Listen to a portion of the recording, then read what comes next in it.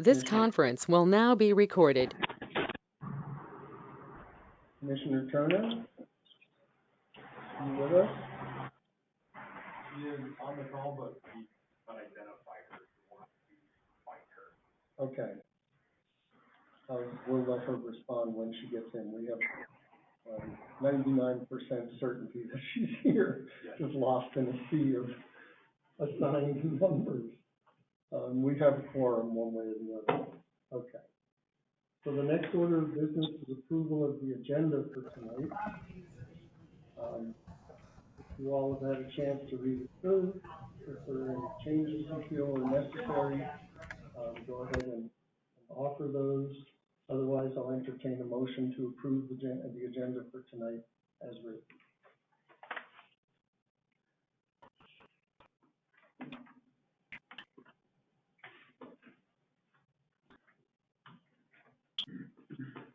Any changes?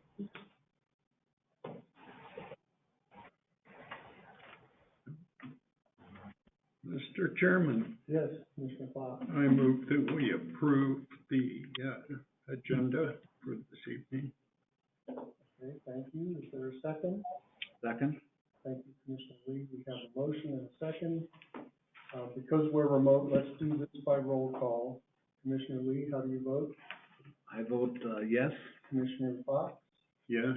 Commissioner Turner, are you with us yet? Hearing nothing at the moment. I also vote aye. The motion carries. It's unanimous. On the agenda is approval of the minutes from the previous meeting. This is the draft Planning and Zoning Commission meeting minutes, August 10th, 2021. It was a relatively brief meeting. The minutes are pretty uncomplicated. If anything needs to be changed, if there are typos to be corrected, shout them out. Otherwise, I'll entertain a motion to approve and move forward.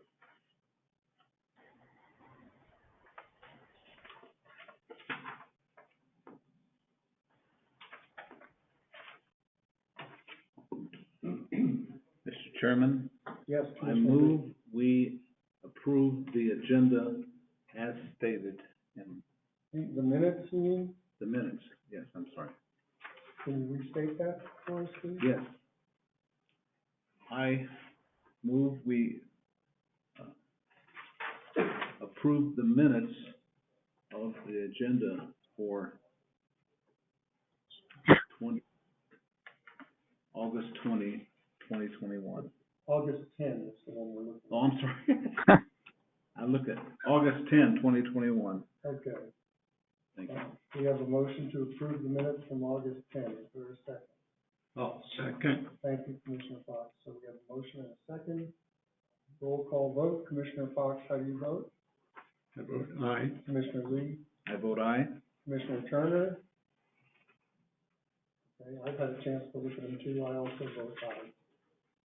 The motion carries. The minutes from August 10th are approved. That brings us to item 4.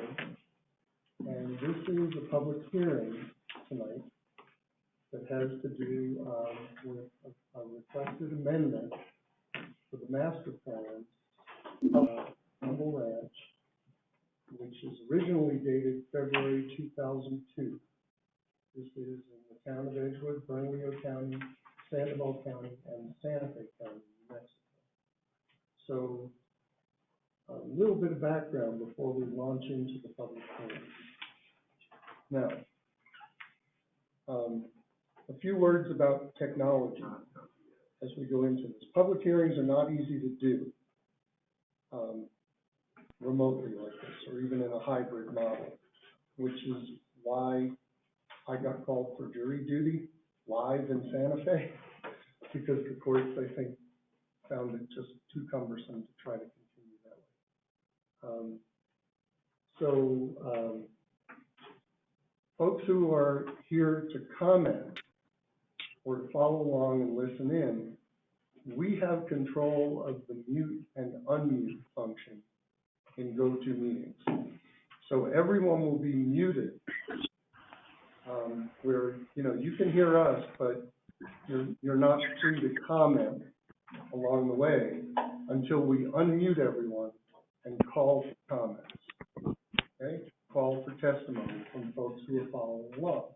And there is a specific part of the meeting in which we will do that. The way this will unfold,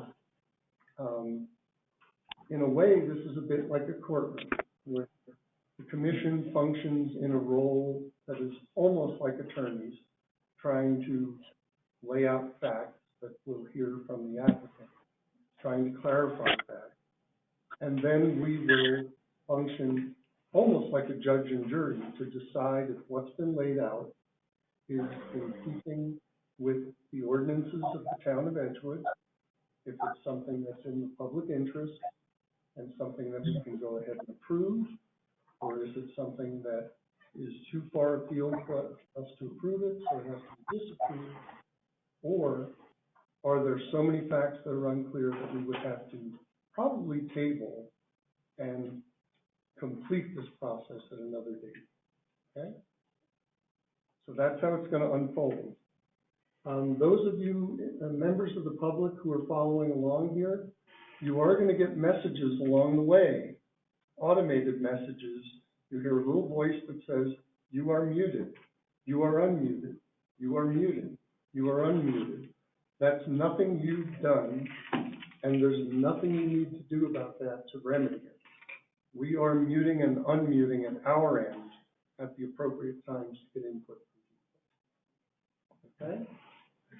I also want to note that what we will be discussing tonight is exactly what you see in the packet here. It is a proposal from Campbell Ranch to amend the master plan.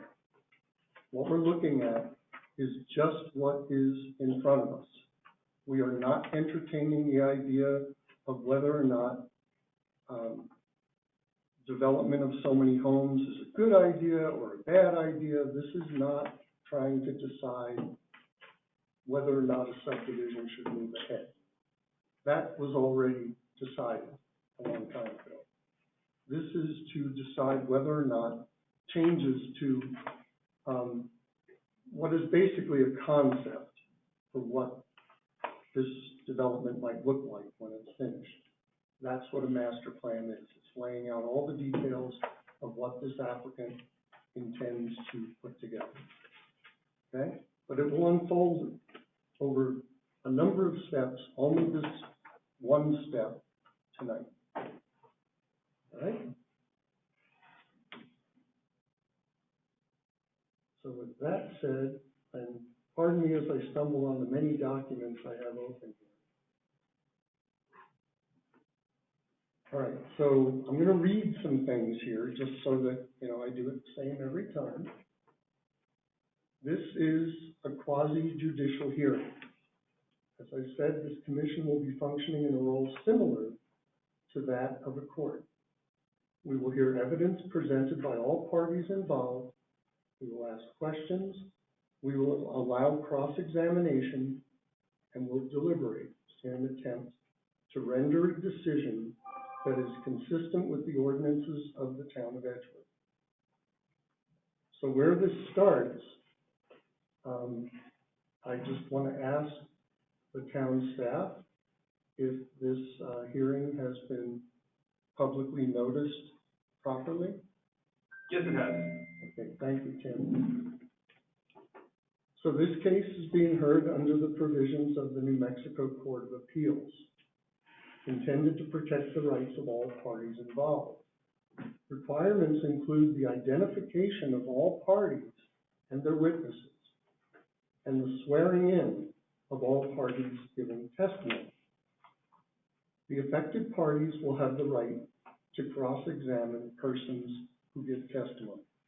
So everyone gets to clarify everything with everyone else, and we want to make sure that everyone's questions get answered. I'll deviate from what's in front of me here for just a moment to say it's likely we have a large group of people attending tonight remotely, okay, via Facebook, via GoToMeeting, or via phone. It's not easy to organize a thing like this. and this could go on for hours and hours and hours. We want everyone to be heard. So what I'm gonna ask is that members of the public who plan to give testimony, if the person who just spoke before you says exactly what you were gonna say, you may not need to say anything more than, I agree 100% with the last speaker, okay? Rather than have 70 people get up and spend 5 minutes, each of them saying exactly the same thing.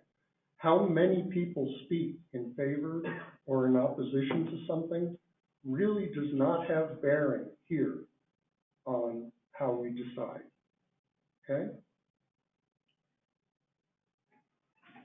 So we're gonna try and collect a roster. Are we moved along on that? We have to unmute everybody. Okay. So the next step, I suppose, before we go on further in the formal process, would be to do that. What we want to do is get names and a head count so that we're sure to call on people as needed, okay? So are you guys ready to do that, staff? I believe we are, yes. Okay, let's try it.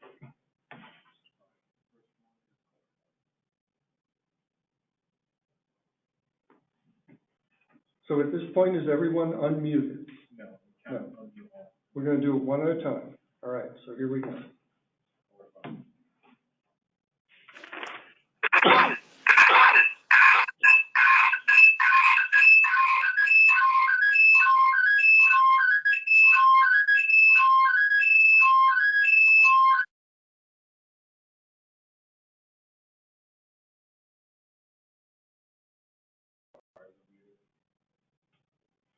Caller 5, are you there?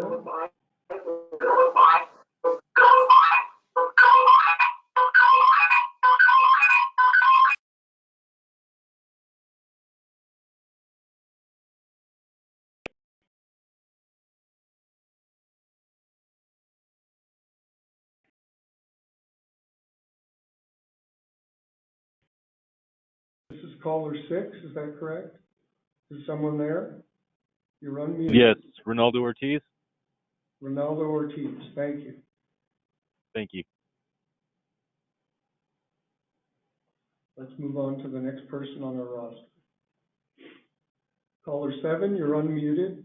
Can you state your name?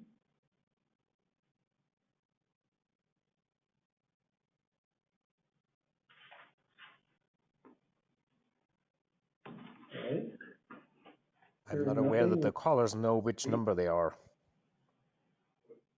Caller 8, you're unmuted. Can you state your name? As a caller, we don't know what caller number we are. It's not necessary, really. We're gonna unmute one person at a time, and when I ask you to state your name, just state your name. Calling out the numbers for reference of staff here in the room.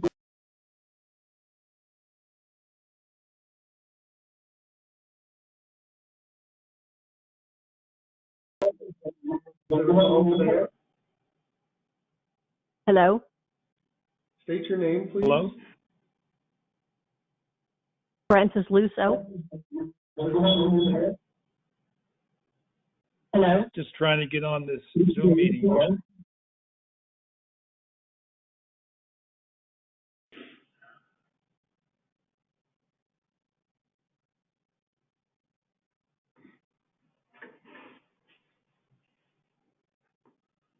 Francis People Lusso. don't know what number they are, so if you unmute them, they may not understand that they're unmute. So this probably won't work. Francis Lusso. Don't know what number they are, so if you don't unmute them, they may not understand that they're unmute. Okay, let's move on to the next one. You're unmuted. Can you state your name?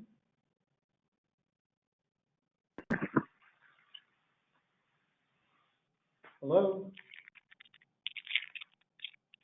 Is that me? You're unmuted. Can you state your name? David Martin. Thank you, Mr. Martin.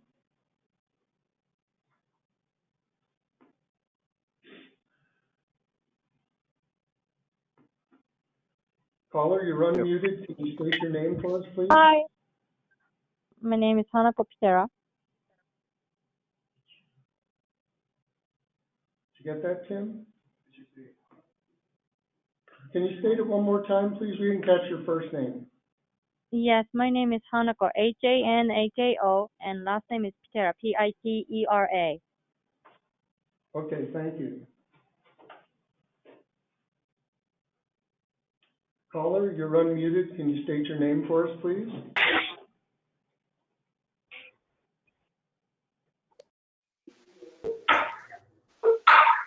Hello, is someone there?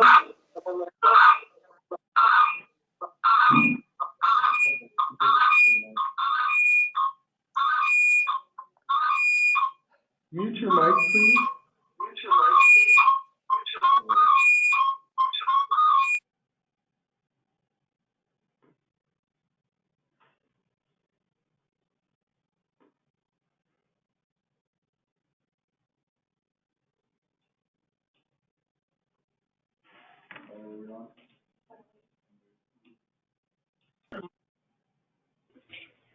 Caller, you're unmuted. Can you state your name, please?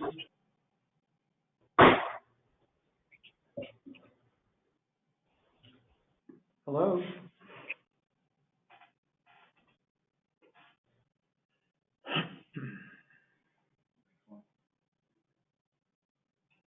Caller, you're unmuted. Will you state your name for us, please?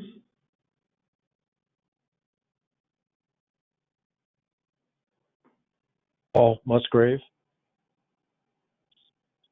I'm sorry, can you repeat that, please? Paul Musgrave. All right, thank you, Mr. Musgrave.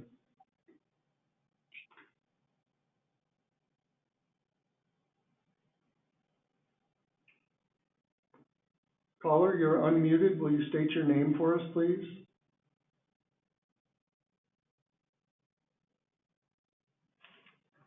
Hello? Yeah, this is Adam Hying, Heying. Okay, thank you very much.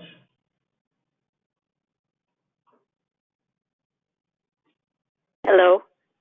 Hello, you're unmuted. Will you state your name, please?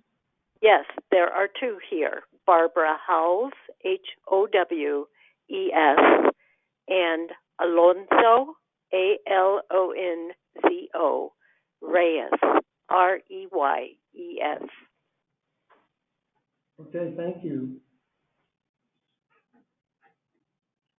Caller, will you state your name for us, please?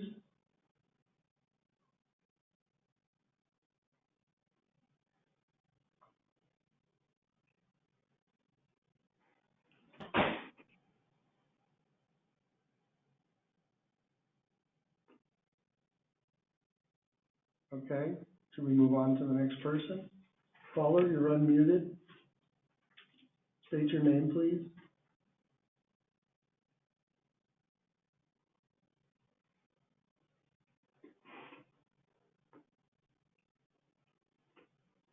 All right, hearing nothing, we'll move on to the next person.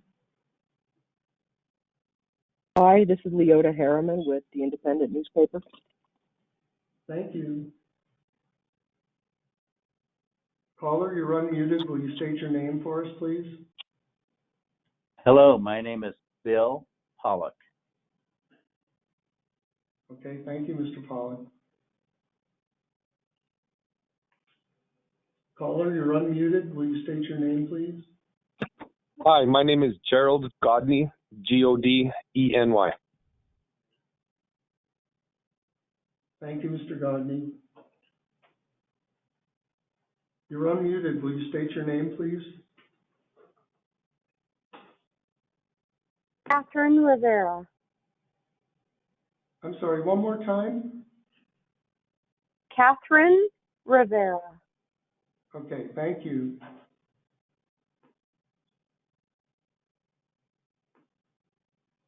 Can you state your name for us, please? Lisa Darnold.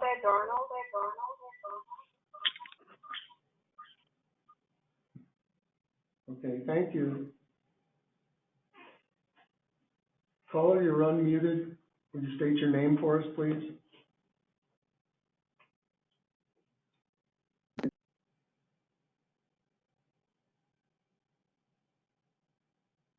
December 10th.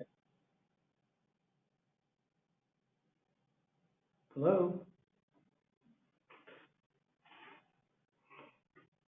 All right, moving on. Caller, you're unmuted. Will you state your name, please? This is Zach Withers, ZACHWITHERS, an adjacent landowner.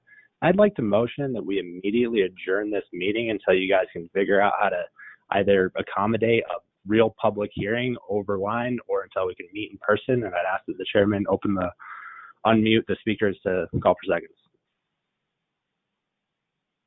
Well, I appreciate your comment. You don't actually motion in this meeting, but your comments are appreciated. I don't think a live public hearing would happen for some time. The town of Edgewood is currently holding their council meetings remotely or in a hybrid model like this one. There is no state mandate against in-person meetings, and if this is a quasi-judicial meeting that affects me as a adjacent landowner, and I can't even hear what you guys are saying, I feel like we're being intentionally excluded from the decision-making process, and Robert's Rules of Order making a motion on the floor as an interested party is permitted. Okay, we're going to move on to the next caller. Thank you for your comments. Please stick around.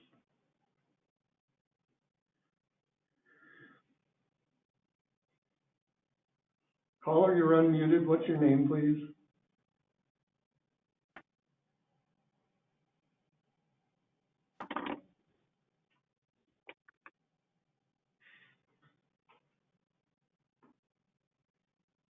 I do want to stop for just a second and say that I see some eye rolling from those on the applicant team. You guys are free to withdraw your request tonight and come back at a later date if that suits you better. Okay. You sure? Yes. Okay. All right. Let's move on and see if we can get the rest of the roster then. All right, caller, you're unmuted. What's your name, please? Good evening. My name is Joseph Turner. Just briefly, regarding a technical issue, I'm not trying to make a motion or anything. For people who aren't used to doing a lot of teleconference stuff, when you get unmuted, turn off your speakerphone, and that way that you won't get that feedback loop that's been happening. Just letting people know, okay? All right, thank you. Very much appreciated.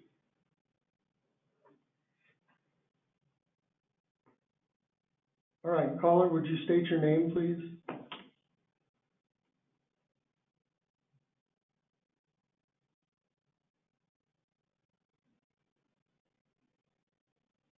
Okay, no one there. Let's move on to the next one. Caller, you're unmuted. State your name, please. Michael Wojcik, I'm an adjacent landowner. I second Zach's motion. Okay. Moving on. Caller, you're unmuted. State your name, please. Cynthia Burke. Did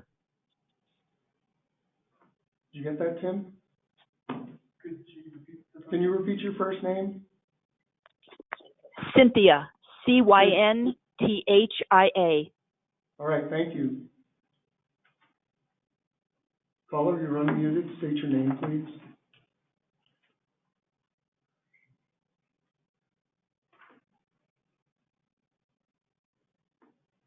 All right, no one there. Move on to the next. Caller, you're unmuted. What's your name? Ralph Hill. Thank you, Mr. Hill.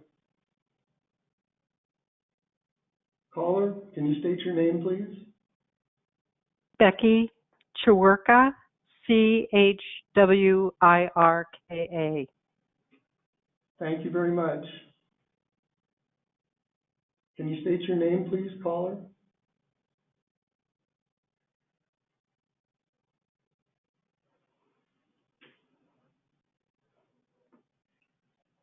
No one there. Let's go on to the next one. Caller, can you state your name, please?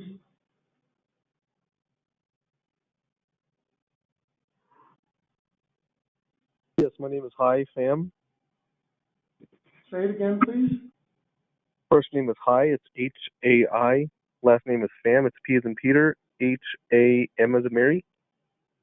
Okay, thank you. Caller, state your name, please. Hi, Krista Bonfantine. Okay, thank you. Caller, can you state your name, please?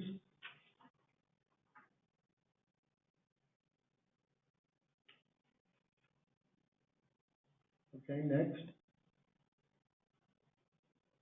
Caller, you're unmuted. Will you state your name?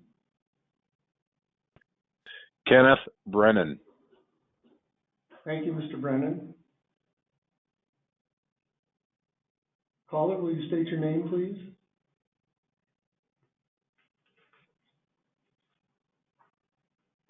Peter Kenny. Okay, did you get that, Tim? All right, thank you. Next caller. Caller, you're unmuted. Can you state your name?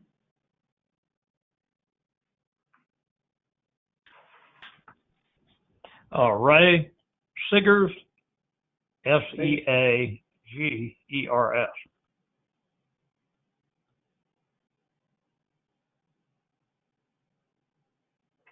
Caller, can you state your name, please?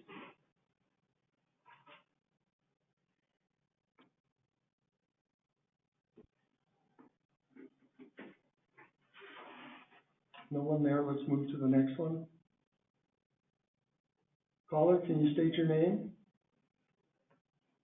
Well, right now they're just calling up, it's a bunch of people's names. I don't get it.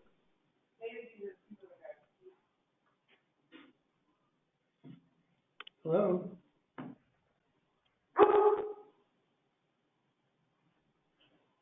All right, let's move on. Caller, can you state your name, please?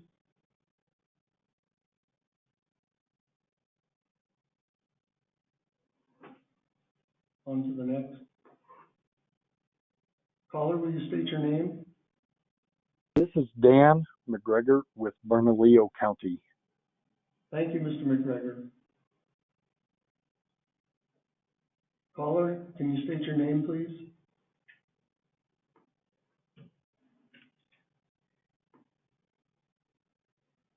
Leslie Porter. You get it, Tim? Was it Betsy Porter? Leslie. Leslie Porter. Okay, thank you. Caller, will you state your name?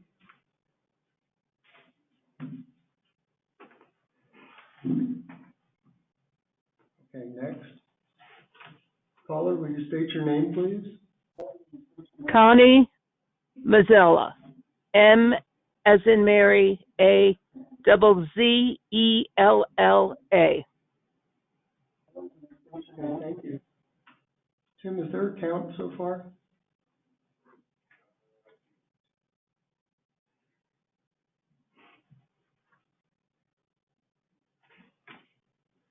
Approximately about 21 folks who have identified Okay. themselves. All right, caller, you're unmuted. Will you state your name for us?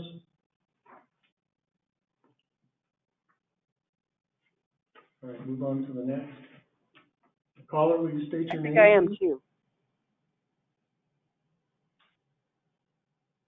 I'm sorry, can you repeat that?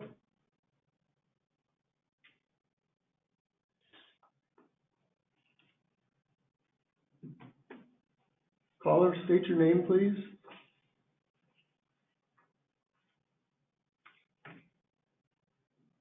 Next. Caller, will you state your name for us, please?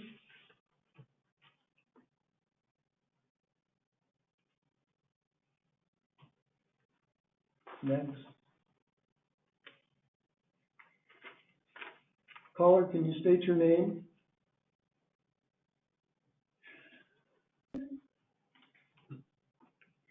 Next.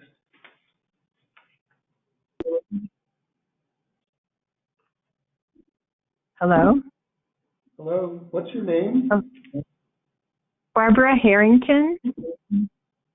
HERRINGTON. Thank you, Ms. Harrington. Let's hold up for just a second to clarify for folks who are commenting in the chat here. The reason we're doing this is it is a requirement that people identify themselves to give testimony. Okay, we're not counting heads. We're not looking at how much opposition or how much support there is for a given project.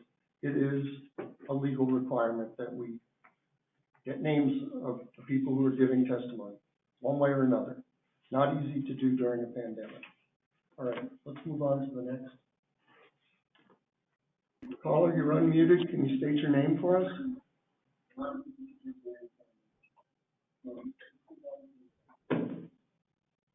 All right, next. Caller, will you state your name for us? Kimby.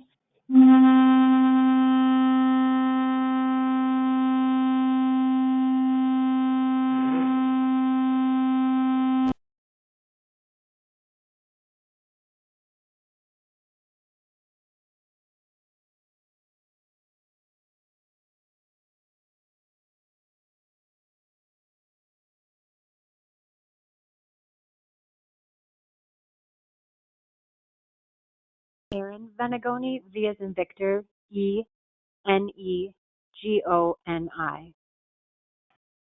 Say it one more time. We picked up in the middle of you speaking your name.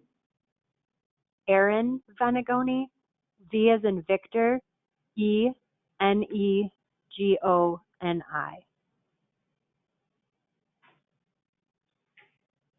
Do we have more hisses? We have a lot. Okay.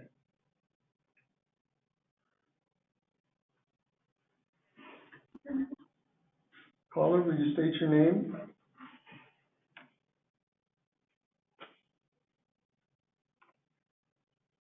All right, next. Caller, state your name, please. Kimby. What's your last name? Bee. Okay.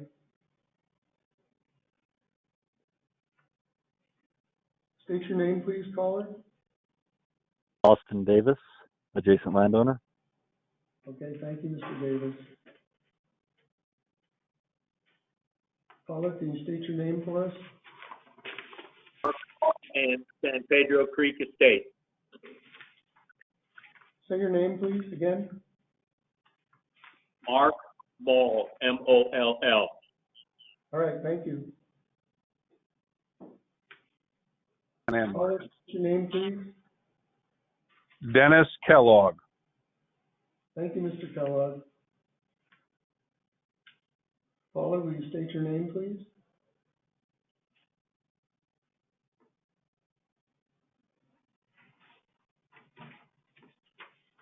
Okay, move on to the next. Caller, will you state your name, please?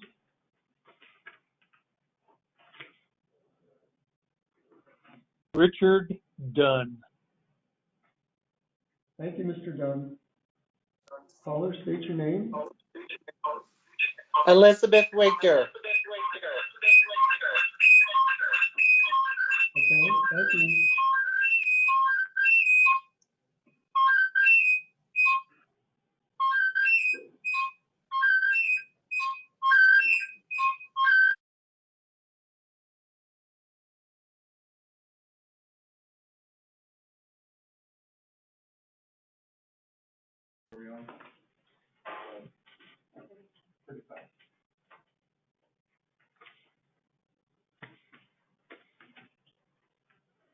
Caller, can you state your name for us, please? Brian Roth. Thank you, Mr. Roth. Caller, will you state your name for the record?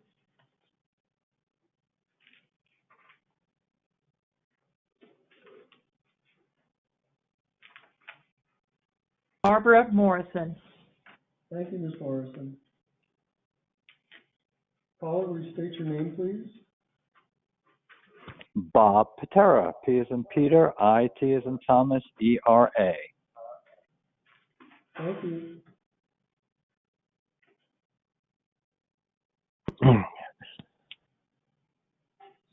This is Charles Lockhart, Lockhart. Thank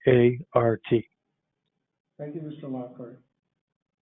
Okay, so we have a suggestion that just came through the chat to take names at the time of testimony. You need to find Commissioner Turnerville, wherever she is. I believe she's probably in the 40s or 50s, which is about the time she said she called. Okay. I'm gonna have to move ahead without her. Okay. What do you, Ms. Nixon? Okay. All right. Caller, can you state your name, please? Whoops. Caller, can you state your name, please?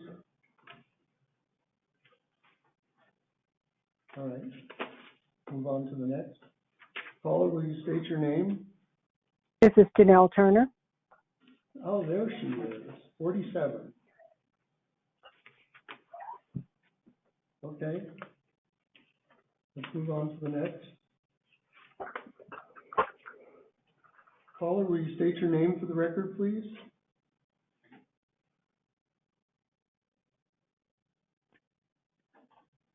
Okay, move on to the next one. Caller, will you state your name, please? Stephen Ketchum. Thank you, Mr. Ketchum. Caller, will you state your name?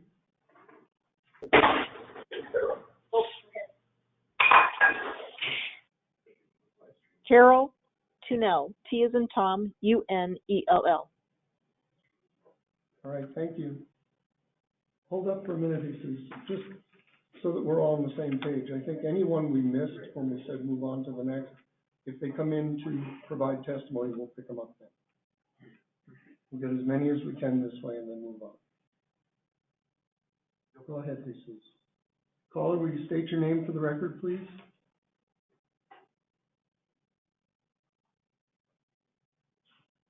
Okay, move on. Caller, will you state your name for us, please? Ronald Tafoya.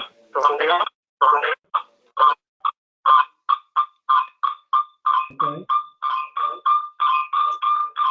Elizabeth Wigder.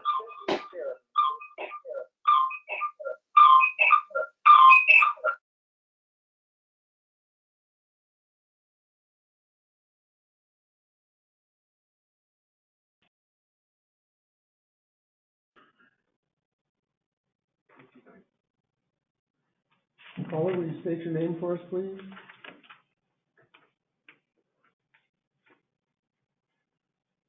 Okay, move on to the next.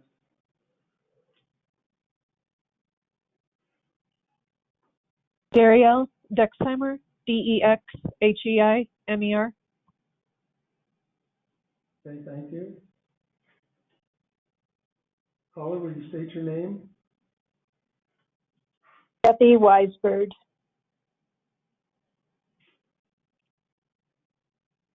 Okay, thank you. Caller, state your name, please. This is Dana Schubert, Schubert. Hello, Edward. Thank you. Caller, state your name for the record, please. Hello, my name is Faye Deering. Faye is spelled S as in Foxtrot, A-Y. Okay, next. Caller, state your name for the record, please. Carolyn Simmons. Thank you, Ms. Simmons. Caller, state your name, please. Beth Wiley, W-Y-L-I-E, adjacent landowner. Thank you, Ms. Wiley. State your name for the record, please. Hugh Hilton. Thank you, Mr. Hilton. Caller, state your name for the record, please. Hugh Hilton. Kathleen Gill. Okay, thank you. State your name for the record, please. Joel Long. Thank you, Mr. Long. Caller, will you state your name for the record, please?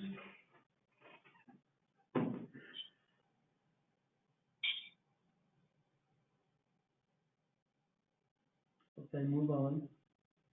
Caller, you're unmuted. Will you state your name, please?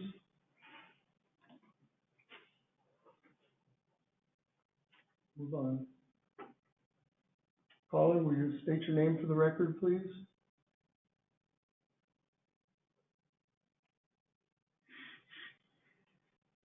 Caller, you're unmuted. State your name, please. Marcus Albonico. Point of order, am I to understand that the applicants are allowed to be in the room when we all have to be remote like this? Yes. The room's not big enough to accommodate people safely if we had the entire crowd here. Does that make sense? It does. It seems like there could be some accommodations made to make this slightly less onerous on the public and not be so biased towards the applicant, though. Okay, duly noted. These guys, but all of the protestants have to be on Zoom. This guy just pointed it out. He said, that seems a little unfair.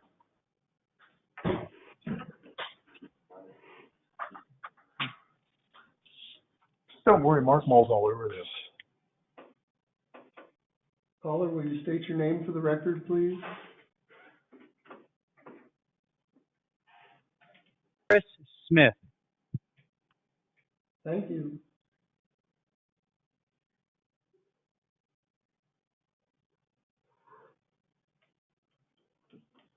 All right, so names are starting to look familiar. Are we through it?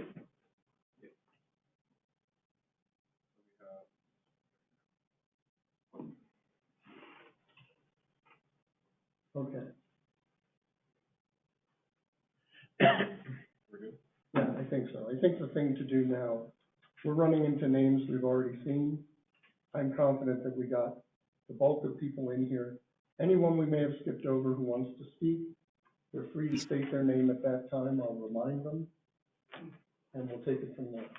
We wanted to get some sense of how many people we're going to hear from, and for those who may not state their name, we want to make sure we have it on record somewhere. So, could you please take down the names? Could you please take down the names of the individuals that are in the go-to meeting? Sir, you're out that of were order. not unmuted on the phone? You're out of order. We're going to move on in the public hearing.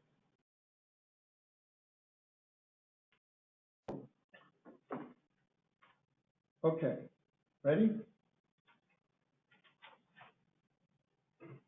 So we have certification that this was properly posted in public. I'm going to ask each commissioner if they've had any ex parte communication, or if they have any conflict of interest in that. So Commissioner Turner, are you with us?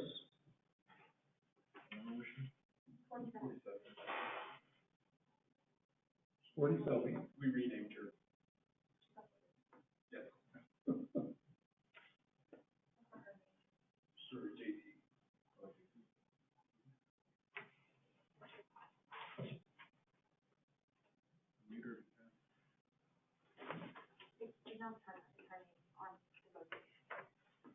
Yeah.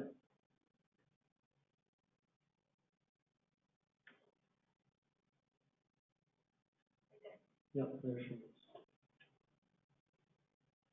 Can you hear me now, Mr. Chairman? I'm sorry? Can you hear me now, Mr. Chairman? Yes, yeah, perfectly. So Okay. we're going to start with you attesting that you have no ex parte communication or conflict of interest in this matter. Thank you, Mr. Chairman. I have had no ex parte communications on this application, and I have no conflicts of interest in this matter. Okay, Commissioner Lee, the same questions? Yes, Mr. Chairman, I have no ex parte communications, and I have no interest in this property. Okay, Commissioner Fox? I've had no ex parte communications on this application, and I have no conflict of interest. Okay, and the same for me. I've had no ex parte communication. I have no conflict of interest.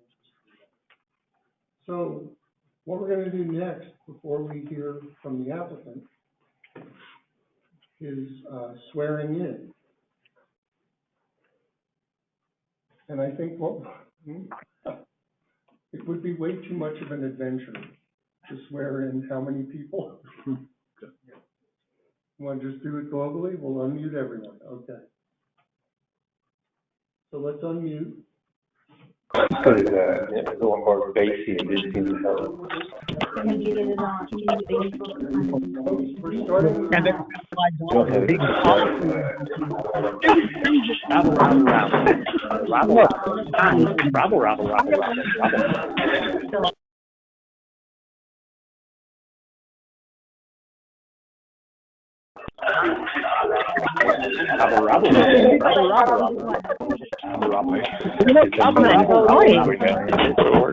You guys need to learn Robert's rule.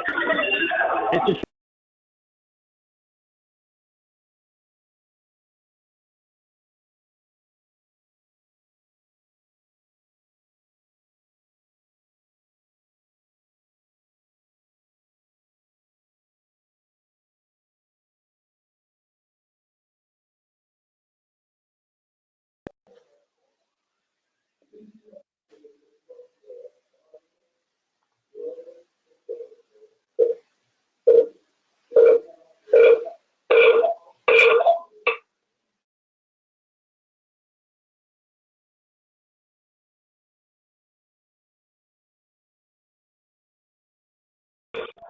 You really want to get it heard?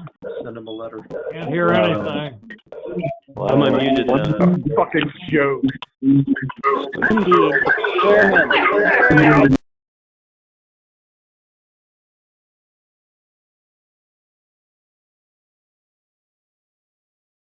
Responses given and statements made, and this goes for the applicants as well, in this hearing before the Planning and Zoning Commission will be the whole truth and nothing but the truth. If so, answer, I do. I do. Okay, thank you. Yes.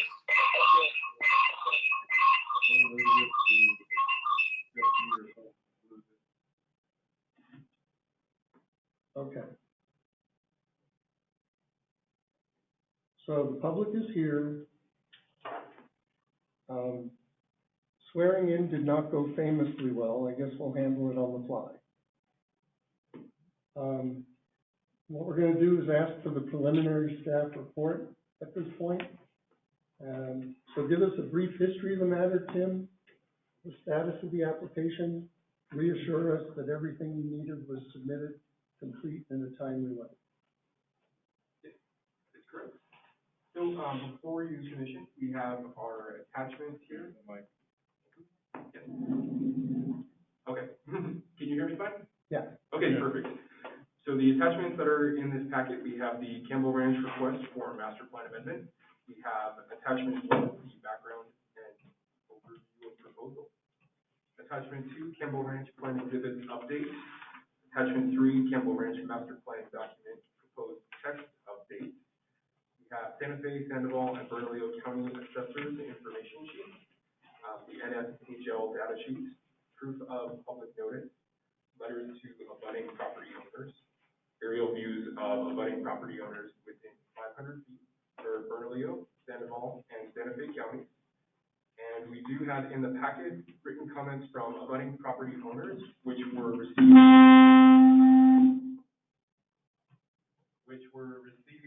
before publication of this packet. I did receive one other in time before the Friday cutoff, which is also with myself, but it's not in the packet. But I can read that into the record later. Okay. So the Campbell Ranch team approached town staff to discuss the steps for moving forward with subdividing tracts of land from their parent parcel as outlined in the original Campbell Ranch master plan accepted by the town dated February 2002. Sure. Okay. I'll repeat that then. The Campbell Ranch team approached town staff to discuss the steps for moving forward with subdividing tracts of land from their parent parcel as outlined in the original Campbell Ranch master plan accepted by the town dated February 2002. After extensive analysis of the 2002 master plan by town staff, it was determined that this document would need to be updated in order for Campbell Ranch to submit any subdivision application. The 4 main portions identified by staff to be amended include number 1, buffering, screening, setbacks, and berming, and tree retention determined at the time of each platting on page 4 of the original master plan. final determination of acreage for all drainage, greenbelt, golf, and reservoir areas will be established at the time of platting. This was on page 75. Number 3, we have subsequent drainage analyses will be required with each subdivision plat on page 88. Number 4, prior to subdivision platting, state engineer must issue a favorable opinion showing a 70-year supply of water for each subdivision. And that's on page 105. So the Town of Edgewood subdivision ordinance does not have a process for subdividing large tracts of land without infrastructure improvements. It only has a preliminary and final plat process dependent on infrastructure. Larger municipalities in the state of New Mexico typically have a process for this, which allows the landowner to subdivide their unimproved land for the sole purpose of creating smaller, separate legal parcels, which can be sold or granted to another individual, entity, etc. Any parcels must adhere to all Town of Edgewood zoning and subdivision requirements when brought forward for proposed development. If all town requirements are not fulfilled, the proposal will not be able to proceed. On page 2, Campbell Ranch is requesting a waiver be granted in this master plan amendment, exempting them from items 1 through 4 for resulting parcels 50 acres or higher. This will allow them to create separate legal parcels, which can then be transferred, sold, etc. And a caveat on actually the water item, we did just workshop an actual different language with legal counsel this afternoon, so we'll present that here as well. So we're going to be changing that.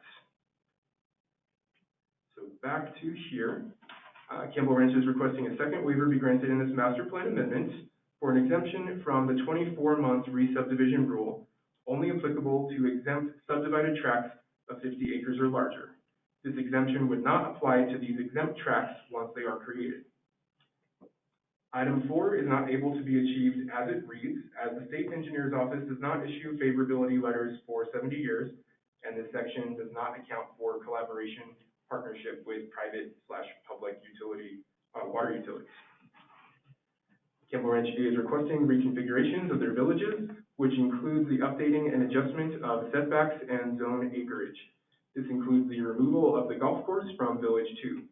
These setbacks and zones outlined in this document are specific to this master plan and do not correspond to zone designations and setbacks outlined in town ordinances. Staff recommended that Campbell Ranch utilize the most current town zoning ordinances, which Campbell Ranch agreed to and has updated in this proposed amendment. Attachment 1, provided by Campbell Ranch team, outlines the history, purpose, and overview of their request to amend their original master plan, dated February 2002. Attachment 2, provided by the Campbell Ranch team, contains the exhibit of the original configuration of the 2002 master plan and the proposed exhibit reconfiguration of the master plan, along with a statistics table outlining how acreage will change in each zoning designation. Attachment 3, provided by the Campbell Ranch team, includes the applicable pages of the original 2002 master plan with the proposed text track changes. And staff received numerous inquiries regarding this application, and we have received 3 written comments requesting to be read into the record. This was received before the publication of this packet, and I do have that additional comment as well. We did also receive numerous comments which were past that cutoff date, which unfortunately are not part of this record, but we did receive quite a number of them, and they were strongly opposed. Okay. So that is the overall background, and then basically after that, everything is for reference, just with the general definitions of applicable items to this application, as well as the ordinance provisions for preliminary and final plat procedures. Okay. So maybe the best place to read things into the record would be, these are all opposed? Yes. Okay, so maybe the best place would be when opponents of the matter speak. We'll work you in there and we'll get those read into the record. Perfect. Okay.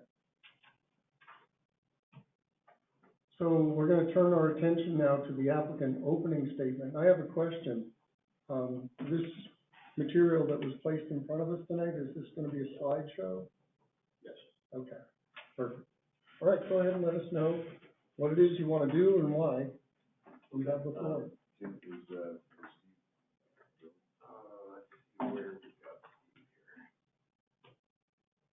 So can you hear me? Okay. Yeah. This is Steve Kellenberg. I'm the planner for Campbell Ranch. Should I go ahead and proceed with my presentation at this point? Get it up on the screen.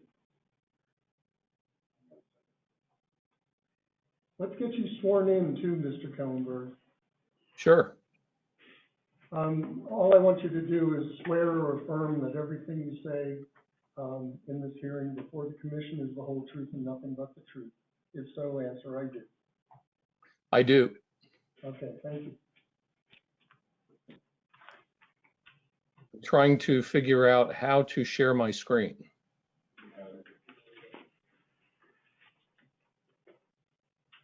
Okay, I'm getting close.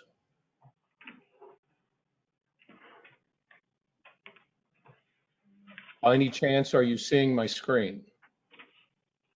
Yeah.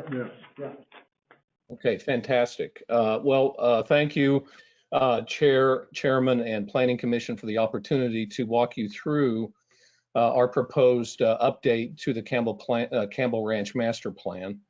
Obviously, it's been in hiatus for a while. It's come back alive, and as we started to move through and consider more detailed planning and the first phase, we realized there were a number of updates that we felt were appropriate to share with you and see if you agreed. Tim has gone through some initial, key changes, but as long as we felt we were in front of you, that we thought we would go ahead and propose a number of other refinements. And I'm going to walk you, and I apologize ahead of time for the length of this, but we felt that we're going to err on the side of discussing each of the updates rather than not doing so, because we feel it's important that you kind of hear the rationale behind each one. So again, sorry if this takes a few minutes to walk through. I'm going to just start by reminding us that the original plan, of course, was done 20 years ago, and it was based on 5 sort of fundamental principles. I'm not going to read them. You can scan them here, but I just want to note that those principles we believe are completely intact, that we have no intention of changing any of them, and anything we're doing or suggesting, we believe enhances them rather than detracts from them in any way. We think the original plan was fundamentally sound and just needs a little tuning up to respond to today's market. And speaking of today's market, we've gone through some fairly substantial market analysis, evaluating sort of the state of the market, and what we've recognized is that what's going on in your area is not that much different from a lot of other areas. There's increasing job growth, there's expanding population, there's a reduced housing production, and there's an unmet housing need. This chart's a little abstract, but what it shows is the blue areas are indicating unmet housing demand that's going to be occurring over the next several years. We've also, since in the last 20 years, made progress in understanding sort of the complexity of the demographic of the population and the market, and there are a lot of diversity in buyers who are looking for homes today. And one of the things we want to do, or are suggesting is important, is to sort of recalibrate the housing mix for Campbell Ranch so it addresses more of the different family types that are looking for housing. And that leads to the types of housing we're thinking about is quite a bit more diverse than we were thinking 20 years ago. And by the way, I didn't mention that I was actually the planner for Campbell Ranch 20 years ago. So I've been focusing on this property for a long time. And so when I say that it needs some adjustment, it's the adjustment that our team did, from what our team did 20 years ago. But anyway, this slide just shows that's, the different range of housing types that we think, are needed in the marketplace to create a fully diverse community, similar to what is being pursued around the other parts of the country. The kinds of changes that we're looking at, they fall into about 5 different categories. Processing adjustments, which I'll go through. The Village 2 master plan itself, the physical master plan, a few adjustments. Some landscape and ag strategies, which aren't really that much different from the original intent. We just wanted to share some thoughts with you on that. The last 2 are probably 2 of the most important, because they deal with the ability to have some additional flexibility in configuring lots and some flexibility in setbacks and coverage. The one theme that I'm going to keep reiterating here, or actually there's 2 themes that you need to keep in mind. And one is that of all the things we're talking about tonight, there is no increase in density, and there is no increase in the number of units that are being proposed in the Campbell Ranch Master Plan. And also that any site plans, any cluster plans, any of these innovative sort of neighborhood concepts that we're trying to pursue will come back before you in a site plan review. So there will be complete opportunity for staff and planning commission review of any of the detailed planning that we go forward with. So the first category of changes are processing adjustments. These are, pretty simple. When we went through this the first time, your zoning code and subdivision ordinance were, written from when you first incorporated. A lot of water has gone under the bridge, so I think everybody agrees we need to update those and work within the current ordinances. Pretty straightforward. The second one is this discussion that Tim introduced, and it's a little confusing, I guess, and that is that when large-scale master plans like Campbell Ranch move forward towards development, they need to sell tracts of land to builders. In other words, Campbell Ranch isn't going to be improving individual lots themselves and selling them to homeowners. They're going to be selling larger tracts to builders, and those builders are going to put in the infrastructure within the tract and improve the lots and build the houses. So there needs to be a mechanism by which Campbell Ranch can transfer ownership of neighborhood scale parcels of land to individual builders. And in the 1999 zoning code, there was a way to do that. It was called a minor plat. But in the current zoning code, there isn't a minor plat. That tool is no longer available. So that is why this somewhat confusing, new tool is being proposed, which basically says that parcels of land greater than 50 acres can be used to transfer ownership between the master developer and the builder with no vesting rights for development. I mean, the builder cannot develop anything based on that transfer of land. They still have to go through a subdivision process, a tentative and final map, and meet all the requirements of that subdivision process. This just allows that transfer of ownership so that a builder can move forward with a more detailed process. And the greater than 50 acres was a size that was identified by staff just to create a level of comfort that these were not going to be lots to actually be developed for homeowners, but just as a intermediate transfer. And let me just reiterate that this transfer there are no vested development rights that go with that. It's just a transfer of ownership. Now, this is where those 4 components that Tim brought up, come in, the waivers, so-called waivers. And that is that when no vested development rights are included on these large transfer plats, that there would no longer be a 2-year delay. There would not be these other requirements for buffer definition, drainage analysis, or open space determination, because those requirements would occur when the actual subdivisions are submitted, not at this preliminary transfer stage. So that's why these waivers are being requested, just so Campbell Ranch can sell some land to some builders, and then they will come in and go through the process.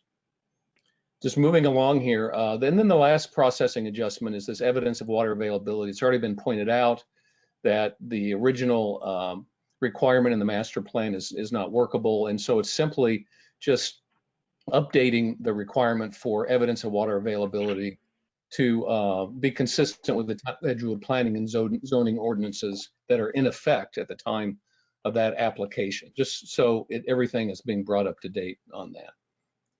So the second category of changes is the just changing the master plan a little bit. This is the original master plan. There are four villages. Three of them are in the city of Edgewood, town of Edgewood.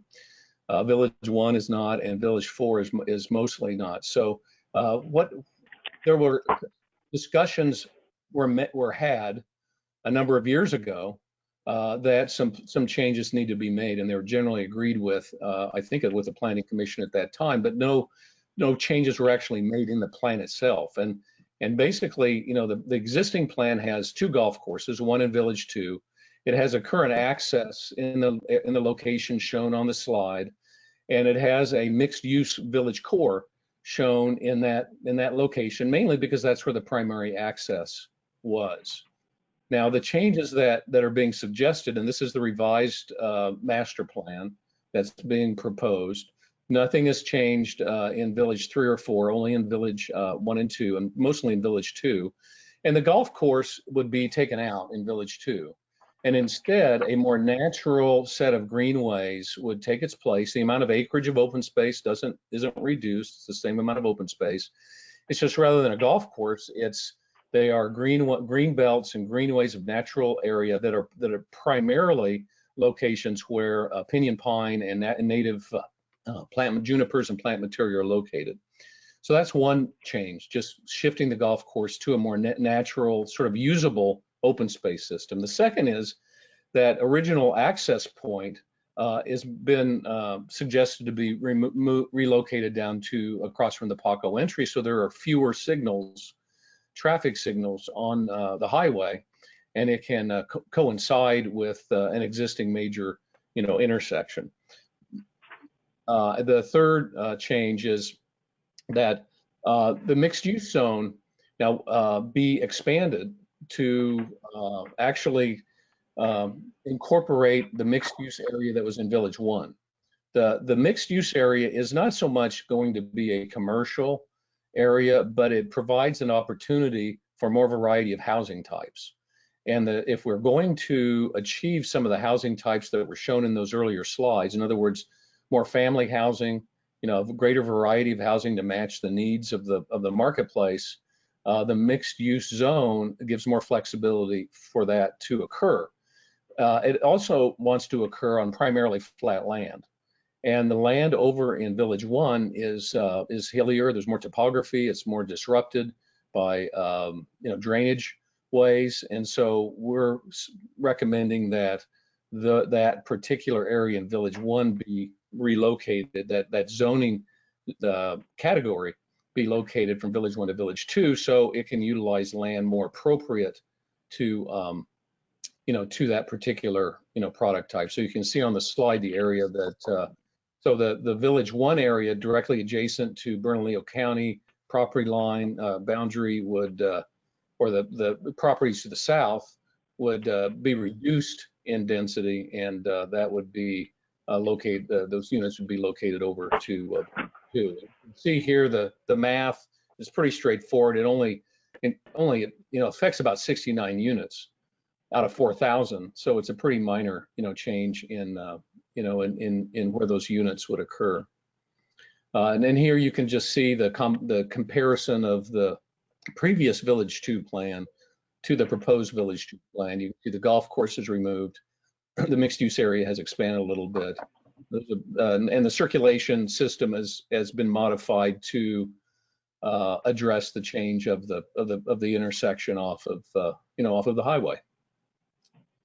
So the third category, it's just sharing some thoughts on how to shift the character of the community a little bit, or not so much shift it, but just celebrate some agriculture the farm to table is a very strong trend in communities these days.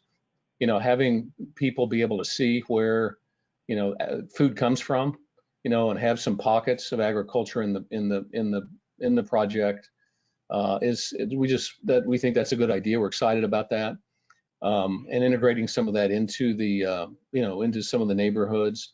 The recreation programs, expanding them a bit to include equestrian, mountain biking, fishing, hiking, but doing this, with sustainable water strategies, in mind, using drought tolerant native species and incorporating water conservation practices. We will be, as we come in at the subdivision level, we will have more detail on sustainable water practices at that time when we have builders more identified, and we can be at a higher level of detail of design and infrastructure planning. So you'll be seeing that at a later, more information on water strategy at a later date. Also, we want to, if you look at sort of leading new communities around the country, they've really expanded what happens in community facilities, community rooms, maker spaces, maybe a little bit of water to activate and cool the area. Food and food and beverage are incorporated into these, and so we're just going to share that we're excited about some pretty interesting community facilities. The next category really relates to residential standards. And, if you read the master plan as it's currently written, it already, talks quite a bit about cluster development. But when we actually started, laying them out, we found it was difficult to do because of the way the standards were written back 20 years ago. The way housing innovation and site planning has evolved. There just needs to be a little update, and so we want to. We have a set of updates we want to propose, and the reason we want to do it again is to encourage these cluster and greenway concepts, and the primary dynamic again is not to create more lots, but it's to actually reallocate land from within a lot, in some cases, to a more usable open space, into greenways and trails and open spaces that allow residents to move through their neighborhood and to get from their neighborhood to the village core and to the community facilities.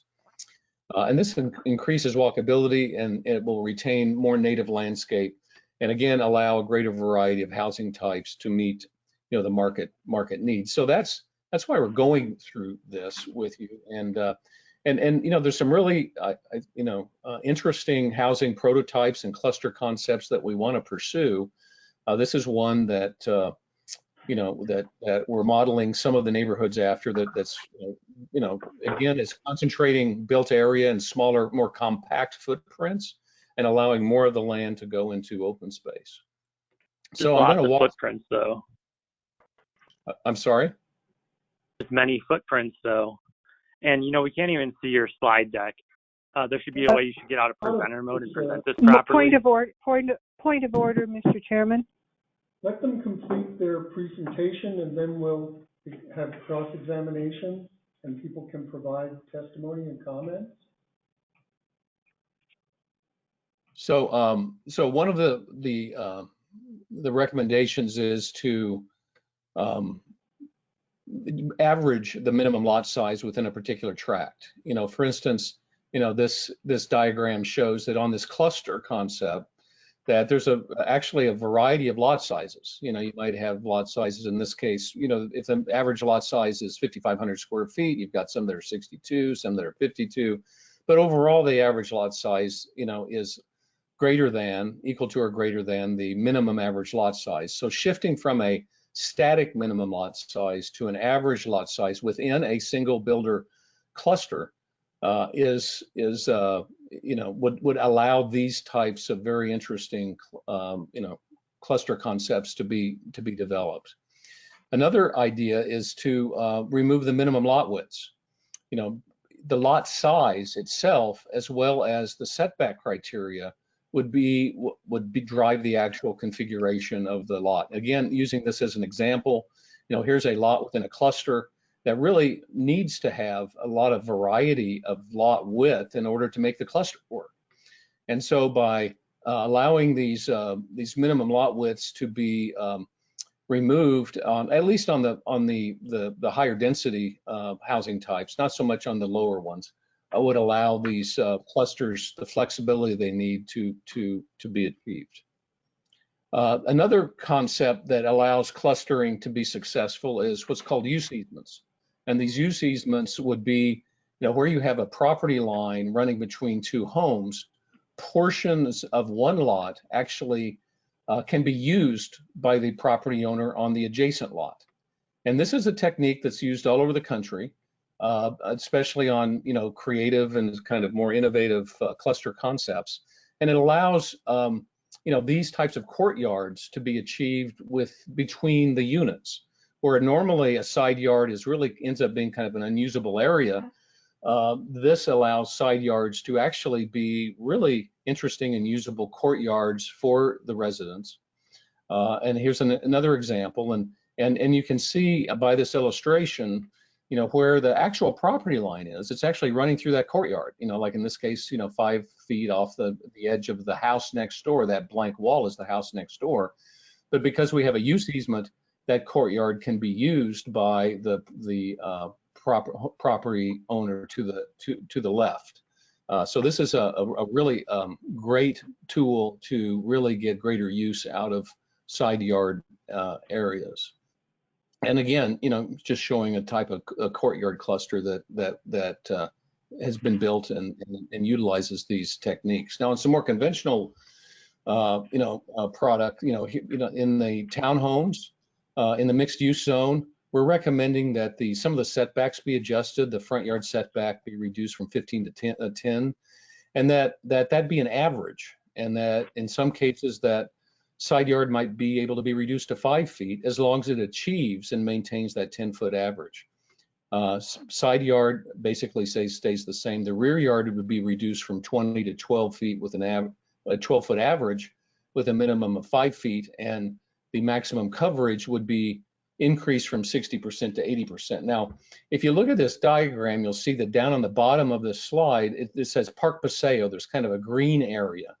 So that's the reason we're doing these things. We're taking what would normally be land around this townhome cluster. This is a townhome cluster with 4 units. It's just as an example. It's not a detailed proposal at this point. It's just an example. It's a prototype. That by reducing these setbacks a little bit and providing more flexibility, we can take land and put it into these park paseos and greenways that connect the townhomes to important other parts of the neighborhood. And that's really the theme on all of these. So here are some examples of townhomes. So you can see there's greenways and open space. They're not just, townhomes, stuck on streets. There's open space that actually is very usable by the residents and offset, the impacts of some of that density. Also in the mixed use zone, we're in the small lots are really not very well articulated in the current master plan. So we're trying to define these a little bit and make them more clear. There would be front yard setbacks of 10 feet, side yard setbacks of 5, garage setbacks would be 5-foot minimum, so that in some cases there could be just not a full driveway in order to get the clusters to function. These are very standard procedures in other master plan communities and parts of the country. Rear yards would be reduced to an average, 12-foot average with a 5-foot minimum, and coverage in this case would stay about the same. That's what's currently in the plan. And again, this would be the configuration that we're trying to get. We're trying to get these smaller lots to have open space and greenways and connectivity between them rather than just being jammed up against each other with one person looking right into the backyard, of another person. And here's some examples of where these setbacks and this technique, greenway technique, has been used. You can see that the houses the lot lines are fairly compact around the houses, but that allows these open space components to be developed and really open up these neighborhoods and make them much more livable than if there was just back-to-back lots. Again, another example of the types of open space we're trying to achieve, by in the medium zone, reducing this minimum the minimum lot size from 6,500 feet to 5,500 feet, and again making that an average lot size within a cluster, and again with that reduction in lot size going into open space, and again reiterating that none of this is increasing density. The density doesn't change, the number of units doesn't change. It's just allowing the flexibility of creating more usable open space within the neighborhoods. Here's another sort of pattern of where these lot adjustments could allow for paseos and greenways to connect clusters of homes to larger open space areas. In the medium zone, no changes in the lot size, just a few minor modifications in the setbacks, having them be average setbacks, and then and setting some minimums so that the buildings don't get too close together. But again, the average setback is what would rule, and a slight increase in maximum coverage, again, to allow that transfer of open space to more usable areas. I keep showing this one project just because it's just such a good example of what can be achieved when we, in terms of clustering and reducing the development footprint, when we utilize these criteria. And then, in the medium zone, some larger lots, the setbacks basically don't change. They just go to an average, with some minimums identified, and again, a slight increase with in the maximum coverage. And again, these would be examples of those larger lots, that we hope to be able to achieve. Now, there's in addition to just the revision in the setbacks and the averaging of the lot size, this notion of using HOA use easements on side yards and potentially on backyards to allow us to do slightly smaller homes, but use the excess lot area to again provide land for association open space areas that would provide trails and provide landscaping between the homes. And so here's an example of what that would look like. So you have your property line running, you can see on the bottom there the property line, but you would have, for instance, a 12.5-foot easement on each side that would be a use easement, controlled by the association, and that easement would be used as a paseo for trails and other connectivity, between the clusters, within the neighborhood. And again, these are the types of spaces that if we use this tool, we can achieve, within the neighborhoods. That's what we're trying to do. And another modification that would help us reduce the impact of grading is we do have some fairly restrictive height limits, on within the planning document, within the master plan, and we're not actually asking that those height limits be changed, but we just how they're measured, because what we'd like to do is have the flexibility of picking up grade actually within the building, within the house, or utilizing retaining walls or slopes within the lot itself.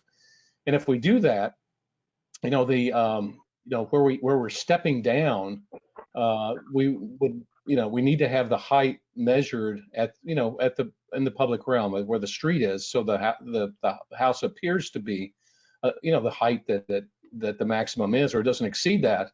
But if we're stepping down, that we're allowed to do that without exceeding, the height limit in the areas where we're stepping down. I think that should be clear. And the benefit of this is, rather than doing larger mass grading and grading large pads, super pads to pick up the grade, there's about a 2.5% crossfall across the, at least the phase 1 portion of the ranch. And that requires some grading in order to get these homes to work. But if we can pick up this grade architecturally and in a more surgical way, we can reduce that amount of grading and the disturbance of native and natural areas. So I mean, that's pretty much it. What we're trying to do is, open the door to more recent innovative housing types that other communities are doing around the country, achieve a greater housing diversity so we can get some families, younger families in here, and also aging adults that want a different type of, unit than a conventional big single family home. Have more integrated open space and walkability, and then make these adjustments without really asking for any additional units or increase in any of the densities within any of the zoning categories. So with that, I'll hand it back to you for questions and discussion. Thank you. Okay, thank you. So, commissioners, do you have specific questions for the applicants, the whole team, or for this presenter? Mr. Chairman? Yes, Commissioner Turner. I do have some questions for Mr. Kellenberg, but I'd like to hear perhaps from the other commissioners to see if they have questions as well. Okay. I have one that I sort of jotted down along the way here. This is just related to procedure. So the enhancements you mentioned at the start of your slides, Mr. Kellenberg, would you say that those match what was in the packet that the commission had in advance of your presentation? Or Yes, there's a one-to-one match there. Everything we talked about, everything I just presented, is represented in both attachment 1, 2, and 3. Okay, thank you. Okay. Yes. I guess my other questions, well, in the section you mentioned height standards and restrictions on height. The materials we received prior to the meeting on page 33, section 3, there's a bullet that says nothing more than et cetera. Yeah, I apologize for that. That was simple. That can be changed. That should read other items as written in the current code. It's just in the current master plan, there's a really long list of components that can exceed the height limit. Antennas and chimneys and satellite dishes, and it goes on for like 15 things. And rather than list all of those, we just said et cetera. But it should be reworded to be more clear that other items, to be maintained as currently written. So that's just okay, like a placeholder. Yeah. There's no meaning to that Okay, other than. Yeah, that's reassuring. We have you on record now, stating that that's the case. Yeah. Yes. Can we have this up just a little bit? Sure. Here, I can pull this closer too. I had two questions that relate to things referenced in the master plan agreement with the town of Edgewood from 2001, because I think that's relevant here as well. It makes reference to, I'm not sure if I've got the term right, a master committee. It's kind of like a homeowner association. Is that currently active, and who serves, and how often does it meet? I'm going to defer that question to Robert Gately. Yeah, he's got a better background on that. The same for the PID. Is that active? No, not currently. Okay, thank you. And I was struck by the fact that part of your rationale was to get away from so many resort-style homes, but looking at the tables in your proposal, resort-style homes, the number's unchanged. Well, that's because we didn't want to reduce the lower density and very low density categories, especially outside of village 3 and 4. And those resort style homes are in village 3 and 4. And so the idea of shifting away from the resort concept, it's not like the idea is to not pursue components of the master plan that have a resort-like character. The idea is to just sort of shift the balance a little bit to where there's some areas where there's greater opportunity for less of a resort theme and more of a family theme. So as we move through the project and out of, from Village 2 up into Village 3, it's still every intention that there be a resort, that there be a golf course, that there be a resort home component, just not as much as is currently was currently anticipated when the original plan was developed and the standards were developed. Okay. So, my other questions kind of relate to the waivers that you're requesting. And I understand the need to sell property in large pieces to someone who will develop them. But I guess my question is, who would enforce the terms of this with a guest developer? In other words, if someone misbehaved, your guest developer, and it ended up in, legal action with the town of Edgewood, would the town of Edgewood be burdened with that, or would Campbell be burdened with that? Well, Campbell would actually, identify, the tracks that would need to go through this process based on the master plan, the phasing of the master plan, the different housing types that are envisioned, and the builders that are aligned with the specific housing types. So they would configure the map, and they would have it engineered, and then they would submit it to the town, just like any other subdivision map, and the town would then review it and make sure that it meets all ordinances and all other criteria. So it would go through a standard review process, through the town as any other subdivision map would. Okay. I think in my mind, the big concern, of course, has to do with water, but that's been an issue for us for so long. And when we collapse preliminary plat and final plat into one step, and then you say that 50 acres and above is exempt from considerations about water until subdivision, where in the 2001 agreement with the town of Edgewood, it was something that was really considered right up front. This kind of fast tracks that whole process, and I wonder if, problems with water could be dropped out. Well, the water requirements don't change, in terms of nobody can build a single home. No builder can get a subdivision recorded. No vesting development rights would be imbued by the city to any developer, or development rights would be imbued by the city to any developer without water rights being proven. So that requirement for the proof of water rights is still completely intact. It just occurs at the point that we kind of know more what's going on. The actual number of units and the types of units and the number of bathrooms, the number of fixtures, so that the infrastructure can be sized. And at that point, and the actual water calculations and justification can more accurately be developed.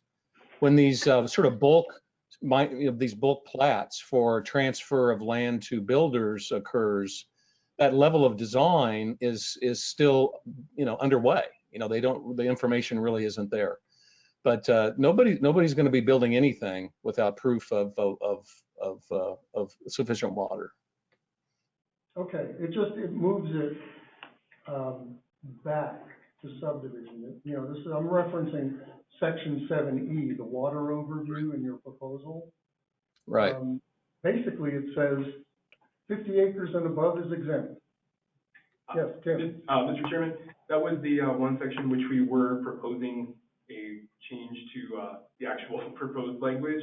We spoke with legal, and the proposed amendment to that language would read, the applicant must provide evidence of water availability consistent with the Town of Edgewood planning and zoning ordinances in effect at the time of application, to replace that originally proposed language. That's reassuring. What was in my packet was pretty wide open, that anything above 50 acres is exempt from water considerations at the point of preliminary and final plat, because the waiver you're suggesting that it all take place at once. And I guess my final question, and this is kind of a hypothetical, if what you wanted was something that looked like minor subdivision that was in the ordinance in the past. Why did you not approach the Edgewood Town Council to get a possible change to the subdivision ordinance that would serve your needs? I'm going to let Tim answer that question because I think it's a really good question.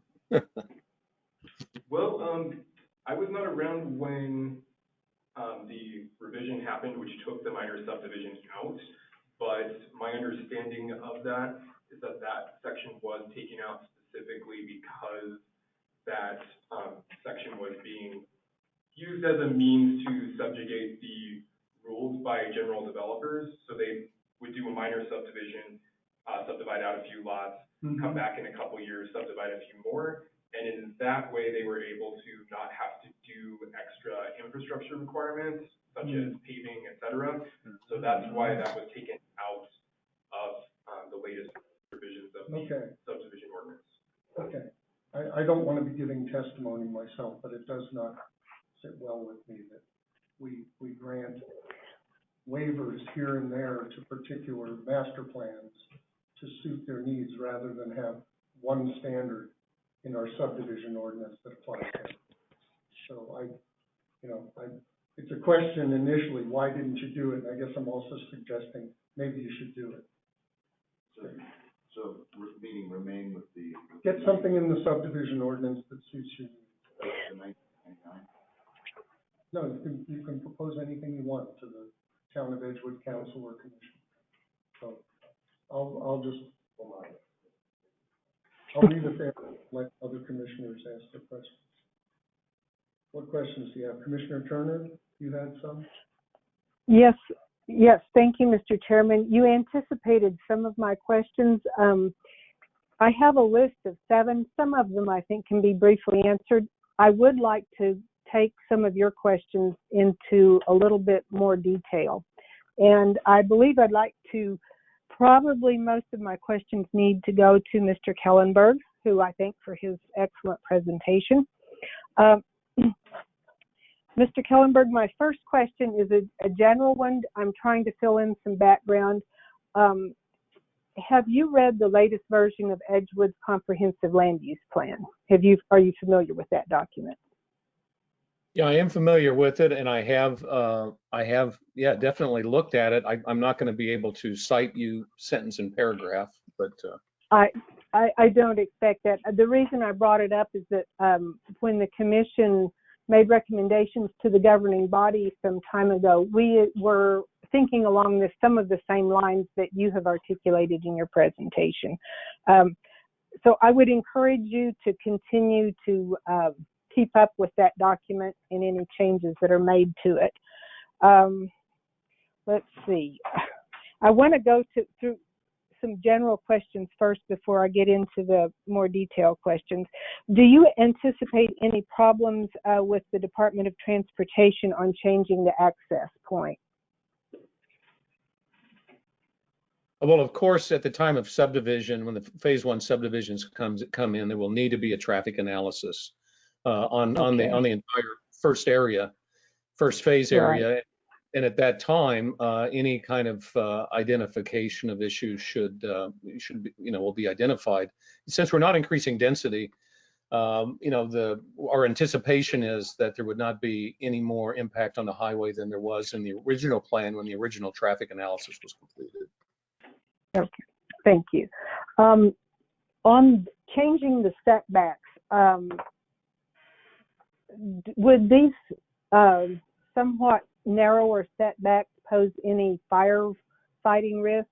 I know that's in the past have been some of the rationale for Edgewood's setback requirements is that we had to be careful not to give waivers that would create a difficulty for the fire department. Do you anticipate any problems with that?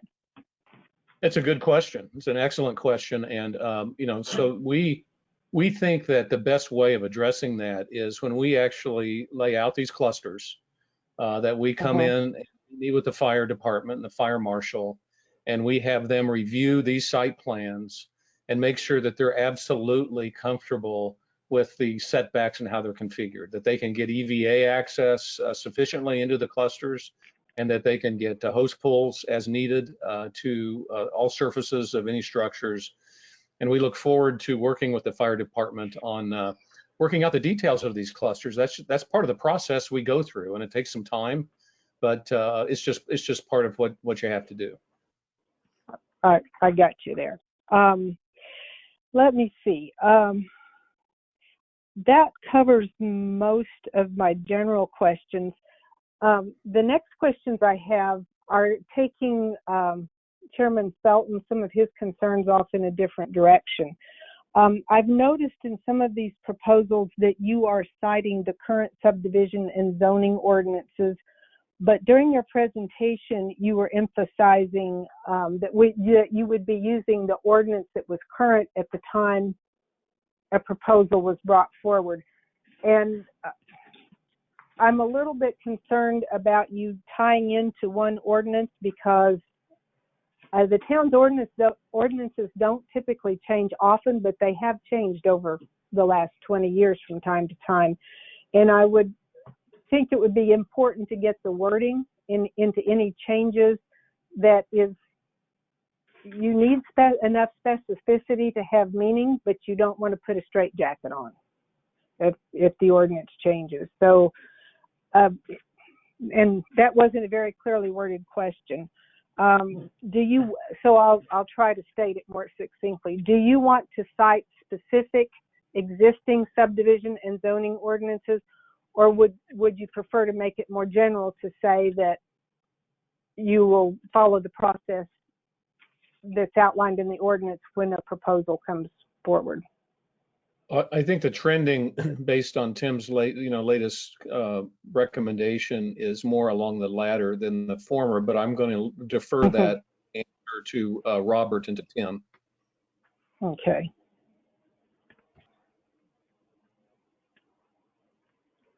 So Tim or Robert, do you want to answer that? We certainly, if we are using the most current, or if the language says the most current in every application that comes in, we launch that with whatever the most current subdivision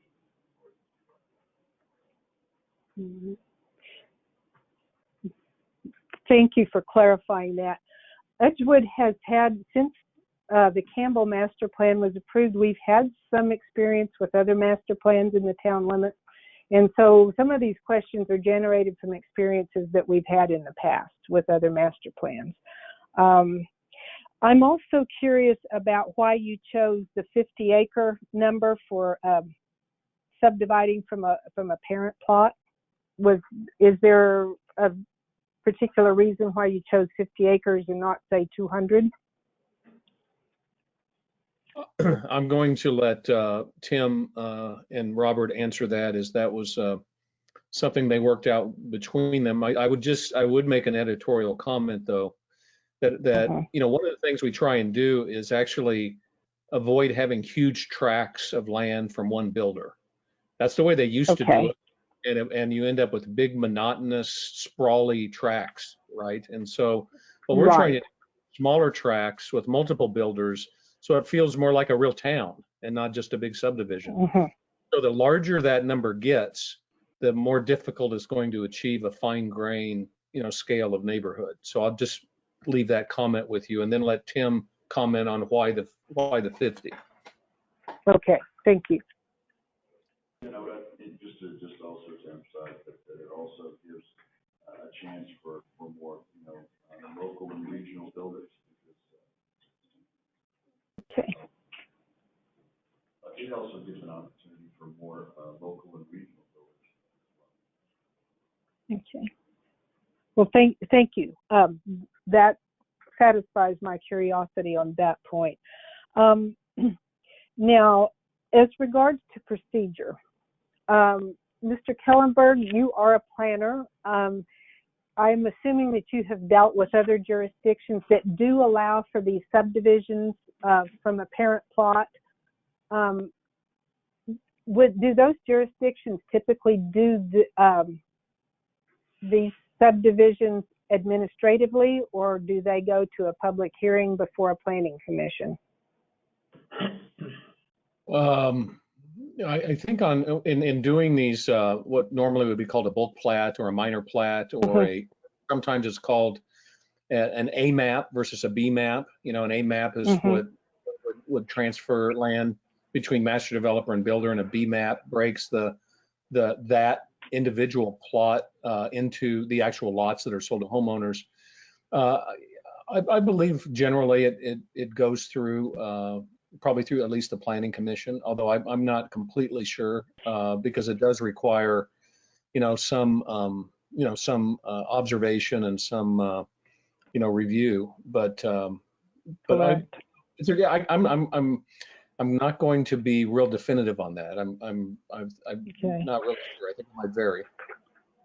Well, I think too that there are some state requirements on subdivision of property that would need to be taken into account. The reason I'm asking this is that given the current way the town's land use ordinances are set up, there's not a really clean way to do this.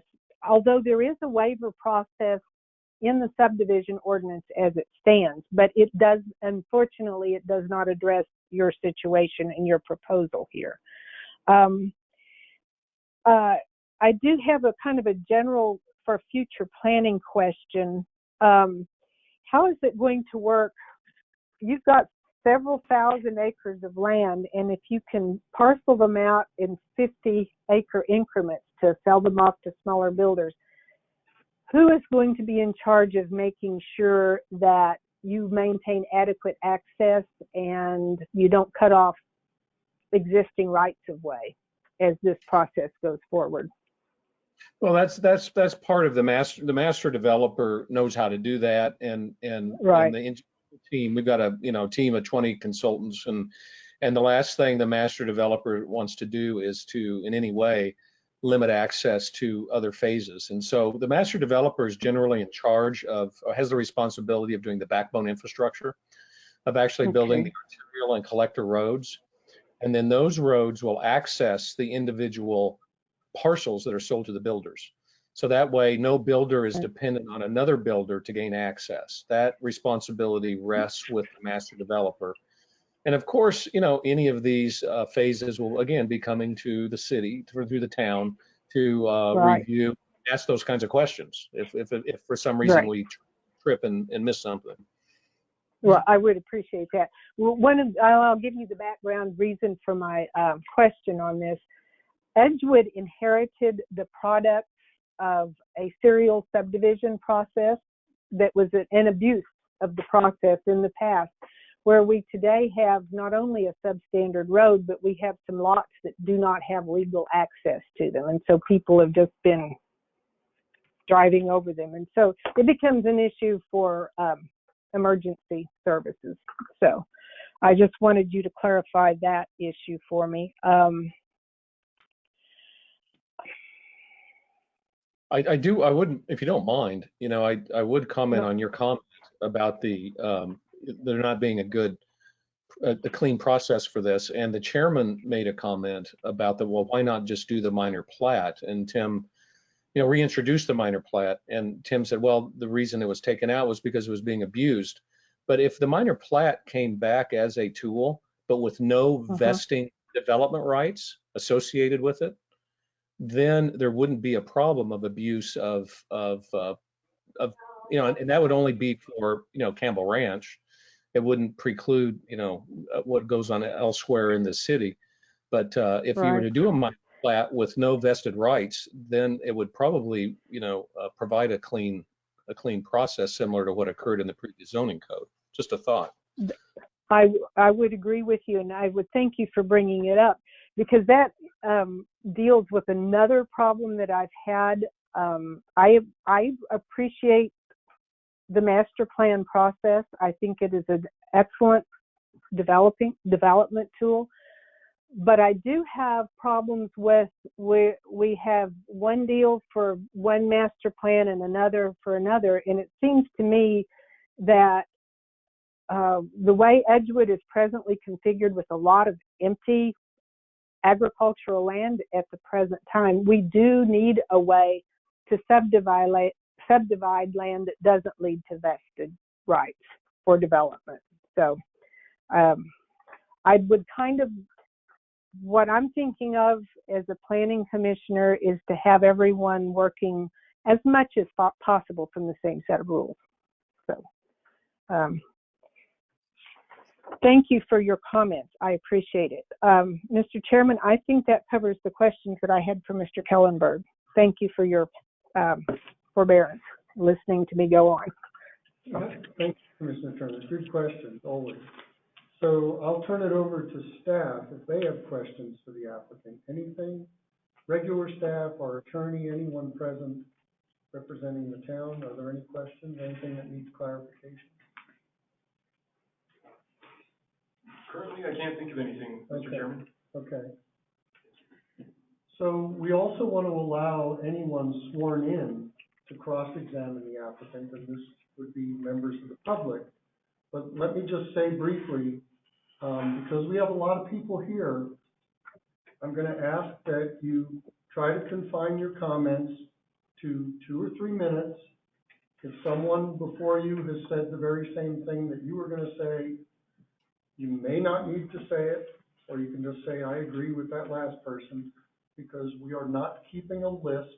This decision will not spin on, the total number against and the total number for. That's not how this works. It's a matter of squaring what's been proposed with town ordinances. Also, I heard references as we were going into this to Robert's Rules of Order. We don't necessarily use Robert's Rules of Order here. A lot of commissions do not. In fact, the U.S. Congress does not use Robert's Rules of Order. There will be no yielding back here, as has taken place in council. No one who's speaking can say, and now I'm done, I had 40 seconds left and I want to give it to the person behind me. That's not how we operate. So I'll take advice from our technical people. We want to hear from members of the public who want to ask specific questions of the applicant about this proposal. If your comments are, I'm against it, this needs to stop and never develop, save that for public comment that is nearer the end of this meeting. What we're looking for right now are specific cross-examination of the applicant. What is it you would like to ask them that hasn't been asked, okay? So technically, gosh, I don't know how you do this. We don't have a raise your hand in GoToMeetings the way we do in Zoom. So what we could do, Tim, you have a roster, correct? Yes, but I believe those numbers have changed as folks have logged in and off, so we may just have to go down the list. That might be probably the best way to do it. Okay, so let's open one up and see if they have testimony. And folks from the public, if you don't wish to cross-examine the applicant, just say, I don't have questions at this time, and we'll move on to the next, okay? Let's give it a try. Okay. AJP, can you please unmute yourself if you wish to speak?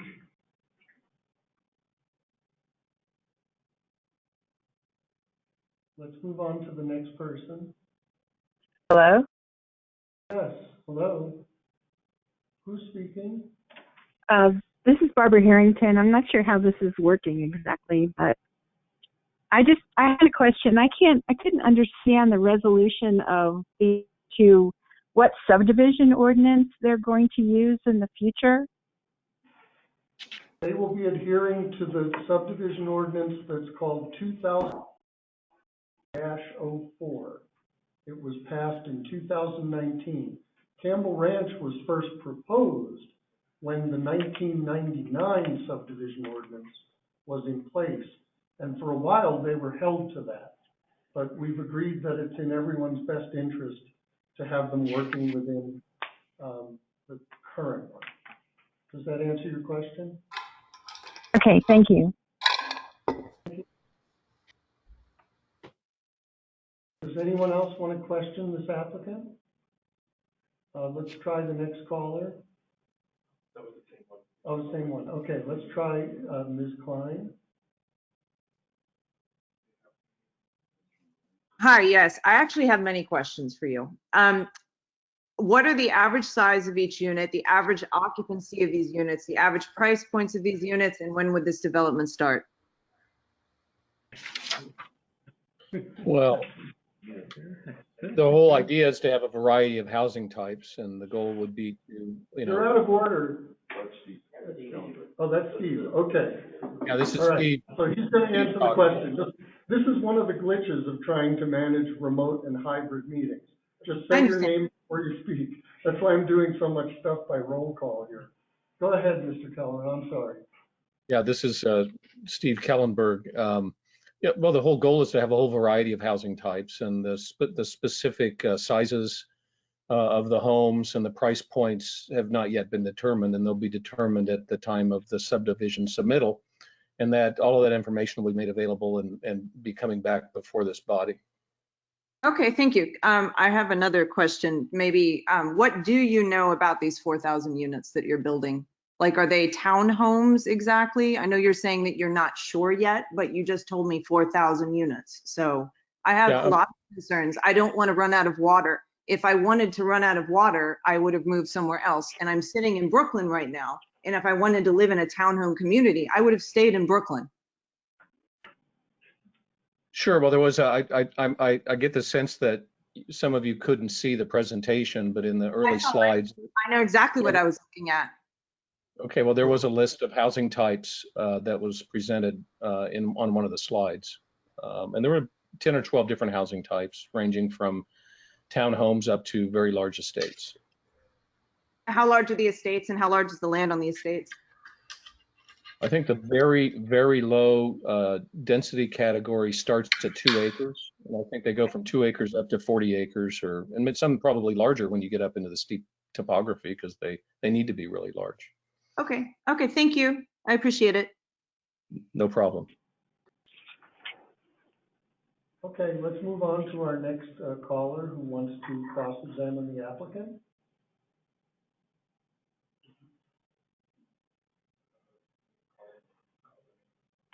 Brian Jr., if you'd like to speak, we'll need you to unmute yourself.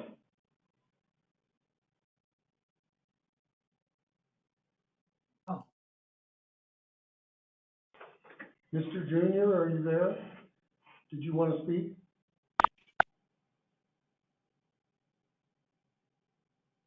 Oh, what? We'll get that.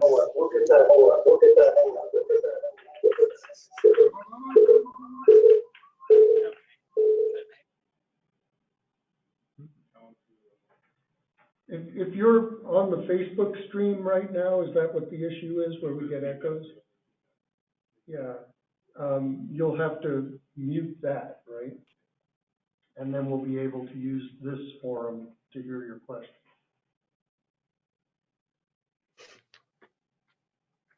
You can unmute whenever you're ready, Mr. Jr.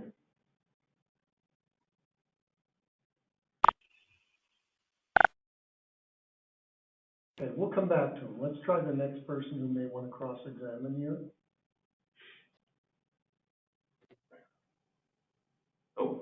Brian Roth, if you could please, oh, no, we're good, never mind. Go ahead. What do you want to ask the applicant?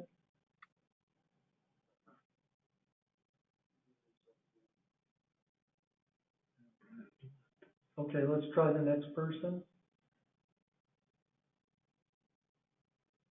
Ms. Espinosa, did you wish to cross-examine the applicant?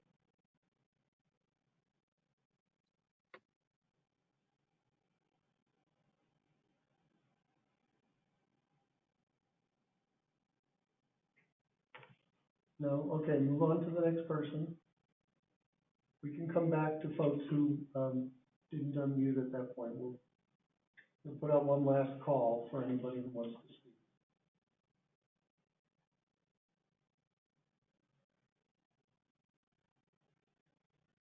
You're unmuted. Do you want to question the applicant?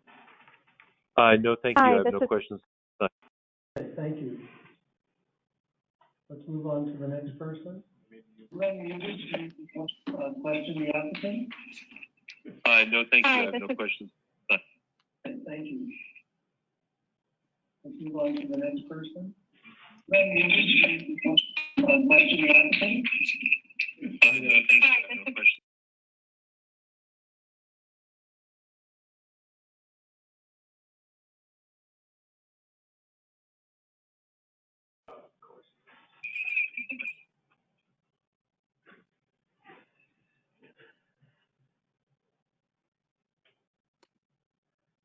you wish to question the applicant?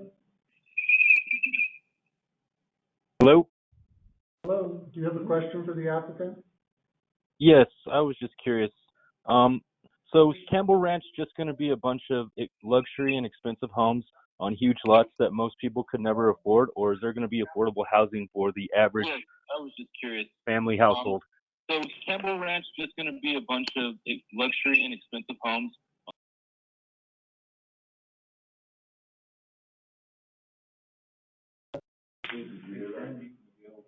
Yeah. So, no, that was one of the themes that we were trying to drive home here. No pun intended. That we're trying to actually open it up to more of a variety of home sizes and price points, so that it is not only for the wealthy that can afford a very large lot and a very large home. And I mean, it'll be the idea is that it's a full spectrum, where you'll have young families and growing families and empty nesters, resort and second home and estates, the whole range.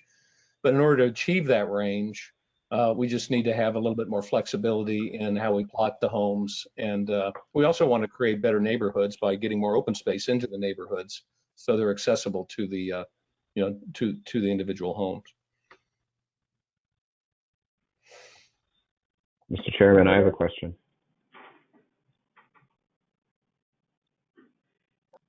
Was there something else? No, that was my question. Again, it's such a beautiful area up there. I just was hoping that, homes will be affordable for, the average working household. So that's definitely something to look forward to watching as it grows. Can we get your name, please, sir? My name's Ronaldo Ortiz. Thank you, Mr. Ortiz. There was a Mr. Espinosa who was asking a question here, or wanted to ask one. Is there any way to isolate him in our roster and get him up? I don't have a lot of confidence that we can do that. Mr. Chairman, I was able to unmute myself. If I can ask the question, I'm happy to. Okay. I just had a question just about the, watching the presentation and looking at some of the plans. I was unable to really ascertain what is the setback from Highway 14 to the actual sort of like Village 1 development. This is Steve Kellenberg. It's a good question. There's a couple of different setbacks that are occurring along Highway 14. First of all, there's a significant setback from the highway itself to the actual edge of the master plan community. And I'm not sure exactly what it is, but I'm going to guess it's like 100 feet or so. It's the highway is actually it's not on a state-owned right-of-way. It's on an easement that's actually owned by Campbell Ranch. And when when the edge of the master plan community was established, it was established quite some distance from the actual travel way. But then from the edge of the master plan community, there's another setback that ranges from 100 to 200 feet. So by the time you get to the first house, you're probably looking at 150 to maybe in some cases 250 feet or so. I mean, I'm being approximate here because I don't have the scale right now when measuring the map, but it's a significant distance. That was always the intent, and the idea is to actually put some agriculture in that zone, and so that when you're driving along the highway, you actually are driving along, agriculture with sort of houses in the background, and these very sort of cool cluster configurations. Yeah, Mr. Chairman, thank you for that, Mr. Kellenberg. And it sort of goes into my second question, and maybe you did answer it, on if there was any consideration in terms of whether you wanted the development to be visible from the highway, or, when you talk about agriculture, does that include trees to block any of the visibility to keep some of the nature rather than just looking at the development, or what's the thought there? Well, we haven't, Steve Kellenberg again, we haven't determined exactly what the agriculture should be. There's, the climate there, and of course the water, the scarcity of water are all determinants. But the idea is that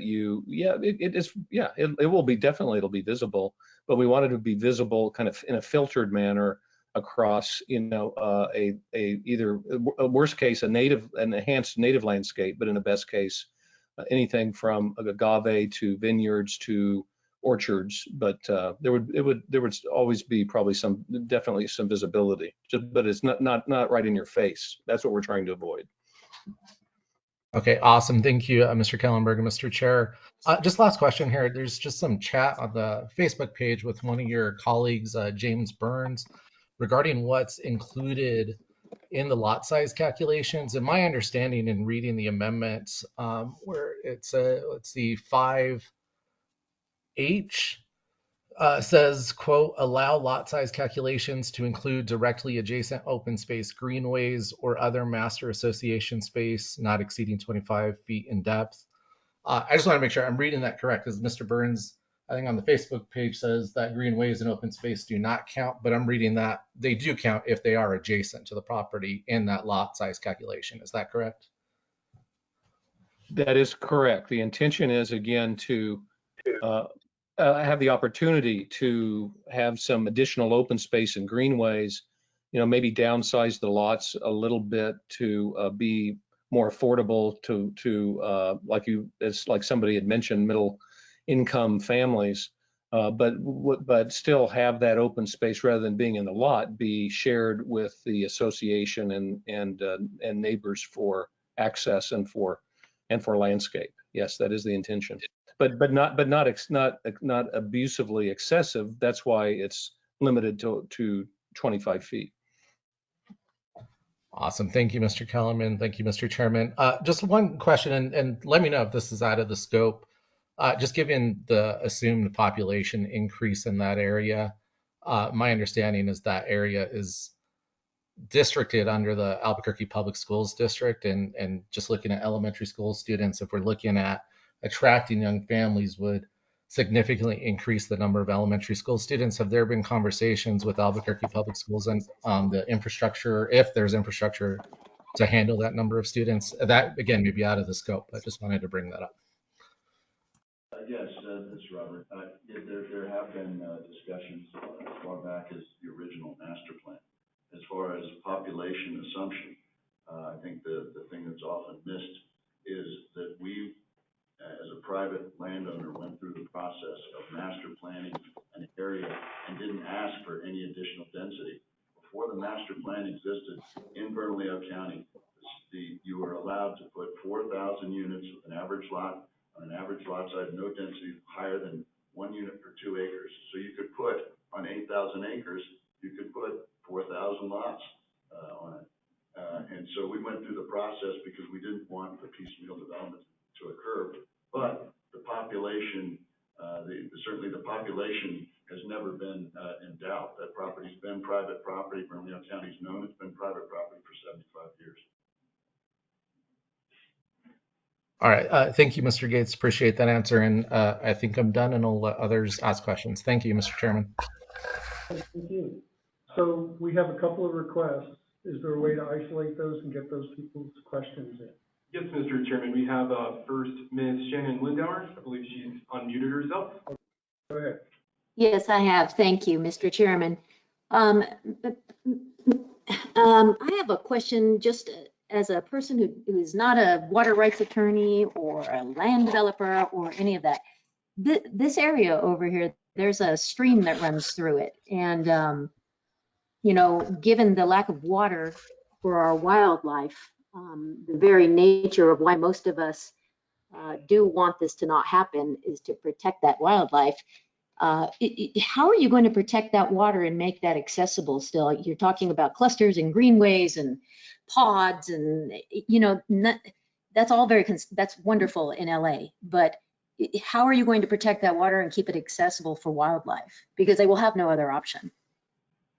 Well, certainly, the Campbell shareholders own the property. I can't hear you, sir. You need to come closer to the microphone. There's 200 and something people on here. I can't hear you. But now, is that better? Can you hear me? Okay. Barely. So certainly the property, we've had the Campbell shareholders had the property since 1937. And just within the last, I know certainly several decades, the water levels in San Pedro Creek have actually risen by quite a bit. Part of that is probably a function of the Paco community bringing in water from the Estancia Basin, but it could be a number of factors, but the measured water levels have actually increased. That does not answer my question, sir. No, it does not. How are you going to protect that waterway and make it available with all these open spaces? And so this is Steve Kellenberg. The other part of that answer would be that the master plan, the original master plan and the current master plan has fairly significant setbacks. You know, of course, the waterway is preserved and there's setbacks along the waterway. how is the waterway preserved, Mr. Kellenberg? I would like a really straight answer on this, if possible, sir. How is the waterway going to be preserved so that wildlife can access it without walking through townhomes? The drainage corridor is preserved as open space in the master plan, and there are tributary corridors that link to it to provide access. And there's open space corridors from the mountain. Sure, yeah. There's for wildlife. There's access from the larger preservation area of the mountain. There are open space corridors that connect the open space along the mountain down to the drainage corridor itself. Now, you know, having said that, the actual width of the corridors, you know, for what type of wildlife, you know, that has to be determined. But there are corridors that are open. And when and how will that be determined? Well, at the subdivision level, you know, all the open space corridors will be more clearly defined. And that was primarily the purpose. Okay, is there going to be, when you say master plan, will there be some accountability, as the councilwoman asked? Will there be, who's going to be in charge of assuring that each of these level A, level B, I really don't care about the lexicon, that there is sufficient corridor space for animals to move back and forth to that was the purpose whatever if it's a stream? Because otherwise the area of private property would be piecemeal developed, which has occurred in that area of Bernalillo County. That's the whole reason we went through the master plan process, is to ensure that development was sustainable, developed in the areas that are best suited for development, preserving things such as wildlife corridors specifically. Well, I appreciate that, Mr. Gates, and I think that is Mr. Gates, and it does, you must understand, sir, how horrifying this is to people who have moved into a rural area to hear of 4,000 homes coming. I understand it's your private land and your shareholders would like to make money, understandable and completely reasonable, but this is too big. Well, I there's no way you're going to be able to protect wildlife, sir. There's just no way wildlife will not be decimated by this. Especially with a golf course, that's egregious. We never asked for an increase in the existing density in the basis zoning in Bernalillo County. I mean, we're not adding. No, I understand, sir. But 4,000, you must admit, on a 2-lane highway, that is just an enormously disproportionate number of homes for this area. It's just on 8,000 acres. That's a bigger issue that I think is maybe okay. What we're considering tonight. Do you have another question for the applicant about this proposal? Well, is there any chance you will take out the golf course? Because Paco already uses more water than they should. Is there any chance that you would consider, sir, removing that golf course? It's across the street from another golf course in a land that doesn't have enough water. That's my question. That's Will you remove it, please? Here for tonight, we had 2 golf courses in the plan, and we felt like that was, one too many. However, I think if you ask even the current golf course owner, there's a large benefit to having a second golf course in an area, properly done. Because at one golf course, as sure you're aware, it kind of struggles by itself. But when you add a second golf course, you now have a destination, and a boutique resort hotel out there would actually benefit, I think, the area and certainly the town of Edgewood a great deal. Well, sir, yes, and I suppose, to be honest, we have very different ideas of benefit. You know that the water can barely support Paco. I don't know how, in any good conscience, you can add another one. It's not about making money. It's about the reality of our resources. You're not going to make more water.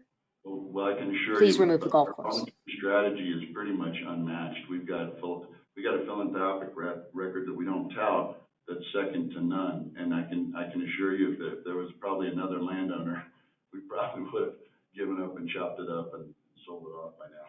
But I understand it. No, I know, and I appreciate that, sir. I really do, and I do think that you do love this area. And I know that you've been trying to make good on this property and pay your shareholders and everything, but I'm asking you, please don't destroy our community. Please don't bring 4,000 people on a 2-lane road and a golf course that's going to suck water from everybody's wells. Please don't. And that's all I have to say, Mr. Chairman. Thank you. Now, at this point, this is going to be a long night, it's obvious. At this point, anyone who needs a comfort break at any point can just ask, and we'll take a 5 or 10 minute recess. Anybody? Mr. Chairman? Yes. This is Commissioner Turner. I would propose that we take a 5-minute recess. Okay, is that agreeable to everyone? Okay, we'll go ahead and do that, and then we'll pick up again with hearing testimony, or rather cross-examination from members of the public.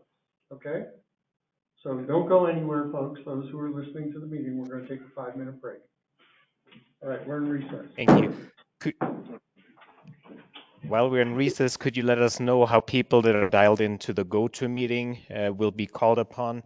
We have been texting in the chat, but nobody seems to respond.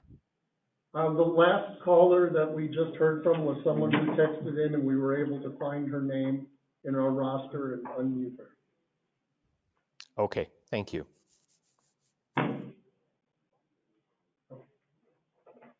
So we're going to take go-tos in the text in the chat.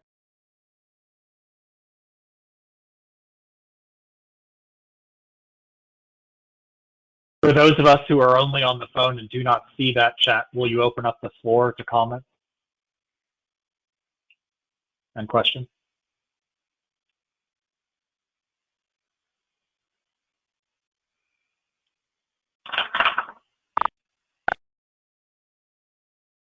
Yeah, I heard you. I don't know what the response would be. Yeah, I heard you as well. I'm watching Facebook Live, but dialed in by phone.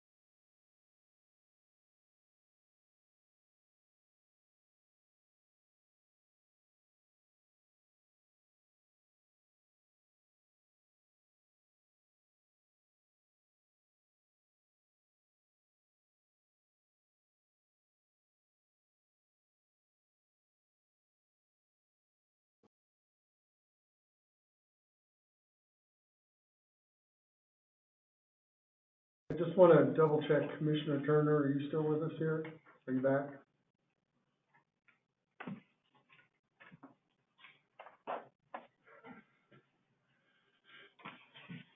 There she is. Yeah. Commissioner Okay, Turner? I believe yes, I've been unmuted. Thank you. All right, good. All right. So we're going to resume. We're back in session, and what we're going to do is continue with cross-examination of the applicant. Now, I want to highlight, we're hearing mostly from people opposed to this application, but we're also open to hearing from proponents, from those who are in favor of it. So rather than handle this in two separate sections, as we usually do in a live hearing, this is tedious enough. It's like, you know, it can be pretty chaotic. So we're just going to throw it open to anyone who wants to cross-examine.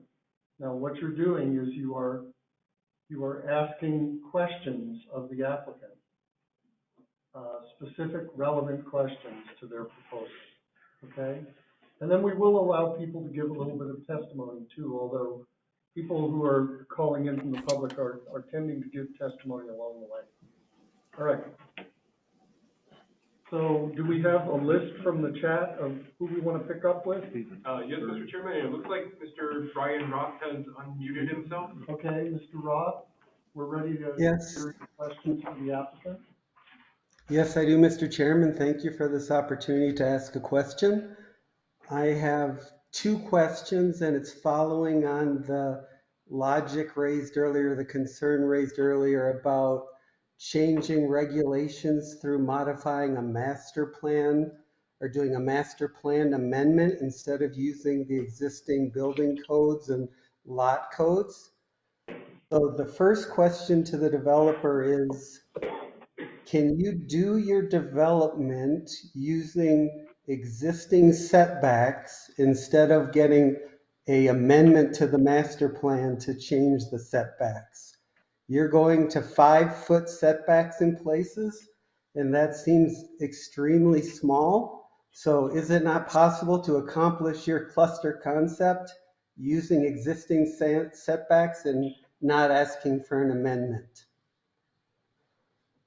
Well, this is Steve Kellenberg. I would answer it in two ways, and that is just it's conventional for a large scale master plan to actually develop its own, you know, design criteria, you know, based upon that of, you know, starting with that of the city, but also deviating from it in certain aspects in order to achieve certain unique things that master plan is trying to do. And that's fairly common practice, and that's somewhat what's going on here. But a more direct answer to your question is that we've tried, you know, and you know, some of the examples that I gave during this presentation, it's just not possible to achieve this compact footprint idea. Is what it is. It's like, rather than having sprawl, you know, we actually pull it all together into smaller clusters. And if we pull it together in smaller clusters, everything gets closer together, you know, that there's no doubt about that. But because we're not adding more units, the land that would otherwise be around the house ends up being in the open space between the clusters. And so that's just called cluster development. It's been around for a long time. And in environmentally sensitive areas and in areas where, you know, the developer wants to maximize the access to open space, that sort of cluster concept is what wants to be achieved, and it requires tighter setbacks in order to do that. I don't know what it's called. Somebody else was talking there. Well, I appreciate your answer, but in effect, aren't what you're doing is creating a higher density in each cluster than is allowed by the current code of the city? Yeah, within the cluster itself of 5 or 6 or 12 houses or 3 or 4, whatever it is, it does get more compact. But again, the overall density doesn't change, and it allows allows that land that would otherwise be in the cluster to go into the open space. So we have more open space. And we just think having more open space is a good thing. we think it's good for the neighborhood. We think it's good for the residents. We think it's good for the master plan. It's good for the community. So we're trying to get as much open space preserved as we possibly can.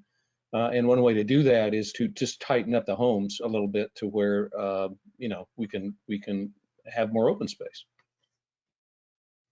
I appreciate the comments. Obviously, I have the opinion I'd prefer to follow the existing code and have you build your clusters following the existing code instead of making an amendment to the master plan. But I understand your answer and I thank you for your answer. Okay, thank you. So we have another caller who wants to speak, right? Yes, Mr. Chairman, Michael Bigelow is next. Okay, go ahead, Mr. Bigelow. Thank you, Mr. Chairman. My question is generally in regards to the expected time frame that the applicants are expecting as far as rolling out the various phases of their development.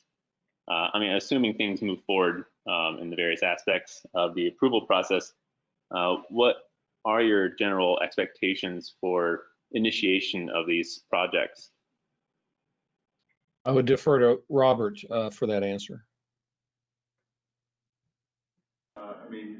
Obviously based upon the current market conditions, and we would like to get some housing out and available sooner rather than later. But the plan itself, it's always been anticipated that it was not something that the entire plan wouldn't be happening overnight. It's something that, at best case would be talking about 10, 15, 20 years. I'm sorry, I couldn't hear. What was that? Which part? The last, I guess the total time frame you mentioned, something the plan is not something that would occur overnight. It's something that would be, at least a decade or 20 years to actually build out. Okay, thank you. Okay, who's next? We have somebody listed. Patrick Eidenberger. I butchered your last name, but you're next.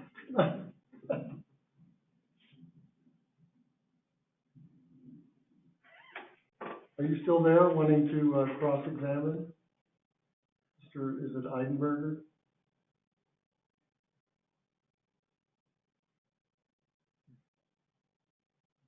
Okay, well, we can come back to him. Who's next on the list, and we'll see if we can get back to Mr. Eidenberg. The next speaker is Carolyn Bryan. She would like to make a comment. Okay. Is it a question? Is it cross-examination, or is it a general comment? Oh, thank you. I would like to direct the question to, I guess, Mr. Kellen. I'm sorry, the fellow who presented the slideshow. Is there any cost that the community might offer to buy out this property to turn it into a conservation district? Well, this is Mr. Kellenberg. I would have to defer that question to Mr. Gately. Oh, is Mr. Gately available? I'm not sure that's relevant to the proposal in front of us tonight. It may not be, but the point is, I think there's an overwhelming sense of concern about this proposal, and there has been for the last 20. For general comment that's near the end of this meeting, after the public All right, hearing. will you get back to me at that time then? Sure. Yeah, it would be near the end of this meeting. We want to get first to relevant cross-examination and testimony related to the proposal in front of us tonight, which is about amending a master plan that was put in place in 2001 or 2002. It's not about, more general issues, but we'll get back to that. Is that okay? I presume it'll have to be. Okay. Well, we have one question. The next individual would be Ms. Steffi Weisberg. Ms. Weisberg? Are you still there? Yes, thank you very much. Can you hear me? Yes. Oh, great. Considering that I understand in previous suits, I think the judge had said that climate change was not taken into account. I'm wondering, Mr. Kellenberg, if you have read the report that's just come out called Climate Change in New Mexico over the next 50 years and its impacts on water resources. No, I haven't read that. No. So it's fascinating reading. I hope you do. And then my question would be, how, I know you talked about water drought tolerant plants and such, but how this plan will be adjusted to that. This report says that our temperatures are going to increase by 5 degrees Fahrenheit over the next 30 years, and no matter how much precipitation we get, available water for all living things is going to be less, and it will have a profound effect. So, you know, if you were presenting, you have an opportunity here to have houses that had rain catchment and recycled all of their water inside, but that doesn't seem to be part of your plan. So my question is, how will this development survive by 2050 so that there would be enough water for that community and the surrounding communities, which are already suffering from a lack of water? How will you preserve water for us all? Well, we will be doing a sustainability master plan for the project that will include energy, water, ecology, various aspects of sustainability, in which case we'll explore a number of different strategies for reducing potable water demand, as well as, and of course, a part of that is, the landscape and agricultural component, being very, low water. And so the details of that is something we'll be working on as we get, into more detail on the first phase. In terms of the actual water usage and where that's coming from and how that's being manifested, I would refer you to Mr. Gately. And is he here, Mr. Gately? Yes. What was the question? So, how much of the water that you're going to be using is actually going to be recycled, and how much impact on the water in the community are you going to be using? And how are you taking into account climate change over the next 30 years, which is going to be reducing all of our water? Well, as Mr. Kellenberg said, we've not only at the beginning, but we continue to look at all of the different available techniques for water conservation. That's been a primary theme of the master plan since the beginning. I would like to just point one thing out to you about this report. Les McFadden, who is a professor at UNM, was one of the authors, and he thinks that Eastern New Mexico agriculture is going to be gone in the next 10 years. And there's already signs of the Dust Bowl coming back. So this is the kinds of extremes that we're seeing happening. And I think you have to be very, very, very serious about the future and what you're building and how it might look in 30 years. Yes. Okay, thank you. That was a question bundled with a little bit of testimony, which is fine. I mean, testimony is part of this process too. Who do we have next? Next we have Miss Linda Burke. All right, Ms. Burke, go ahead. Hi, good evening. I'm actually asking a couple questions related to the Greater East Mountain Chamber of Commerce, for which I'm executive director.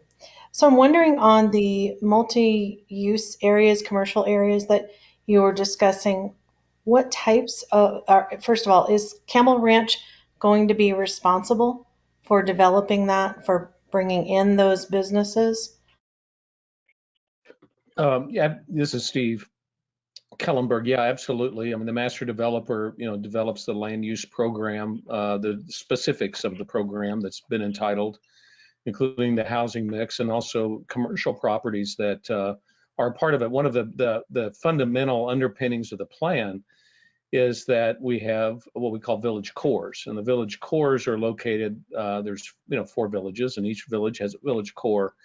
And the idea is that we have local services within those cores to minimize the need for the residents to drive up and down the highway and do, drive a lot of miles and create a lot of mobile emissions and use a lot of energy to meet their daily needs. And so the goal is to, as soon as possible, develop these village cores in a manner that would provide some local services, childcare, some grocery stores, some food and beverage outlets, maybe some modest lodging, so that the community is self-sufficient as possible from a services standpoint. So we're real excited about those. It's just that in order to do them, you need a few rooftops to support them. So as soon as we get enough rooftops to do the first phase of the first village core, we'll be looking at that very seriously.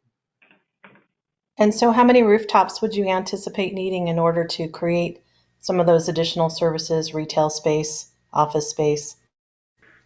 That's a good question. I don't know that I can give you a specific answer, but I think we'll probably lean forward and try and get some services out there maybe as soon as possible, just because it just makes the community work better and live better and makes the residents meets their daily needs. So we'll be as aggressive as we can to get something out there as soon as possible. And you had mentioned lodging options. Are there plans in this master plan that includes any kind of hotel or alternative type of lodging? Well, not specifically at this point, but we would like to we think it's a little bit of boutique, an inn or something small out there to allow people to stay, and get to know the area and get to, see, the character of the land and the community, as wonderful as it's just going to be beneficial, for everybody. So to the extent we can get a bed and breakfast or, maybe some glamping, out there as soon as, at some point fairly early, it would be, we think it'd be a pretty cool thing to do. And one last question. I haven't had a chance to look at the overall plan, but are there any school sites designated within the development? Robert, can you respond to that? I think you've been in the discussions with the school district. I think she was asking about school sites in the plan, I believe. Is that right? Yes. Yes. I was asking, are there any school sites designated within the plan? Yeah, there's community facility areas, and obviously additional school capacity would be something that we would work with local school districts with. Okay, thank you very much. I want to throw in a question of my own that may help to clarify a little bit. Are any of those things, hotel, schools, and maybe businesses, proposed in Village 1 and 2? Well, there's a fairly large, mixed use area, and even in the medium, there's a medium special use district. So yes, we anticipate that there will be, commercial facilities that are appropriate for the mix of housing and scale of the project. It's just that they'll probably occur a little bit downstream, from the first phase, because we need to get some housing out there first before we can move into the commercial realm. Sure. Okay, thank you. So let's hear from someone else. Do we have someone on the list wanting to cross-examine? Yes, the next one up is Mr. Charles Lockhart. Mr. Lockhart? Yes, can you hear me? Yes. Okay, great. Thank you. It was mentioned that keeping water usage in mind at all stages is important, and you've been doing that. Do you have an estimate how much water usage beyond occupants' usage will be used to maintain the proposed orchards, crops, fishing, water features, and greenways? Do you have any figures on the usage for that sort of thing? Not yet, because we haven't gone into the detailed design of that yet, but you can be assured that, nobody more than us understands the fragility of the water system. And so we'll be doing everything from a conservation standpoint to the extent possible. But it's a little premature to have that specificity at this time. When we come in with the more specific subdivision plans and site plans, that's a requirement of the town that we provide that information, and we will certainly do so. Thank you. Thank you very much. Okay, who else? You're welcome. Next up is Mr. Mark Mole.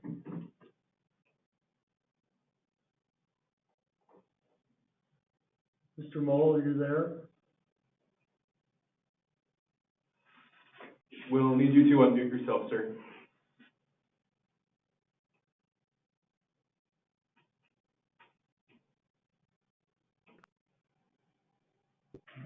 Okay, we can double back to him. Who else? Next up is Miss Kathy Fries. Ms. Fries, are you there? Good evening. Mr. Kellenberg, I have several questions for you. First, let me preface this by saying that my training and my experience in the marketplace has been related to wildlife ecology, water resources planning, and climate risk and resilience planning, which might become relevant as we go through this. The first question is, early in the presentation, you provided a graph that purported to reflect the need for additional housing in the area. Can you hear me? I'm getting feedback. Yes. Do you have something else? Do you have another microphone turned on there someplace? I do not. I do not. Yeah. Well, let's just make sure everybody else is muted. Okay, proceed. So you showed us this graph of the need for housing, and you based that on the area Monte-Largo, just off of Frost Road. Can you characterize that area for us? What kind of housing is currently there? Well, the housing needs assessment is based on a much larger area. And I don't have the specific maps in front of me, but it isn't just the Monte Largo area. It's really a sub-regional study of housing needs. And that's Monte-Largo is was the identifier on that graph. So if that's not the case, then it should be made clear what is. Well, Monte Largo is the working name, for the first phase of the project, and so that is just saying, for this site, as you analyze the area around it, this would be the housing need that would be appropriate for that, related to the site, to the subject site, which is Campbell Ranch. And on the graphs, Campbell Ranch is referred to as Monte Largo.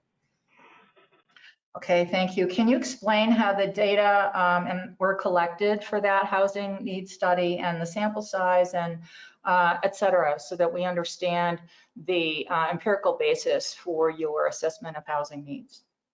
Yeah, we brought in a expert on housing and market analysis, Mark Bowd, and he could answer those questions better than I can here off the cuff. But I think we could provide some of that information to the staff, and then the staff could make it available to anybody that's interested. Thank you. For housing or housing shortage, addressing housing shortage, are there any developments within the area that you did this housing need assessment that are anything like the Campbell Ranch plan? And can you talk about how the Campbell Ranch plan would address specifically providing the kind of housing that's needed, given that the Campbell Ranch plan is quite different than any kind of housing that currently exists in the area? Well, I think part of what we're trying to do is actually not provide the same housing that's located in the surrounding area. Part of, and again, I did not do the specific analytics, but the idea is to actually do something that is unique, that's distinctive, in the marketplace in the region, that provides much more of an integration of housing and open space, and not just do rural sprawl or conventional sprawl, but to really break it up with integrated open space and with these smaller compact cluster concepts. So we're actually trying to not do exactly what's around, but to bring in a different model, and that we think will be that there's a pent-up demand for, and that is actually a fundamental evolution of master plan community design in a very positive way. Thanks for that explanation. I really am trying to understand how the Campbell Ranch plan will address the kinds of housing shortages that we have in this area, but I appreciate your response. Well, let me go ahead and address that a little bit more directly then. The idea is that we would have a range of housing for, it's a term that's being used around a lot, the missing middle market, that there tends to be, areas where there's high density, there tends to be areas where there's low density, but the missing middle market is the sort of smaller lots, the middle-sized lots, the move up lots that are kind of in between, the high and the very low density. And so we actually want to provide, we have a lot of topography and a lot of open, we want to have a lot of lower density housing as well, because that's part of the buffering that's appropriate between the middle density and the edges of the property where a lot of you live. That needs to be a buffer, a transition with lower density, larger lots, along those edges. And also there needs to be lower density as a transition and buffer up into the mountains and the large preserve, thousands of acres of preservation that's a part of this, this master plan. So we're trying to cluster these more medium-sized lots down where they're farthest away from a lot of existing residential areas, and also farther away from the most sensitive natural resources. But those areas would include a range of housing of, and in the submission you can see the lot sizes. They range from townhomes to 3,500, 5,000, 6,500, 7,000, 8,000, 9,000, 1 acre, 2 acre, the whole range. And so by providing that entire range, our goal is to really make a dent in sort of the mid-price housing market and provide some much needed housing to the area. Thank you. You mentioned that there will be a sustainability master plan developed, and I'm wondering when that will happen, who will be involved in that master plan, and exactly how will you treat San Pedro Creek, which is the only perennial water source for wildlife, and that I believe you're proposing to be surrounded by high density housing, which will interrupt the natural drainage patterns, and simply having a green corridor along the creek will not allow the wildlife access. So I'm wondering about when and how will that sustainability plan be accessed, and how will it treat San Pedro Creek? Well, just one minor, clarification. The housing around San Pedro Creek generally is not higher density. It's actually low density, and there are connections from San Pedro Creek up and on into the Monte Largo Mountain Preserve. I think as we continue to refine the plan, I think there's probably is some opportunity to enhance those linkages between the mountain open space and the San Pedro Creek, as I kind of study it as we've been talking here tonight. So I think there's some moves we can make to as we go through the more detailed planning to enhance some of those connections. In terms of the sustainability plan, we'll be working with a consultant team that will help us develop a water plan and an energy plan and a mobility plan that will try and find a balance between how we can minimize the resource input footprint of the project, and but still we have to do it in a manner that is doesn't make the houses so expensive that we also confound our other goals of providing mid-market housing. So we'll be walking that tightrope and coming up with some guidelines, for the builders as we get closer to the subdivision process, and as we're in direct discussion with the builders who would participate, so we can find something that is aggressive but is still, doable. Thank you. I assume that sustainability master plan will be available as we look at individual parcels that the builders would intend to develop. In your background, you note the use of plant biomass to mitigate the greenhouse gas emissions from the development. And I'm not sure what you mean by plant biomass. And I understand fully that you do not intend to mitigate all of the greenhouse gas emissions from the development. But I did do a rough calculation using the EPA household greenhouse gas footprint calculator. And assuming you were going to mitigate or want to mitigate 100% of your greenhouse gas emissions based on household gas emissions, and assuming that you need X number of trees per household to mitigate those greenhouse gas emissions, the calculator leads us to the number of trees that would be necessary for 200 homes to mitigate you fully would be between 20,000 and 93,000 trees. To mitigate you to the level of 5% of mitigating the greenhouse gas emissions would require between 1,000 and 4,300 trees for the 200 homes. So that's a range of 5% reduction of greenhouse gas emissions and 100%. And I'm wondering how you or developers or others might plan to or intend to follow through with that mention of biomass, plant biomass to mitigate greenhouse gas emissions. The point that is made by the use of the term biomass is that anytime we can preserve more open space and natural vegetation, there's going to be more of a carbon sink, of course, than there would be if we didn't. If we pave it over and we spread all the houses out by enhancing the preservation of open space, we're going to increase the urban sink impact of the project. Typically, an enhanced landscape program, as you probably know, if you're lucky, you achieve a 1 to 1.5% reduction of total carbon output with an enhanced biomass program on a project. Nobody can ever really, unless you buy off-site, forest preservation or so forth, there's no way of even coming close to making much more of a dent in the total carbon output. So what we're trying to do is do what we can by preserving open space. And then we also have to keep in mind that biomass takes water. And so we're going to, have to walk, again, that fine line between, the maximum amount of landscape we can do to function as a carbon sink and reduce urban heat impact with the, requirements for water to do that.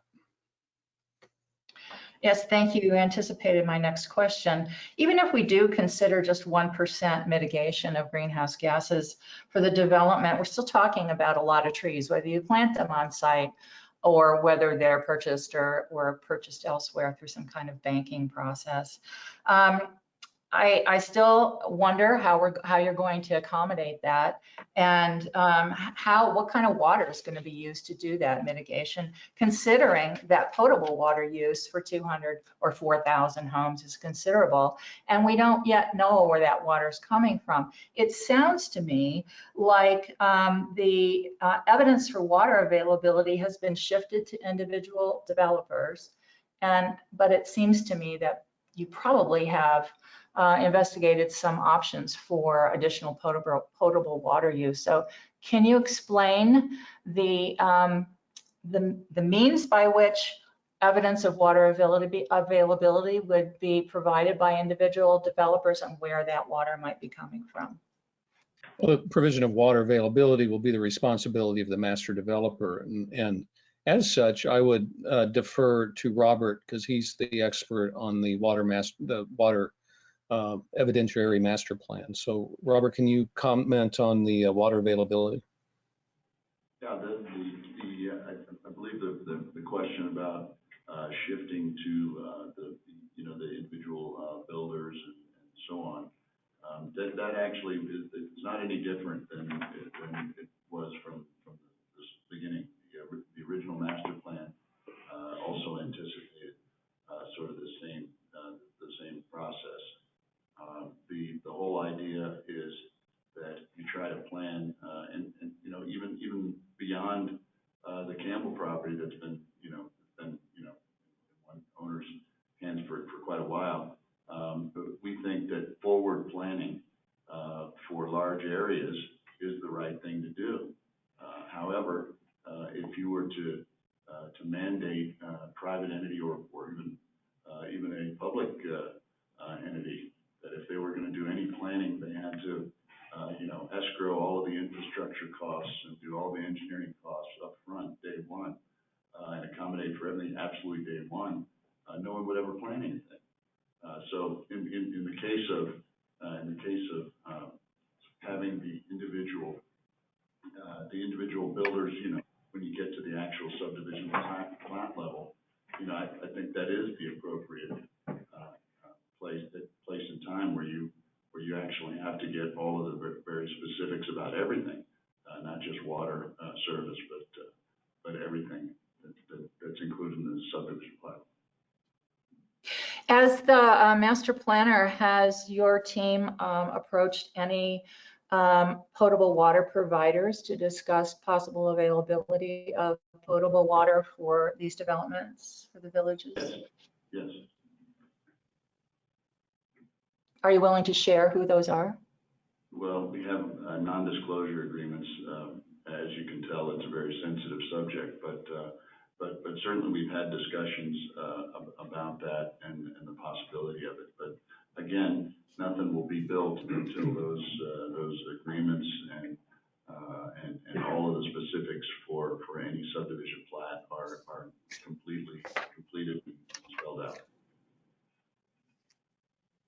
Thank you for your time. I do have some comments, but I'll leave them to the comment period. Appreciate your time. Okay. Thank you. Thank you. So who do we have next, Tim? Is there someone on the list waiting? Yes, next is Ms. Erin Benegoni.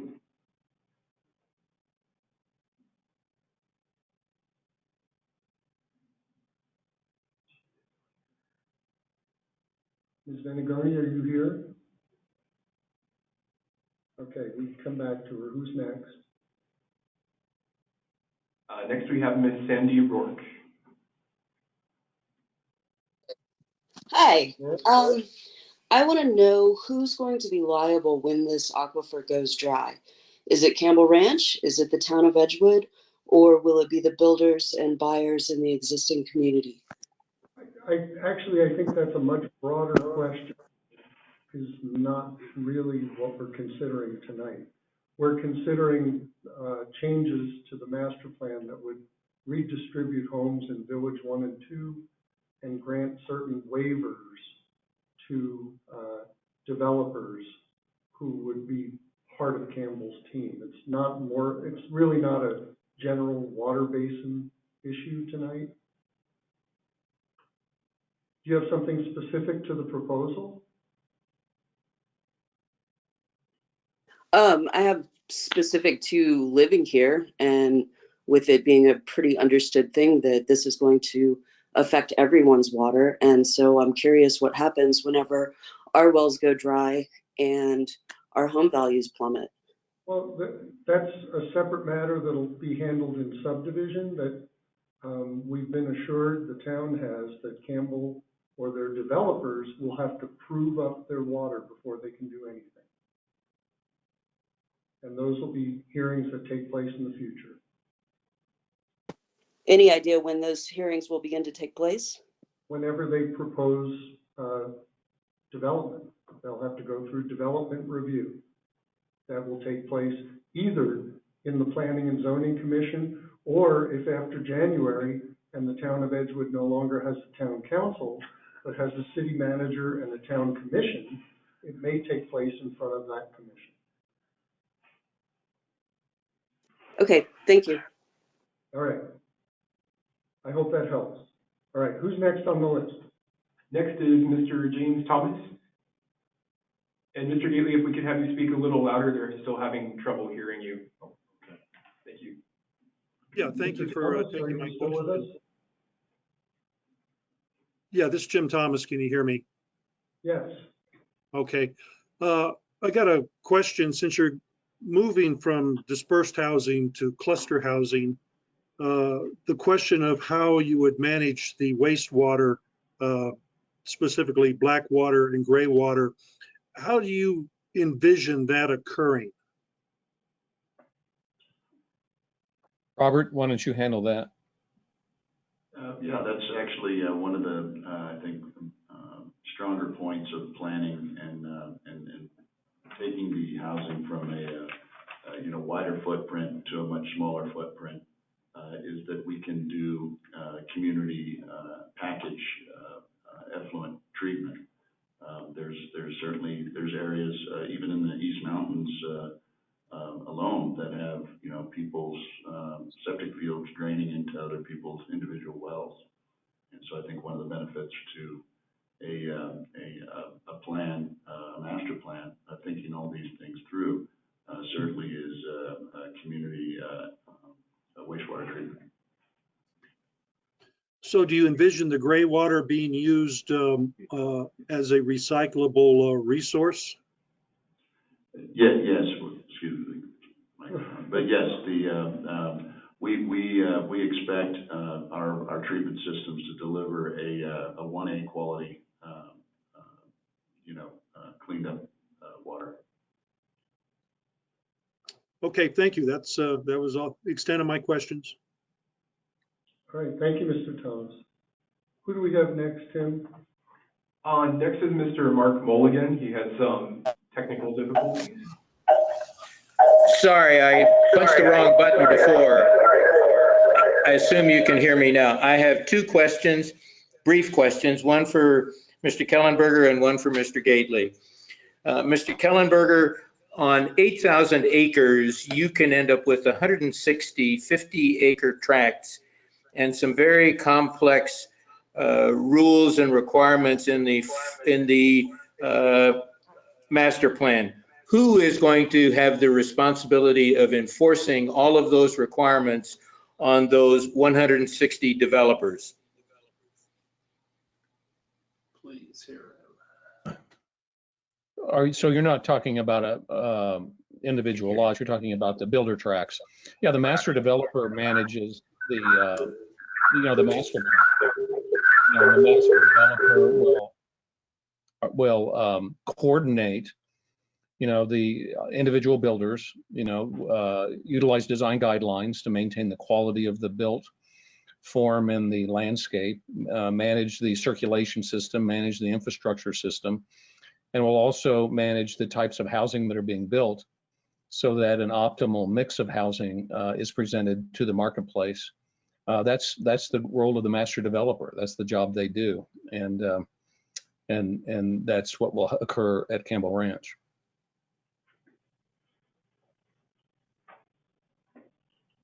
And then that the master developer is Campbell Ranch, correct? The master developer is Campbell Ranch, that's correct. And my question for Mr. Gately is a fairly simple question. Is Aquifer Science, your partner for water in the original master plan, have anything at all to do with this development and this master plan? Not directly, other than the fact that Aquifer Science was looking at adjudicating what it believed was excess water in an area that has a pretty unique mountain basin, and certainly. Those are all my questions. I would also like to have the opportunity to provide a little testimony toward the end of the evening. Thank you. Okay, thank you. Who's next, Tim? Ms. Erin Benegoni, excuse me. Ms. Venegoni, are you with us? Yes, I am. Thank you. Okay, So you had Can you hear me now? Yes. Great. In your presentation, Mr. Kellenberg, you had made statements regarding housing needs and types in this community, as well as, quote, the needs of the community. What is the source for those statements? And can you share the data that supports that information, including who provided the data and at what time? Yeah, as I mentioned before, the Campbell Ranch retained a market analyst to evaluate the local and sub-regional market demand, and developed a set of calculated, the competition, housing supply, housing demand, what was being met and what was not being met. And that helped inform and will continue to inform the mix of housing that will ultimately be proposed when we get to the subdivision level. The more specific information, as I suggested earlier, some of that, I'm sure could be made available to staff, and they could make it available to interested parties. I think all of us would be interested in that. I mean, the community is people who live here currently. And it seems like some of the future scale of the projects and things that you're going to have to put into place are creating problems that don't currently exist. The scope of the project would drive need for more and more development, more and more resources. And it seems that motive is development for the sake of profit, and tax revenue not really needs of meeting housing development or types of housing. So I think it'd be helpful to have that data.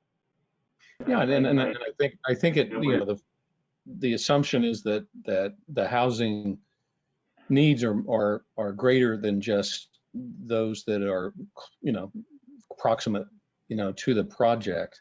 And I think Robert's pointed out a very good point, and that is that there's 8,000 acres, you could have 4,000 units just by the basic county county density requirement. And what we're trying to do here is to, instead of have that be sprawling all over the mountains, actually create a compact community that's much more sustainable and achieves a number of different goals that rural sprawl would not achieve. But I think Robert was going to say something too. Well, I was just going to comment on, you make a good point on the market, and is it there? Well, certainly we've seen the market. It's come up to our doorstep and beyond us. The other important point that I think sometimes people forget is the largest employer in central New Mexico, and maybe in the state, is about a 15-20 minute drive from this property. The development and growth is going to occur, and the largest employer has been on a hiring tear. So I think the fact that we've taken time to plan out the area rather than just let it happen, which it's going to happen one way or the other, I think is a plus for the entire community. Okay. Does that take care of your questions, Ms. Venegoni? Yes. Okay, thank you. Who's next, Tim? We've gotten through everyone who's had a request on Okay. the chat list, so now each caller. Okay. So I guess I would say, is there anyone else who has not cross-examined the applicant who would like to do so? Throw your name in and we'll try to get to you too. And I'd like to point out, thank you. And we want to thank everybody for questions, because it's, when someone takes the time to ask a question, we're happy to answer. They were good questions too. Yeah. Okay, so I don't. Hello? Excuse me? Excuse me? Yes. Can you hear me? Yes. Do you want to ask you want to cross-examine? I would, yes. I'd like to ask a question. What's your name? My name's Barbara Harrington. I asked one question before, but I had one more. Okay. So the applicants requested to eliminate the state engineer to issue a favorable opinion showing a 70-year water supply for each subdivision. And they want to follow the current subdivision regulations instead. And the current subdivision regulations say that a water company will provide service to the subdivision, and they will issue a letter of commitment to a subdivision that's seeking to be approved. But what would happen to parts of the development that are not seeking water through a water service company, but are just seeking groundwater? If you eliminate that requirement. What's the, I'm not sure what the question is. It's kind of complicated. You all have said you want to eliminate the requirement for the state engineer to issue an opinion about whether there's water availability. Okay, correct?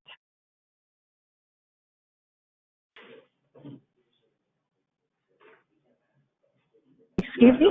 I think the issue, that issue which you're and you want to follow the current subdivision ordinance, which says that the letter of commitment about water availability will come from a water company, which is fine for the subdivisions that you're seeking water from a water company. But what about subdivisions, say maybe the very large lot ones, or maybe a little bit more dense, that you're seeking water for that's not from a water service company?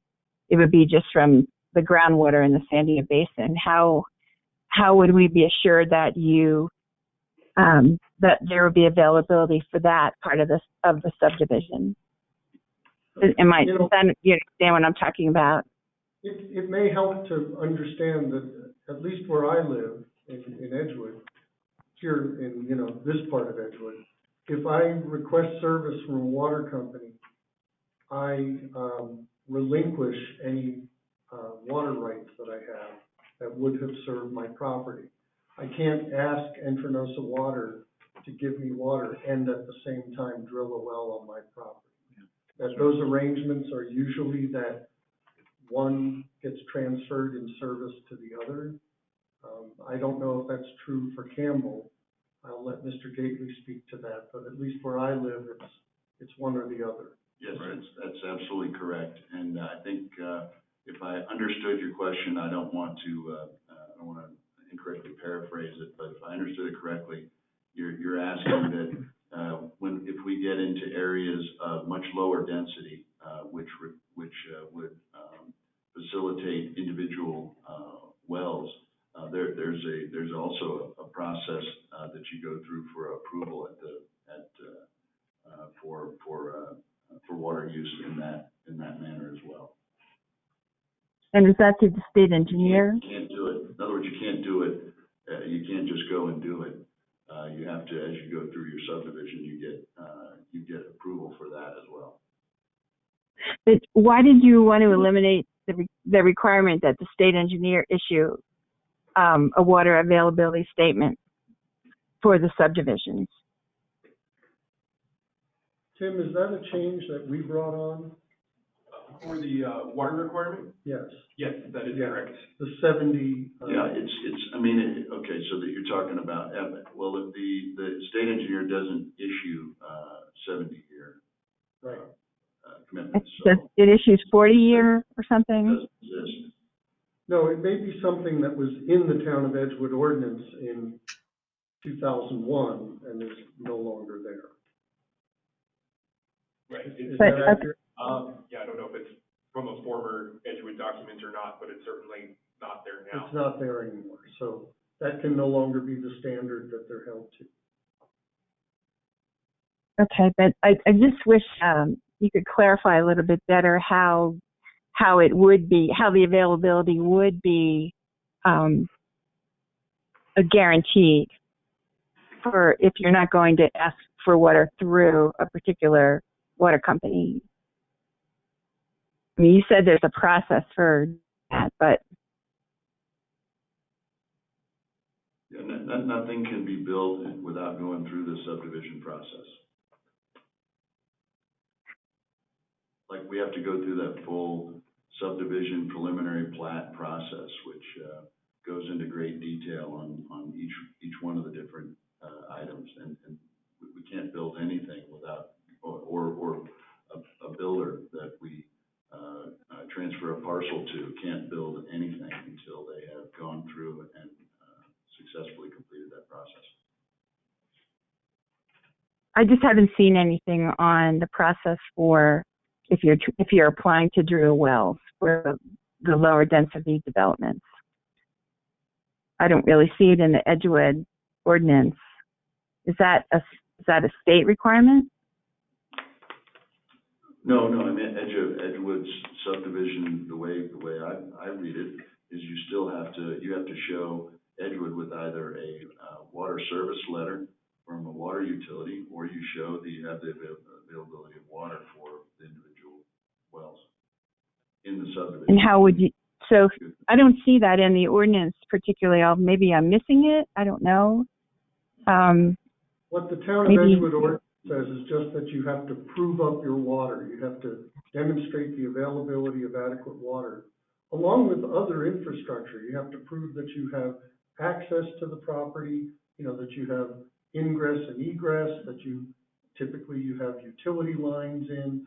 All those things have to be demonstrated at subdivision, which... Right, I understand that, and I'm actually looking at it right now, but I don't see anything about really demonstrating water availability besides a letter of commitment from a water company. Well, that's typically how people in, Edgewood that is not Campbell Ranch have proposed their development.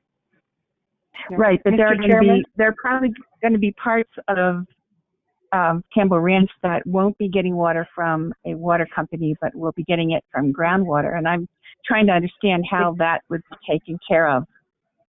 Excuse me, ma'am, if Mr. Chairman? Yes. Mr. Chairman, I think maybe I could clarify a little bit. Okay, would that be helpful? This is Janelle Turner. Oh, it's you, Janelle. Okay. Yeah, sorry. Must be the late hours. That and I had to switch to Bluetooth. My phone, I can't charge my phone and use my earpods, which are superior. What I wanted to address here is the question of what do you do, I believe, if you're going to drill a domestic well. And the normal practice in Edgewood, even though it's not laid out specifically in the ordinance, as Chairman Felton pointed out, you have to demonstrate a supply of water. That can be a letter of, we call it a will serve letter from a water company or co-op. It can also be a domestic well. However, the town doesn't regulate domestic wells. You have to go to the Office of the State Engineer and go through a permitting process for that. So that's something that it's like wastewater. The state regulates that. It regulates domestic wells as well. So my understanding is that if it was determined by the master developer that they needed domestic wells in a certain area, they would work with the state engineer's office on permitting for that. Okay, that's much clearer. I appreciate that. And so then they would have some kind of demonstration or that they would before the subdivision is approved. Exactly. Thank you very much. Okay. Thank you. And it sounds like Mr. Gately is implying or suggesting that Campbell may have a mix of those things, that certain properties may be served by domestic wells while others maintain arrangement with a water company. Is that right? Yes, some of the areas that are low density, very large lot areas would be individual wells, and we would be going through that process at the subdivision level, and then also the state engineer would issue domestic well permits for whatever parcels that were going to be used for that as individual wells. They issue the permits. Okay. So are we ready to move to any relevant testimony that hasn't yet been heard? This is people who are in support of this proposal or people who are opposed. Excuse me, I have questions. We have people with questions? I thought we were. As do I. Yes, I was hoping just to ask a follow-up. Yeah, I also have questions. Okay. Yes, question here too. Let's do the phone question.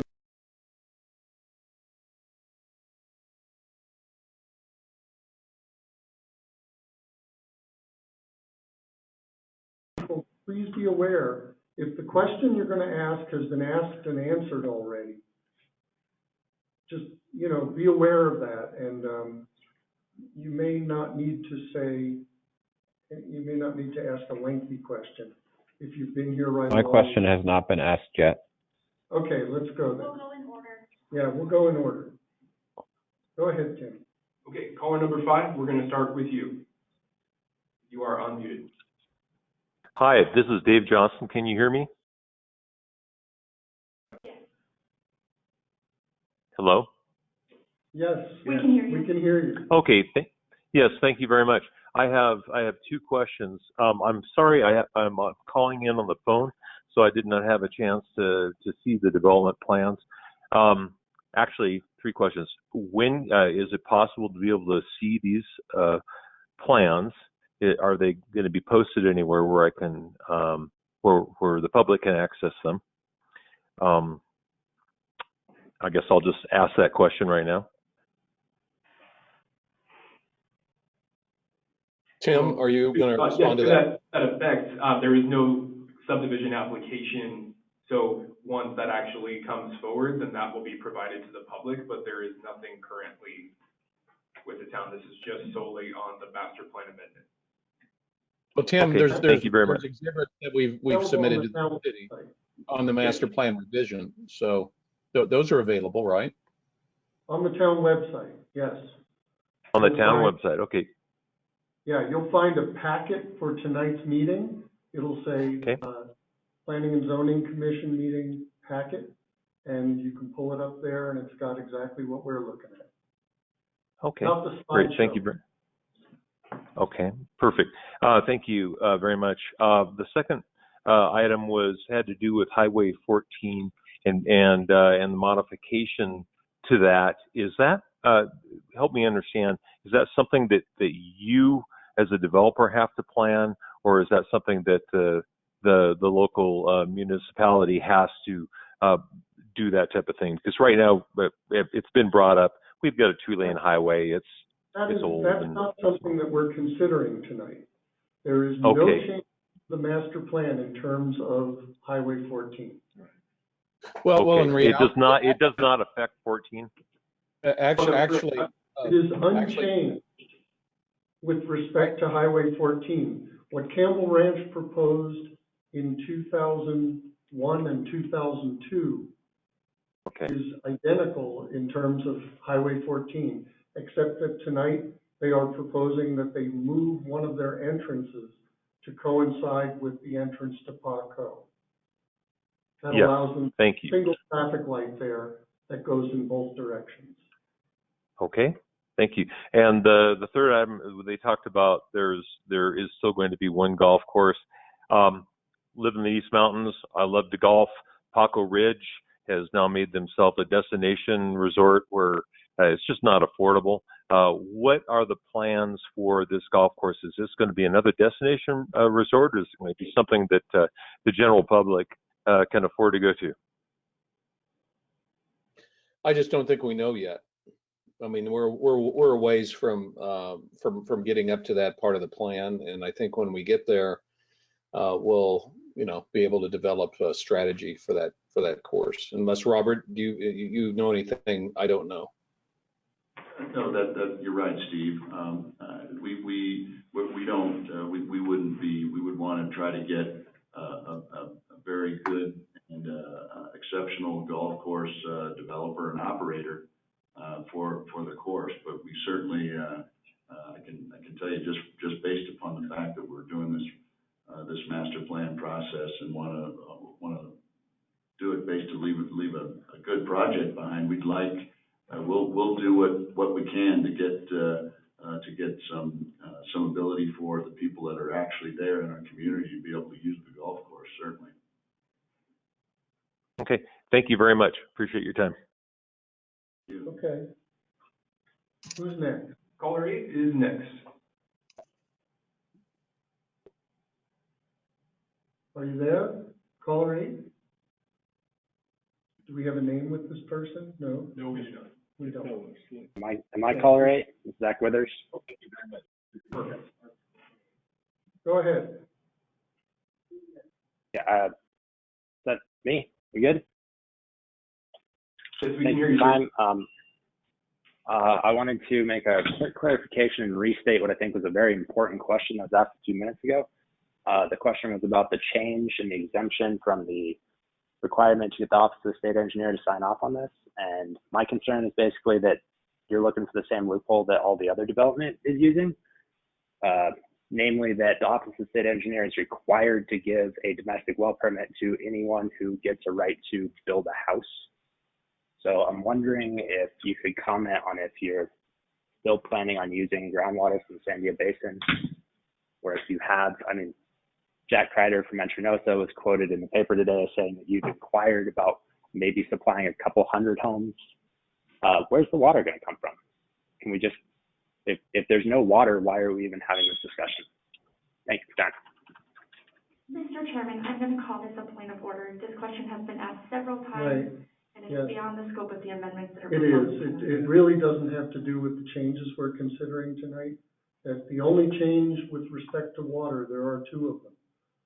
One is that a waiver granted to developers changes the kind of the timing of proving the water, but it still has to be proven. And the other change. It takes the state engineer out of the equation. Right.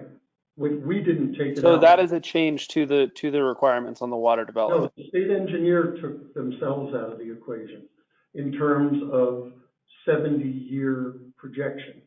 They no longer do that. That doesn't mean that they no longer approve domestic wells. They no longer ask for proof of 70 years of water. We did not do that in the town of Edgewood, nor did Campbell Ranch do that. Does that help? No, sir. No, sir. It really doesn't. You're passing the buck. All right. Well, who's going to be responsible? Who's concerns about Can I water. clarify my question? Who is going to be responsible? If you guys exempt Campbell Ranch from being subject to OSC regulation and allow them to subdivide the land into 50-acre parcels, and then those subdivisions automatically become eligible. Point of order, this is really not Mr. relevant. Chairman, can I finish my sentence? The proposal. This is entirely relevant. This is a major amendment to the plan. You're talking about general water issues that. Talking about specific questions regarding who is going to allocate water rights to groundwater in the Sandia Basin, which is significantly impacted by the changes made in this proposal. If it's a domestic well, it will be in the purview of the state engineer. That's not true. According to New Mexico state law, the 1996 subdivision law gives. Please stop interrupting. Let me say it again. You need to let this caller talk. You have been consistently cutting him off. He has a very important question. If it is a domestic well, it is in the purview of the state engineer. If it is water provided by a water company, it is in the purview of the water company. How that affects the basin, a lot of us are concerned about that, but that's not the issue on the table tonight. Sir, you've repeated a statement that is critical to this several times. I'd like to point that out and clarify something here. The Office of the State Engineer is legally obligated under state law to issue a domestic well permit to anyone who gets a subdivision approved and has a permit to build a home. That's the only way houses are still being built in this basin. Okay. So that's a reality that we're all dealing with. Right. And we're 40 years out in the Sandia Basin from running out of water. So saying that it's the state engineer's problem is a cop-out, whereas like it's actually, if you guys approve a subdivision, you're effectively allocating water rights to groundwater. And I'm asking if you're going to make this your comments change. are more appropriate to general comment that's near the end of the meeting. Your comments have to do with general water availability or lack thereof, and really aren't relevant to what's being considered tonight. So we're going to move on. Caller 113, you're next. You're unmuted. Another point for clarification, sir.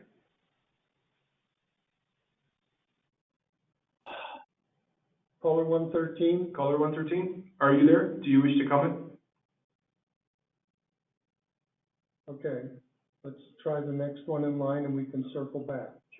Caller 115, you're next. We're still in cross-examination.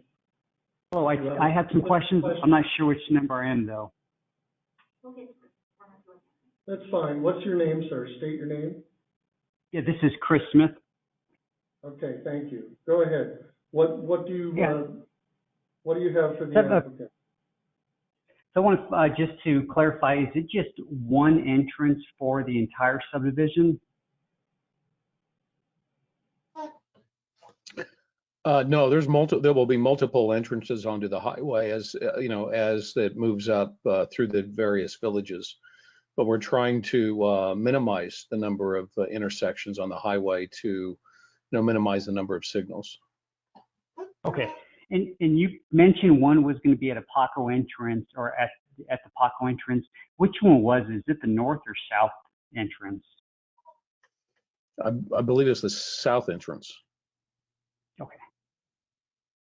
And this question, it has been asked before. I don't think it was answered, but is there a price point range for these homes?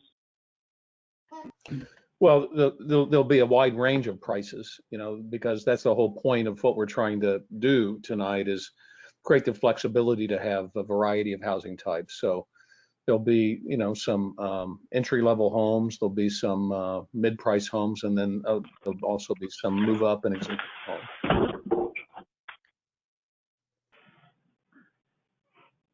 Okay. Okay. All right. Okay, that'll work. Hey, thank you. I appreciate it. Okay, thank you. Let's move on to the next caller who wishes to cross-examine the applicant. Caller 115, you're unmuted. I think that might be me. This is Faye Deering, and I have a question about the trails. So one thing I noticed on the master title plan, the original, that wasn't followed up on the amendment was that the original master title plan had the concept of community versus regional trails. And when I looked at the amendment and the maps showing how the different densities were going to be changing, I didn't see any of the sort of setbacks that you would need for especially those regional trails along the southern half of the property. So my question is really, are the regional trails still part of the master title plan, or have they been dropped in the amendment? Not at all. All the trails are still intended to be there. In fact, the east-west trail that runs along the southerly portion of the project there is a setback zone along the southerly property line that would incorporate that trail. We just didn't, there's, going through all the maps and changing them all, it seemed like an inappropriate effort, given the fact that we wanted to at least get the major components of this update, approved first, and then as we go through the individual phases, we will certainly, develop detailed trail plans. In fact, we've actually been talking a lot about trails, and we plan on adding, not subtracting, trails to this plan. That's one of the reasons we're trying to create more integral open space into the center of the community that doesn't even show up on the map, on the master plan, because that will provide a much finer grain level of trails, throughout the community. That's the intention, as well as the regional trail. As sort of an adjacent question, the community trails are obviously, for the community. But for the regional trails, especially that southern one that I believe in the original plan was supposed to connect all the way to the national forest, Is the intention that those will be open to the larger community of the East Mountains, or are they still going to be mostly for the subdivisions? No, the regional trails as well as the community trails will be open to the public. I think that's the intention. Okay, all right, thank you, that was all. Thank you. Okay, Tim, who's our next caller? Caller 115 again. Go ahead, do you have a question? Do you want to cross-examine the applicant? Hi, this is Leota Harriman. Can you hear me? Yes, we can. I have a follow-up. I wanted to hear how many rooftops you all anticipate needing before you start with commercial build-out. And if you don't have a number of units, you know, maybe how many of those 50-acre parcels would you have to transfer ownership on before you're looking at commercial development? You know, I just don't think we know yet. You know, as I said before, I think we want to, you know, we don't want to build something that fails because there isn't enough, you know, market support. On the other hand, there's nobody that wants to bring in local services faster than we do. So there's just that tension, and we just need to do a little bit more work on that. But we're thinking the first phase of the village court would be, you know, it wouldn't be the entire thing, it'd be a piece of it, and we'd like to have some, you know, some food and beverage there. We'd like to have a little grocery there. We'd like to, you know, have some community facilities there. You know, maybe a place for the community to gather and have special events. So we're thinking that the first piece might be fairly modest, and by keeping it modest, we can bring it on sooner rather than later.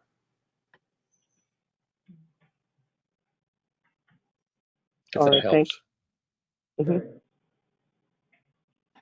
Who's our next caller? Next is caller 144. You're unmuted. Yes, I have a quick question about your, I State your think name. James mentioned, Can you hello? state your name? Can you state Oh, your name? I'm sorry, Becky Chwerka.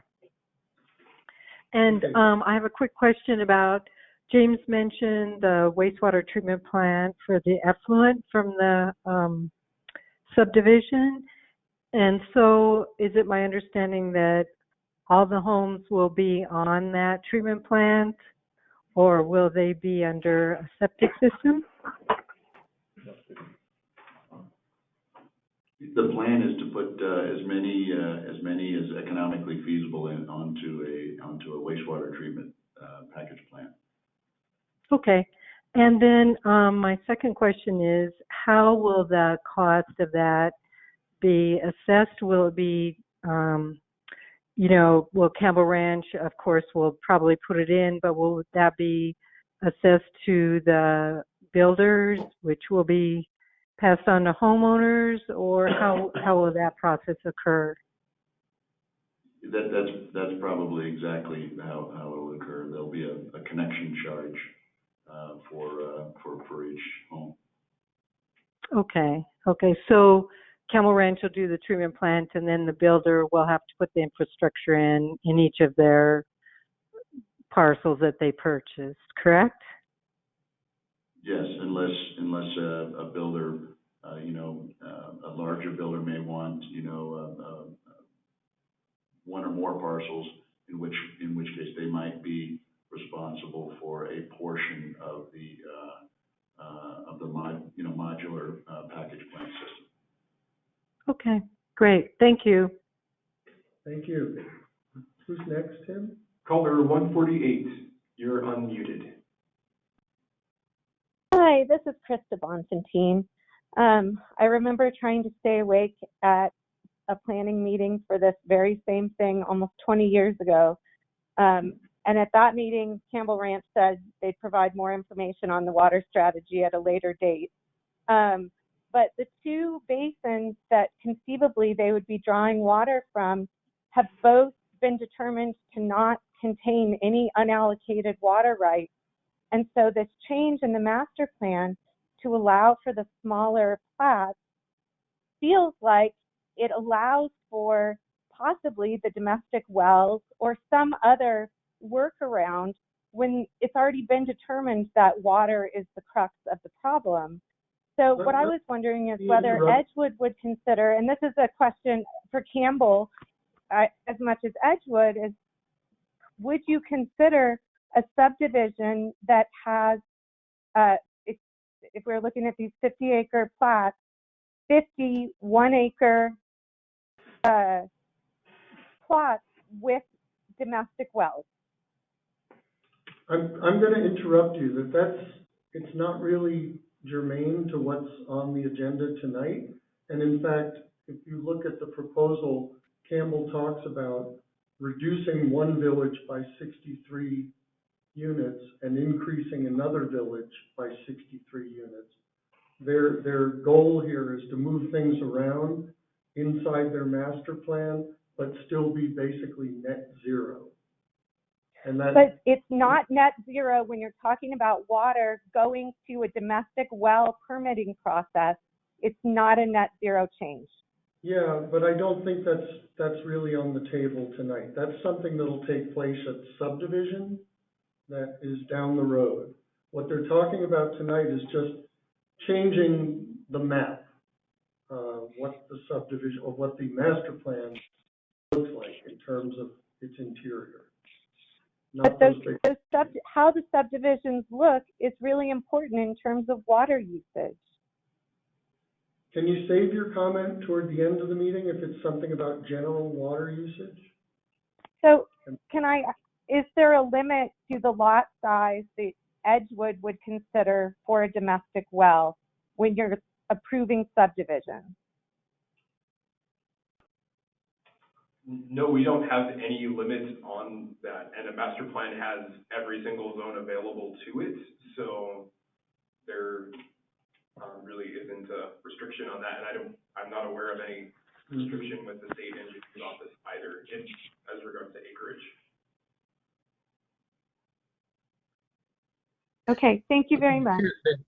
The intent is not to have the intent is to have by far the majority of the lots to be on domestic water system, not on individual wells. The individual wells would be the outliers just up in the mountains on the big lots. Okay, that's helpful. Thank you. Mr. Gately, did you have a comment too? Okay. Caller 153 is next. Oh dear, sorry.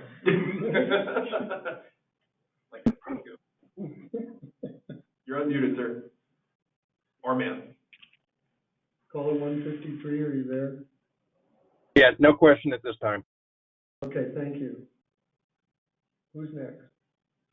Caller 155, you're unmuted. Hello? Yes. Hello? Go ahead. Can you hear me? Yes. Okay, this is Ray Siggers. I was present for the last presentation 20 years ago, and I'm getting a lot of calls. I'm a local real estate broker, been in the business out here for about 48 years. And the majority of the calls I'm getting worry about the town of Edgewood. Mr. Siggers, let me interrupt you. Do you have a question for the applicant, or are you providing testimony? Yes, I have a question for the applicant, okay? Why don't you go ahead with that? Okay, because the nature of these calls has to do with who supplies certain services, okay? And the presentation I got offline did not address that, and I might have missed something. But in terms of fire, police, and if, the town of Edgewood might end up taking over sewer plants. They haven't had much luck with that. But anyway, I just wonder what sort of arrangement is made as this subdivision begins to fill to assist the town in supplying these services. Yeah, hello, Ray, it's Robert.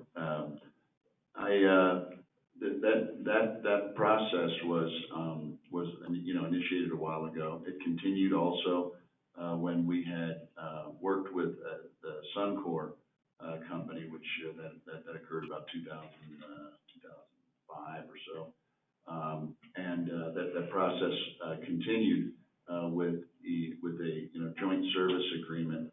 The very, very initial, we looked at using like a rural metro, and that was back when, you know, Edgewood didn't have any services. I mean, we were you know, it was very early in the process, and so we talked to we considered like a rural metro type of solution, but then you know, as time went on, and certainly with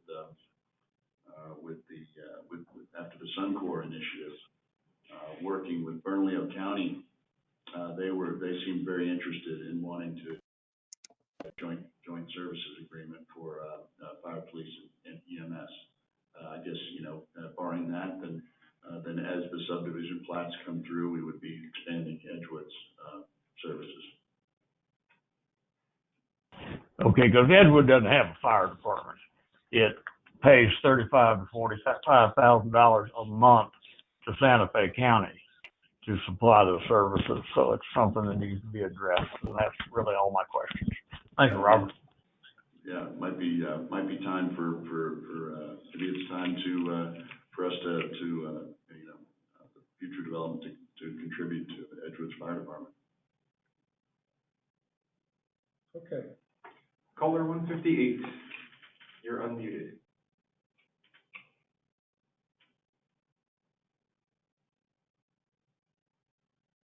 Okay. Should we go to the next one and circle back? Caller 159, you're unmuted.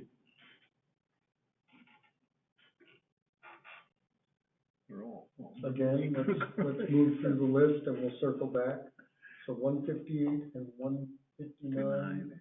Caller 161, you're unmuted.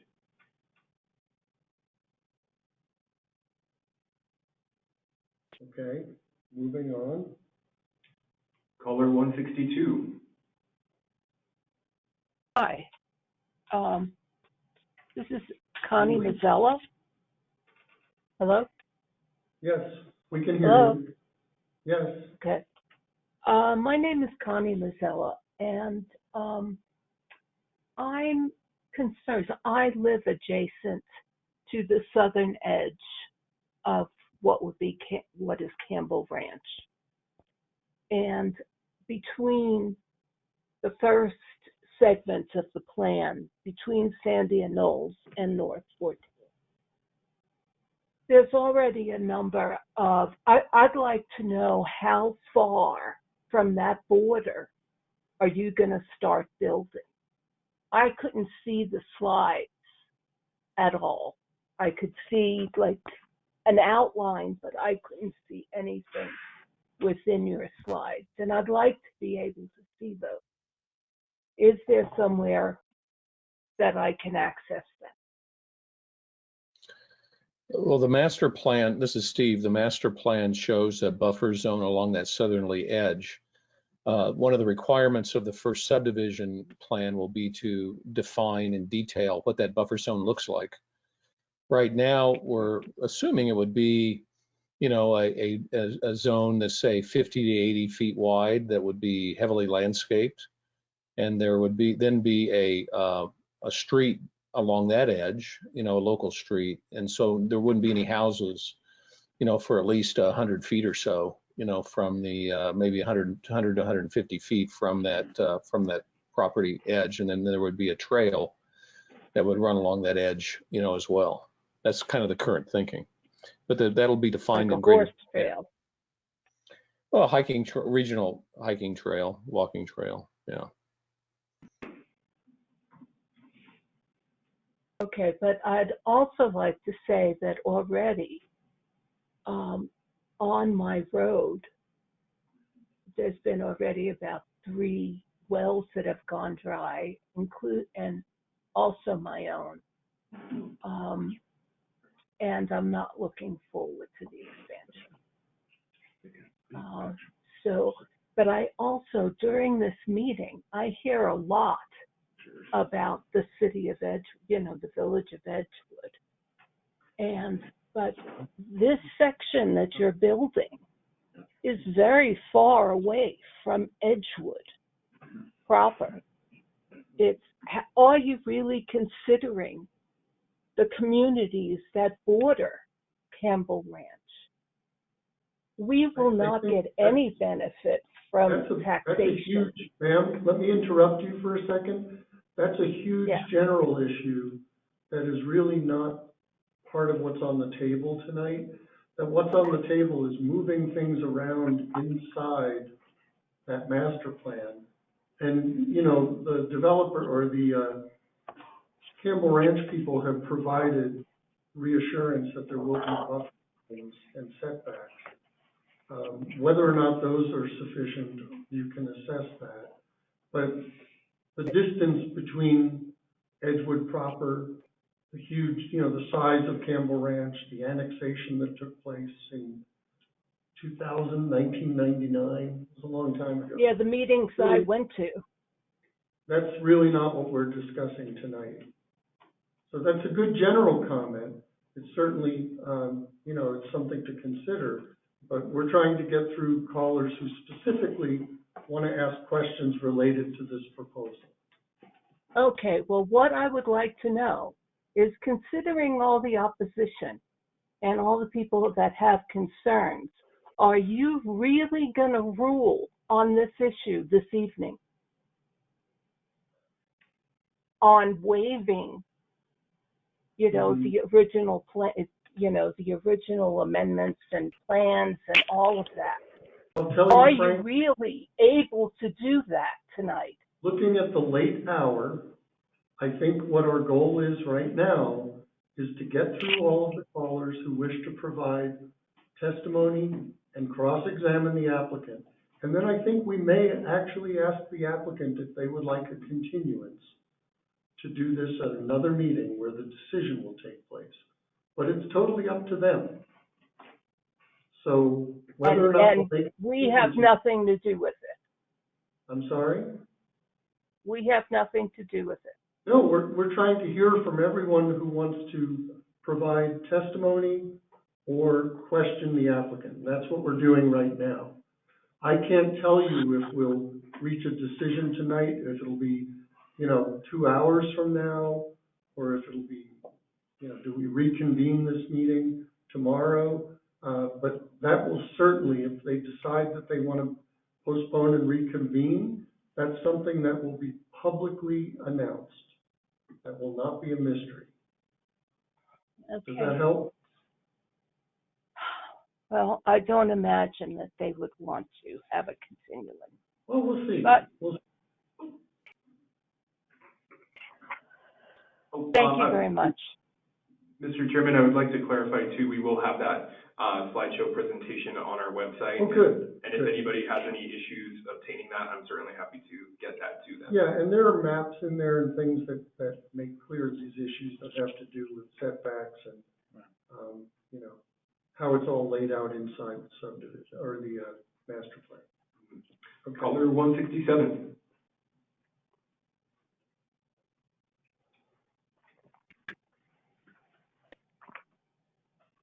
All right, let's try someone else. Caller 169.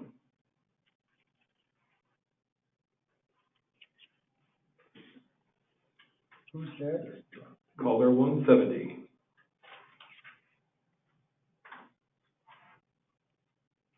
Okay. Caller 175.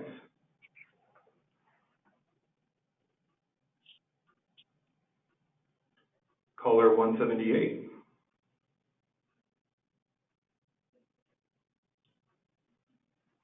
Caller 182. Hello, can you hear me? Yes, we can. Yes. Can we get your name, please? This is Stephanie Hansen. I'd first like to just correct for the record that Sandia is not on a hiring spree. I'd secondly like to ask if you've done a cost-benefit analysis and if you've budgeted for insurance or the costs that you will incur for the community compared to the benefits that you will accrue to yourself.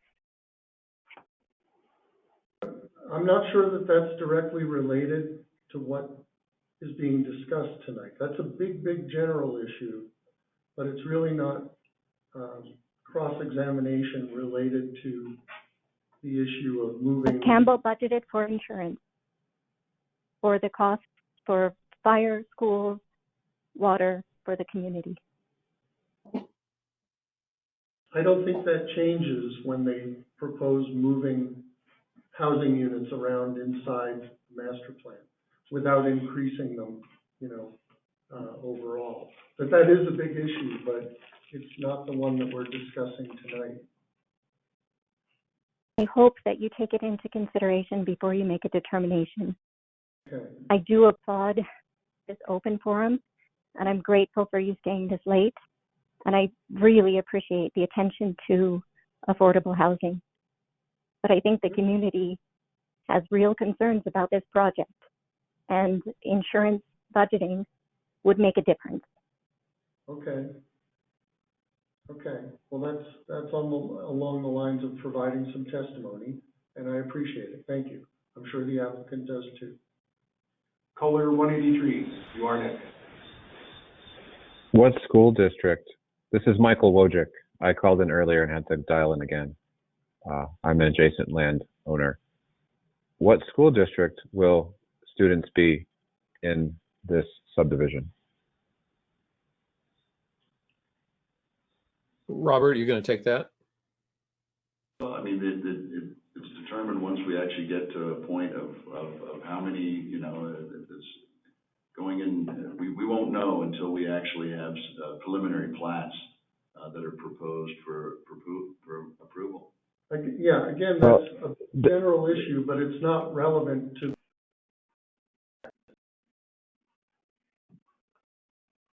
But the city of Edgewood does not share APS school districts. They're part of the Edgewood Moriarty School District. So you're going to bus all those kids down the road? That's not what we're considering tonight. What Campbell is requesting tonight is that we allow them to reconfigure the housing units inside Village 1 and Village 2, and that we grant some waiver powers to the developers that they will be working with. But the total number of units being built is unchanged. The school districts, roads, fire, EMS, all of that, those big questions are unchanged in what they're proposing tonight. And currently unanswered, as I gather. Well, actually, this is a whole discussion that took place in 2001 and 2002. I was actually annexed into the town of Edgewood in service to Campbell being annexed into the town of Edgewood. So, yeah, it's been in discussion a long time. Next caller, 186, you're unmuted.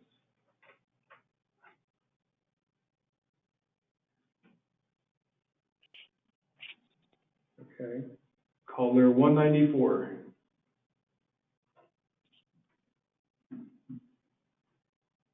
All right. Caller 197.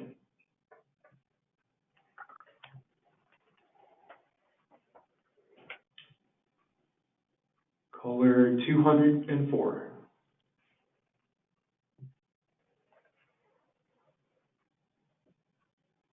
Caller 205.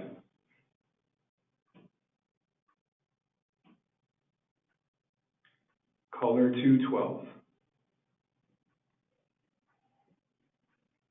Caller 214. Yeah, here I am. Hello. Yes. Hi, go ahead. Do you have a question for the applicant? May we get your name, please? No, I was around when this thing was first taken on by the town of Edgewood, and why it was taken on. Pardon? My name is Martha Eden, and I've been a citizen of these mountains since 1978. And when it originally was looked at, they said we'll keep the face of South Mountain free of houses for the Edgewood residents, and they said we could ride on the trails, our horses on their public trails, and it was not a bad situation at that point. There wasn't anyone who was really against it. And I think what they're doing, whatever they're doing and asking you to do now, in the first place, we can't say we no longer want you. That is not one of our options. Do you have a question? I think we should approve what they're asking. Let me interrupt you. Are you calling to cross-examine the applicant? I beg your pardon? Do you have a question for the applicant? No, I don't really have a question. I think Okay. the general town issue, should can you approve save it till what they're asking. later in the meeting? Okay. Okay. All right, thank you. Caller 216.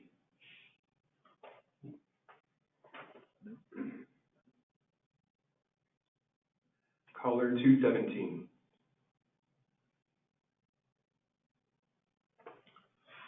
Caller 27.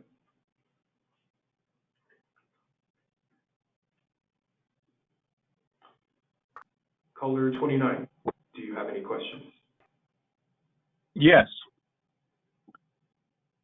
Go Could ahead. you state your name, please? And my name is Dennis Kellogg. Am I live? Yes. Question for Mr. Kellenberg. So when taking a look at Campbell's development plans over the last 20 plus years, they put together the Paco, I believe, I'm relatively new here, and San Pedro Creek, where I am a resident, plan. They're now wanting a modification, and this is direct to the question, of a higher density within this area, these very adjacent townhomes, et cetera, et cetera. When you look at that and you look at the market for that, as they believe to have data that shows that, and then you look at the number of lots in the Paco and San Pedro Creek estate that remain undeveloped. So there's plenty of territory for development within those two areas. When you look at this denser situation, really, where are these people going to be coming from, and where are they going to be going to? Are they going to be commuting down to Albuquerque, and why are we going from approved plan to this new plan? That's my first question. Let's stick with that. Go ahead and ask the question, the very last thing you said. Are you asking me, or are you getting Mr. Yes, I'm asking you to restate the question. The very last thing you said as you were talking was actually a question relevant to the proposal tonight. Okay, then I will let him answer that. Thank you. Well, you know, why are you changing it now from the configuration you had to a changed configuration? Well, let's add a little bit to that, and that was not only why are you changing it when there's so many undeveloped lots that are still available. Your market analysis indicates that there's a market here when it's not even outside completed. the scope of what this applicant has to answer tonight.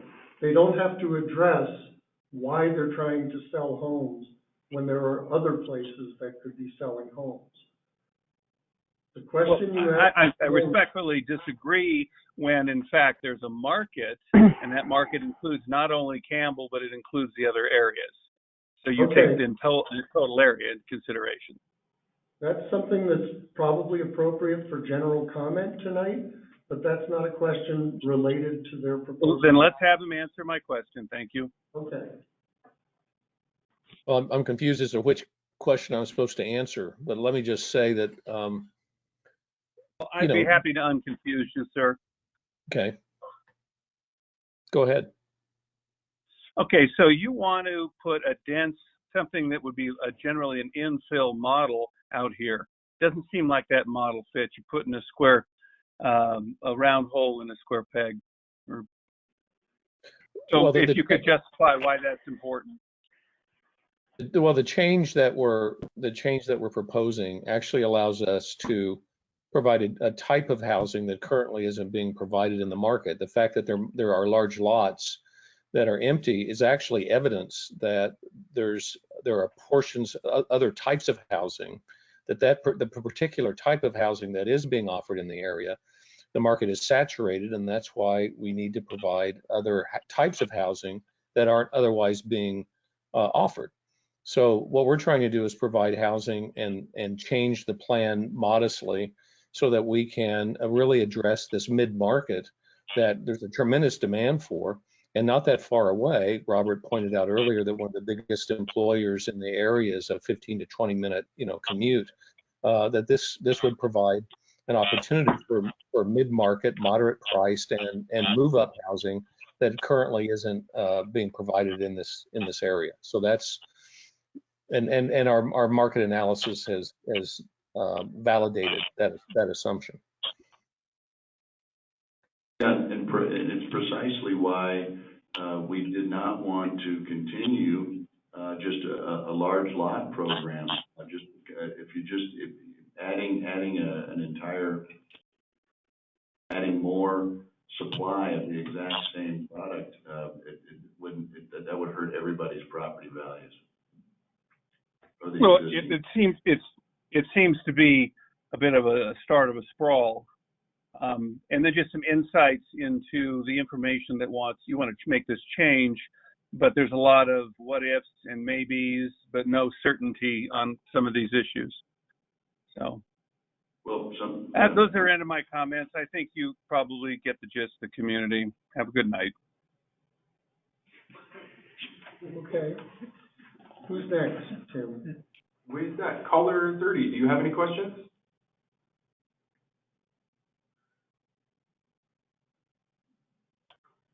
Caller 37, do you have any questions? Hello, can you hear me? Yes, we can. Could you state your name, please? Bob Patera. Thank you for listening. A question: the height restriction on the homes that you're building. You did mention that there was a height limit, but you kind of didn't say what that was. Yeah, for most of the community, it's either, I think it's 25 feet, 25 or 28 feet. So basically 2-story buildings. Now, you mentioned though that if it was like on the side of the hill, you can dig down. Does that mean you can make a 3 or 4 or 5-story building? No, not at all. It would still be basically a 2-story building. It's just that if we put in like a walkout basement, for instance, that on the back side of the house, it might be a little taller than that. That we just want to make sure that we're allowed to do a walkout basement in order to reduce grading. But no, nobody's talking about, tall buildings. It's really two-story building massing is the predominant character of the community. Right. And the other question I have: are you going to have like subsidized housing? I guess this is what the previous caller was kind of hinting at. I guess. Will there be subsidized housing? Well, at this point, that isn't envisioned, at least in the near term. Okay.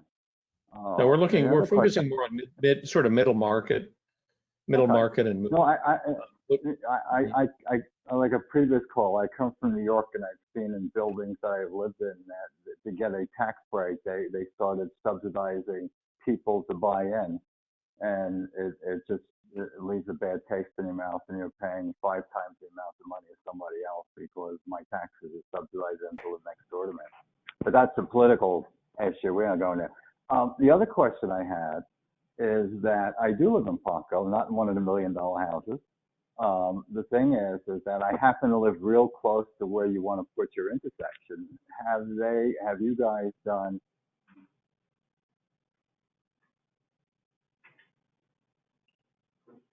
I think we just lost him. Yeah. He ended it done. Have you guys done when he was talking? Well, about... I think it's clear he was going towards, have we done a traffic analysis to test the implications of that location change, and that will be done before we, as a part of any kind of phase 1, more detailed submission.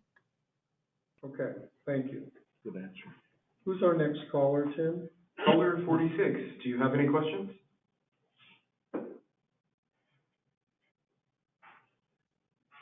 Caller 51.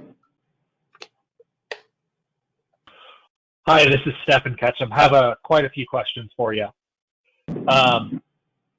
Since you are moving your intersection directly opposite the Paco intersection, what is your justification for not performing any traffic studies? The presence of 2 intersections with a highway creates significantly more traffic than a single intersection with a highway, even when they are opposing. Is there any justification for not performing a traffic study at this point, considering you would perform traffic studies under your original application? Yeah, the traffic study will be performed as a part of the phase one, submission. It's a general, I mean, this discussion and decision about locating this was actually done a number of years ago in conversations with the staff and the planning commission. And all we're doing now is just, documenting it in the plan. And so that there's a plan that goes along with this, this relocation. I think the general intent was that the fewer intersections on the highway, the better, even though there might be more traffic in an intersection, it's still better than having more intersections. But I wasn't there when that discussion occurred, but I assume that was the logic. But there will be a full analysis of the first phase that'll be required by the town as part of the subdivision submission. And the town does not currently require one under this amendment, despite the fact that there was one present in the original application? Well, I think since the number of units hasn't changed, the basic assumption is that there would not be an adverse impact, but I'll let the town respond to that. It would be at the appropriate time at subdivision when we know specifically what they want to build where. The change to the master plan is just a change to the concept, the map that they have. But until we get to subdivision, which will be a whole separate series of hearings, that's when we know exactly how many they want to build, in what timing, and when that traffic study needs to happen.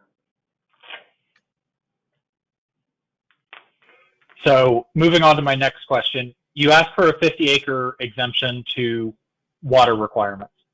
I understand that you want to change that language now that you're in the meeting. I am not aware of. Point of order. Yes, Ms. Nixon. Thank you, Mr. Chairman. It's not an exemption for a 50-acre tract of land. The water exemption and the change that is proposed applies to all sizes of land. Excuse me. Okay. It's not an exemption for a specific size of land.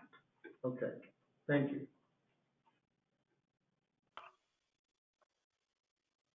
Could you clarify that more exactly? In the meeting notes that were posted on the website, there is an exception to Edgewood's requirement to provide proof of water availability to tracts over 50 acres. Right, and the language that will be changed to is that the applicant must provide evidence of water availability consistent with the Town of Edgewood planning and zoning ordinances in effect at the time of the application. This was discussed early in the meeting, I think at the beginning of the presentation by Mr. Kellenberg.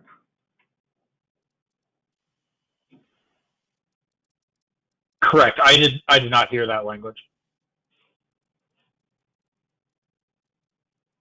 Has the developer engaged Central New Mexico as the development is within their territory as far as serving this community? I work specifically in the power line industry, and a community of this size is going to require substantial. That's also outside the scope of what we're discussing tonight. The total number of units is not changing.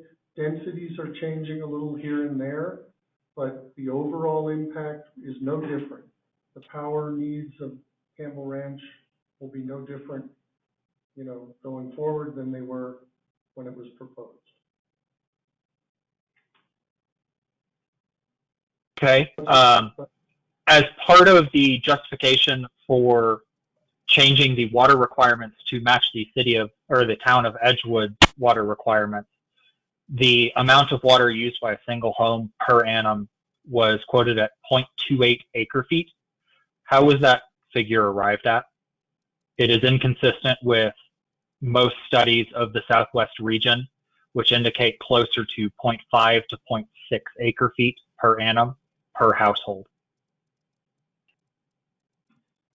Mr. Chairman, I'm going to ask for another point of order. Okay. This question is outside the scope and has been asked and answered. Okay, thank you.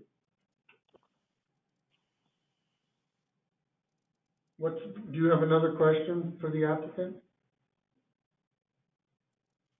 I haven't heard that answer at all tonight. Could you reiterate for me, for my clarity? prove up the water at the time that they propose subdivision. You know, and they have an estimate and other people have a different estimate, but ultimately it's going to be the state engineer and a water company that tell us whether or not they can deliver what Campbell Ranch needs. Using that number as a justification for this amendment draws my ire and question, because it is the blanket justification using their existing water rights to serve, I believe, half of the community. If that base assumption is incorrect, then this amendment should not go through, as it changes the water right acquisition requirements for the subdivision. Okay, thank you. We'll take that as testimony on the issue of what's in their proposal. What else? That is all. Thank you. Okay, thank you. Caller 57, do you have any questions?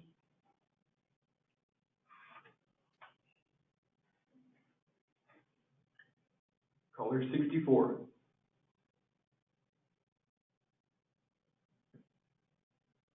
Caller 66.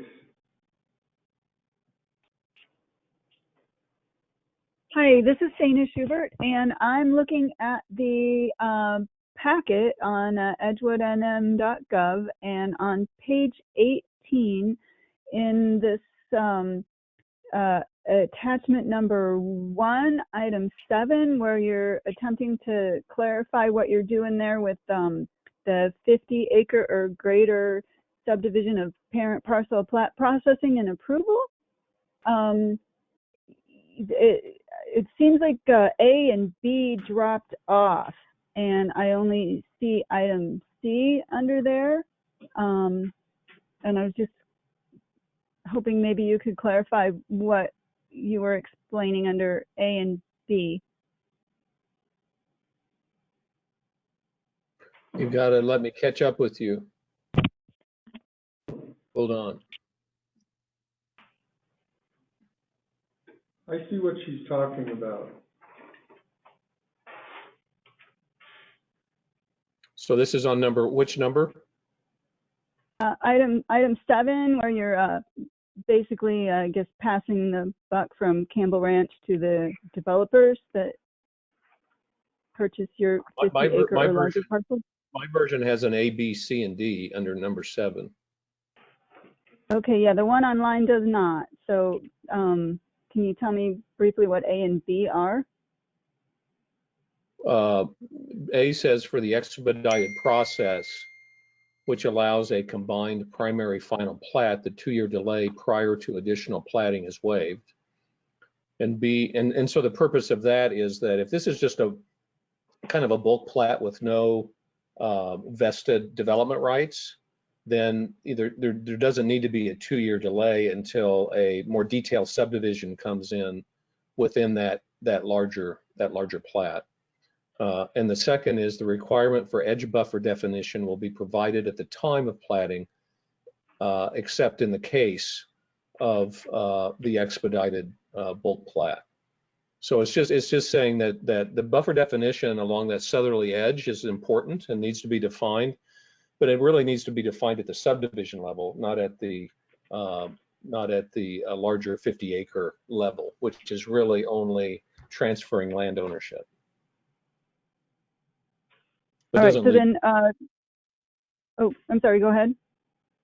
Well, I was just clarifying that the 50-acre tool that is so confusing, unfortunately, is really meant only to convey land, but it doesn't allow anybody to build anything. And so the idea of the definition of the buffer along the southerly edge is more appropriate when the detail of a subdivision is actually being submitted. That's number B. All right, and so you just mentioned the buffers, and there's been other mention tonight of extensive green space and even agriculture. Who will own, maintain, and pay the tax on all that land that The buffer and the open space will go into a master homeowners association. And the homeowners, the residents will pay a monthly fee for the maintenance of that open space system within the project. All right, that was what I was wondering. Thank you. You bet. Who else do we have, Tim? Caller 72, do you have any questions? Oh, 1 second. Got you on mute.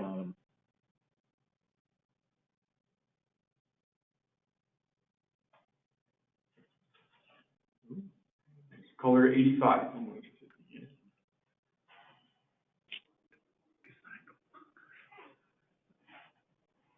Caller 90.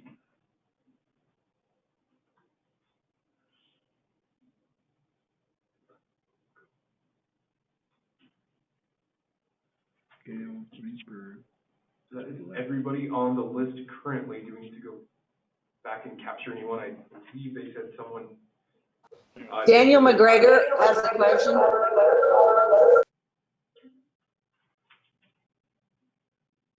that number 159?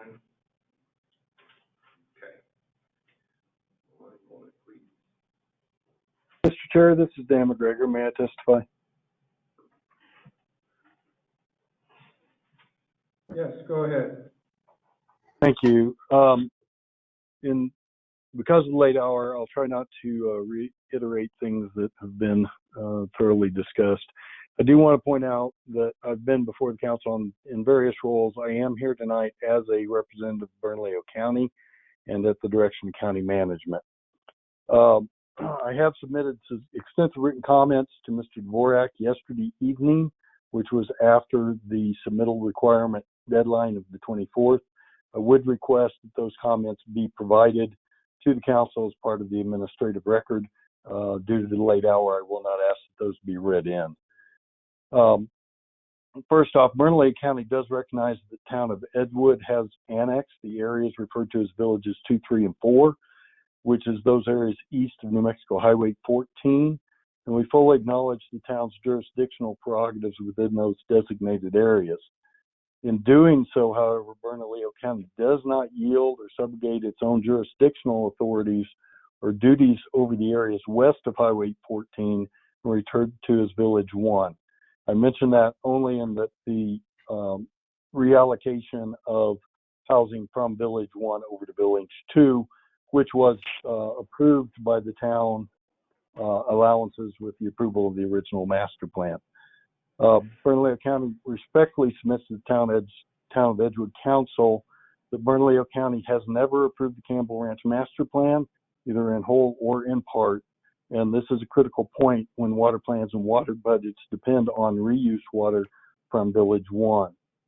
As was mentioned earlier this evening, Campbell Ranch, in their application this evening, cites to a projected water use of 0.2 acre feet per dwelling unit.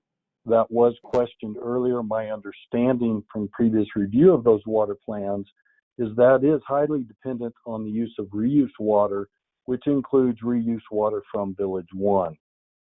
I will reiterate that Bernalillo County is the jurisdictional authority for Village 1, and as such, we have concerns with the traffic along New Mexico 14.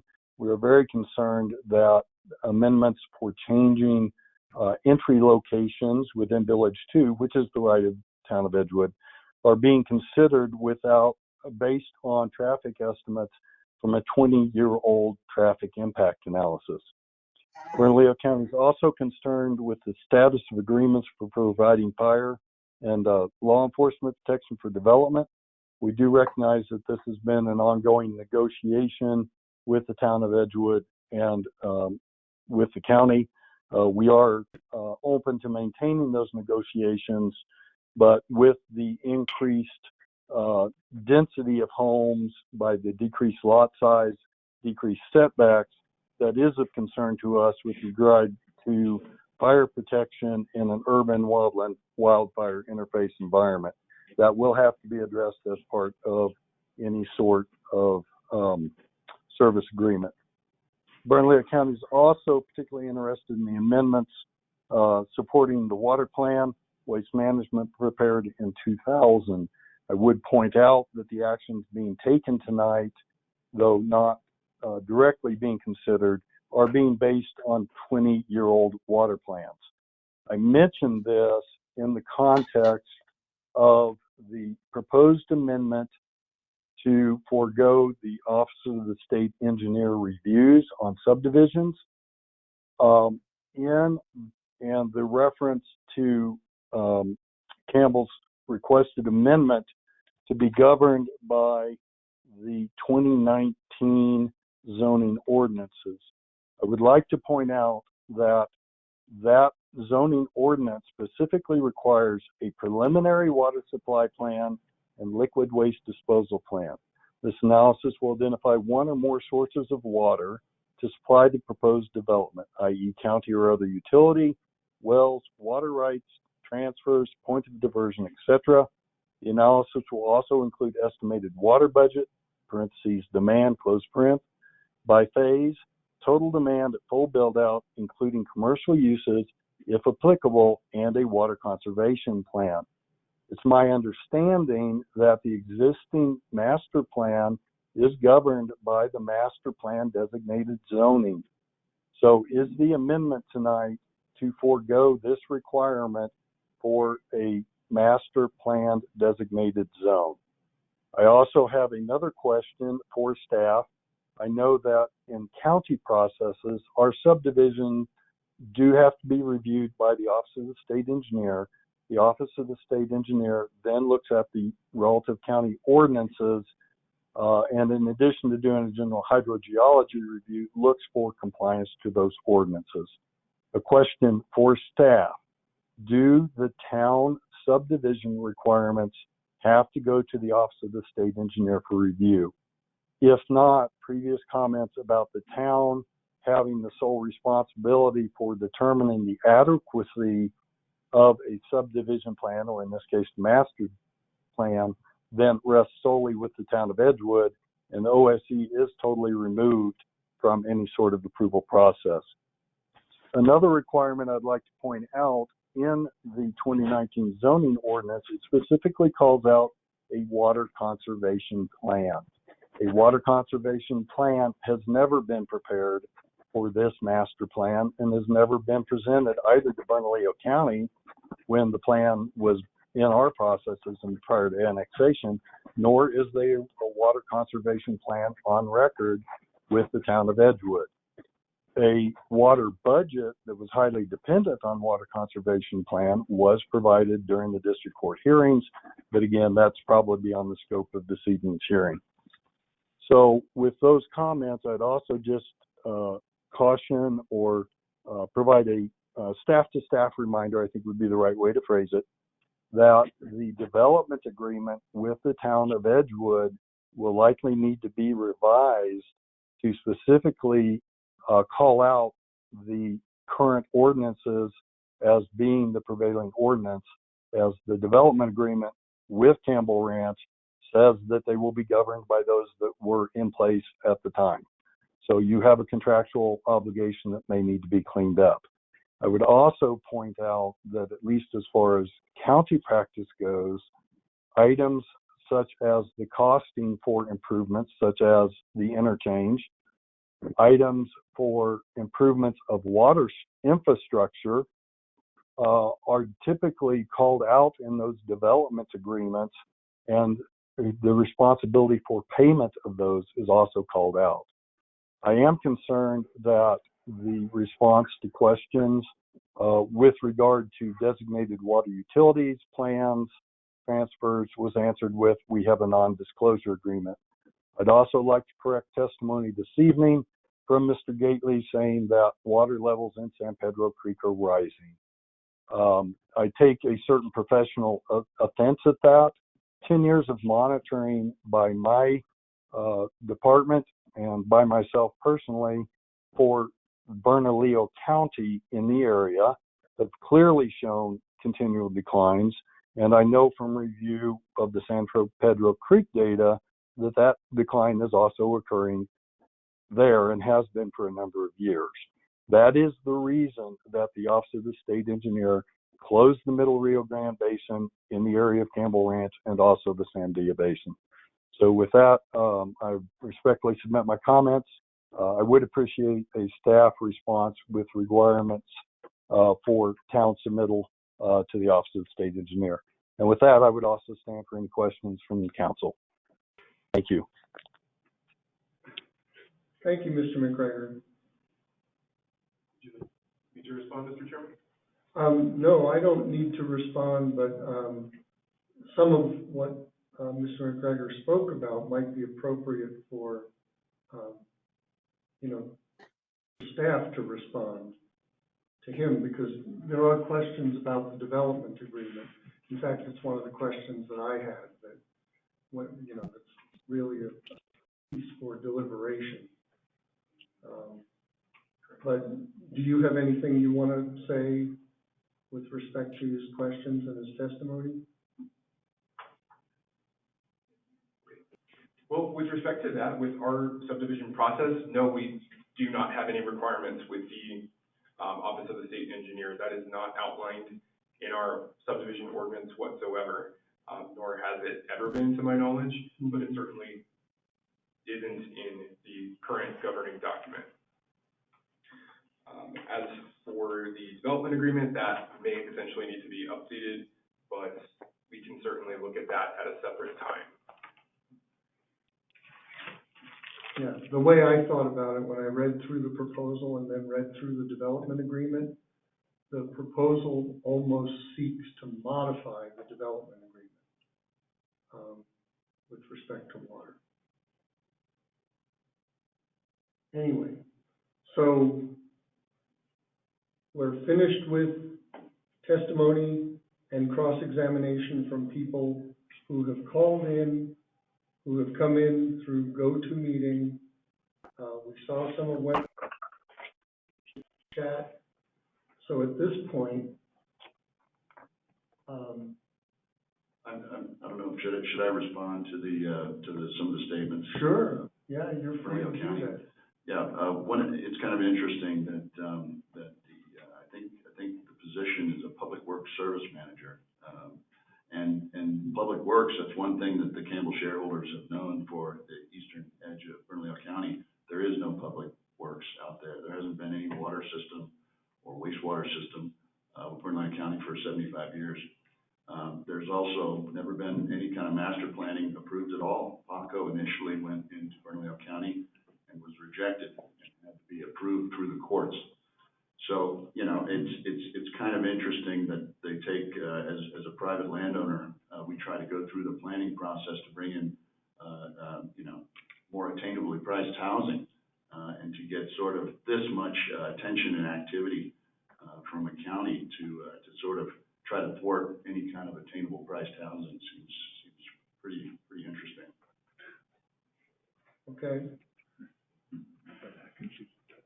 So we're at kind of a choice point here. If we just forged ahead, the next part of this, we had the opportunity to cross-examine people who provided testimony or who cross-examined the applicants, although it was sort of done on the fly, trying to accommodate dozens and dozens and dozens of callers. We didn't do that specifically by name for each person. But, the next piece of this would be the final staff report, applicant closing remarks. We close the public hearing, deliberate, and the commission would reach a decision. But now the question is that something you want to do tonight or in a continuance at a specific date? Okay. Yes, sir. Ms. Nixon? Tim? Yeah? Okay. Then what I'm going to suggest is that we have another 5-minute comfort break. Is that acceptable to everyone? Okay. So we're in recess. We'll reconvene here in a few minutes. We'll close out the public hearing. Excuse me. Can I make a statement? Excuse me? Hello? Go ahead.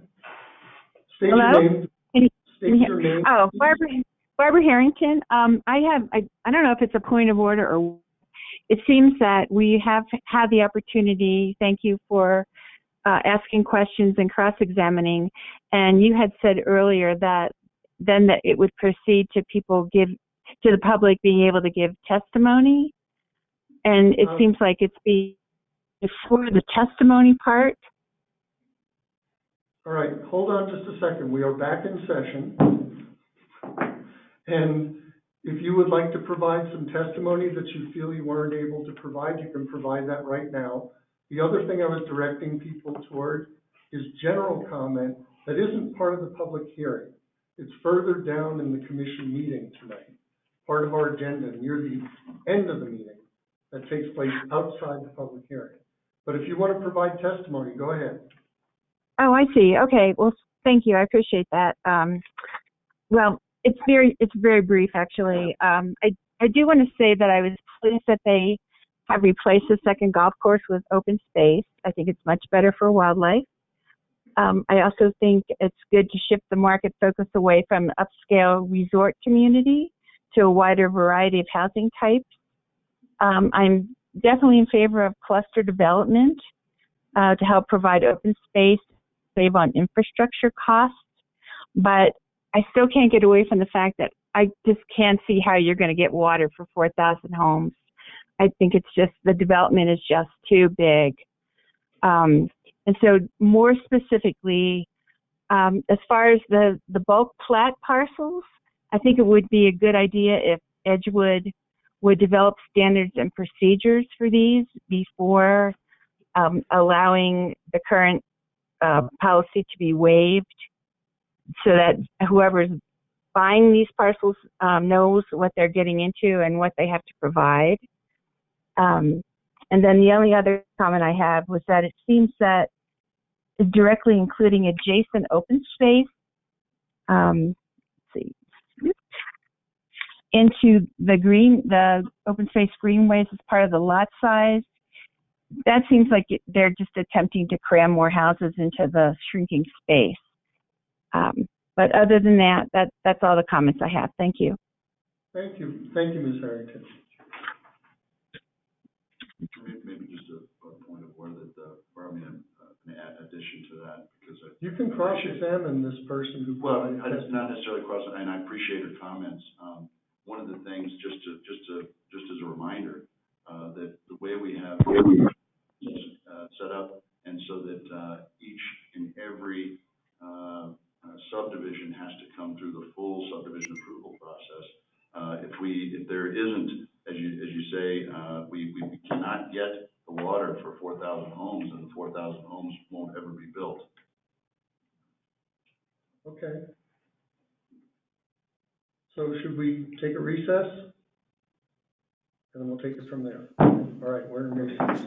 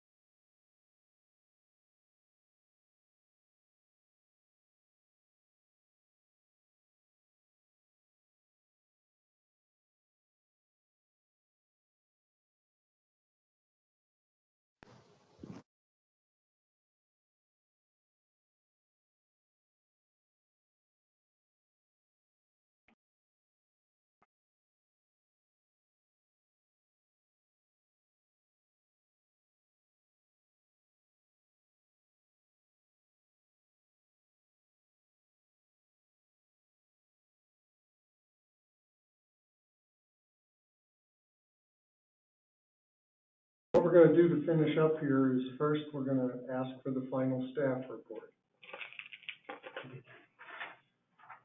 All right. The recommendation reflects this.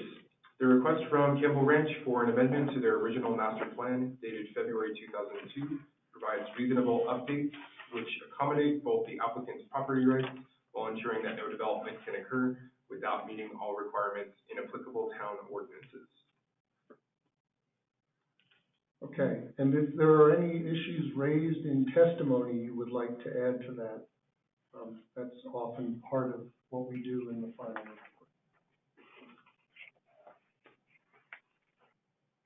Mark Mall has testimony.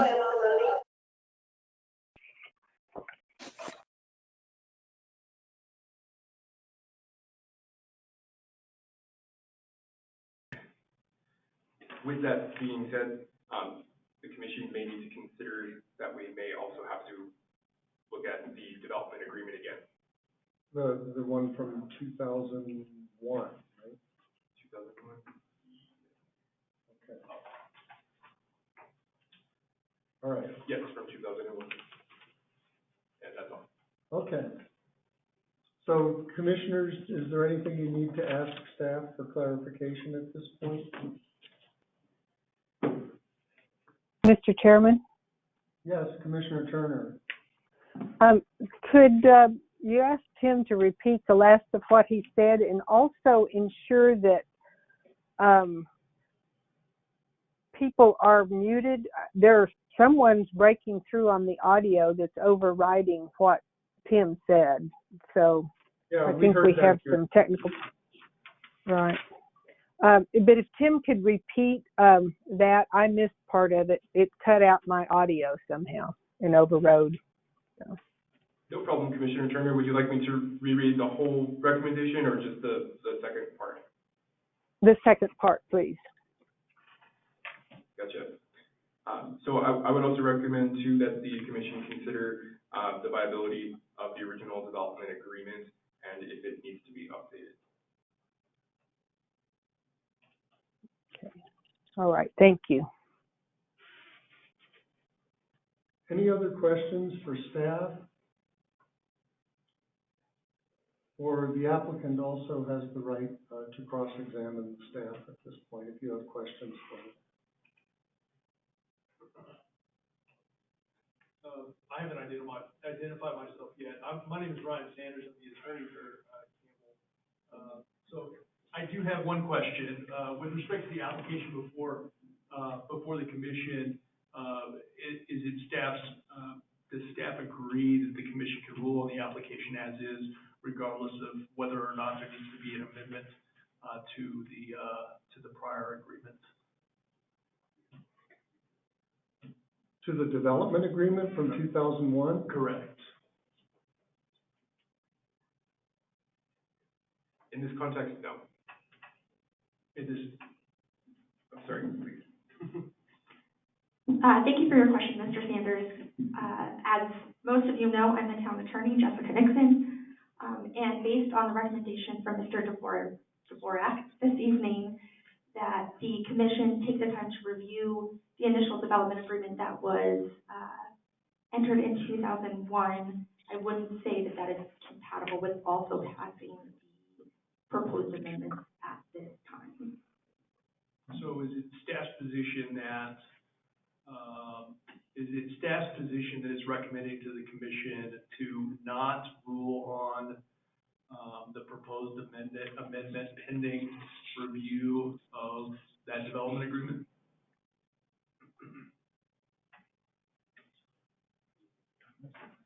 Yeah. Where the development? Okay. It's Campbell's position that the development agreement is not inconsistent with the proposed changes being requested by Campbell today, and would request that the commission rule on the application today. But we studied it extensively, and we didn't see how there was any. There was nothing inconsistent in the development agreement that contradicted our application today.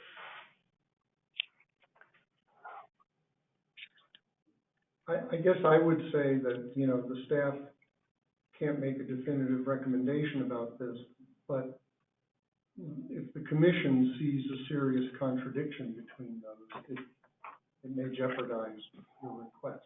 Right. So, Right. Mr. section- Chairman, Yes. Commissioner, may I ask a question of Ms. Nixon? yes. Ms. Nixon, does the Planning Commission have any authority to review the development agreement?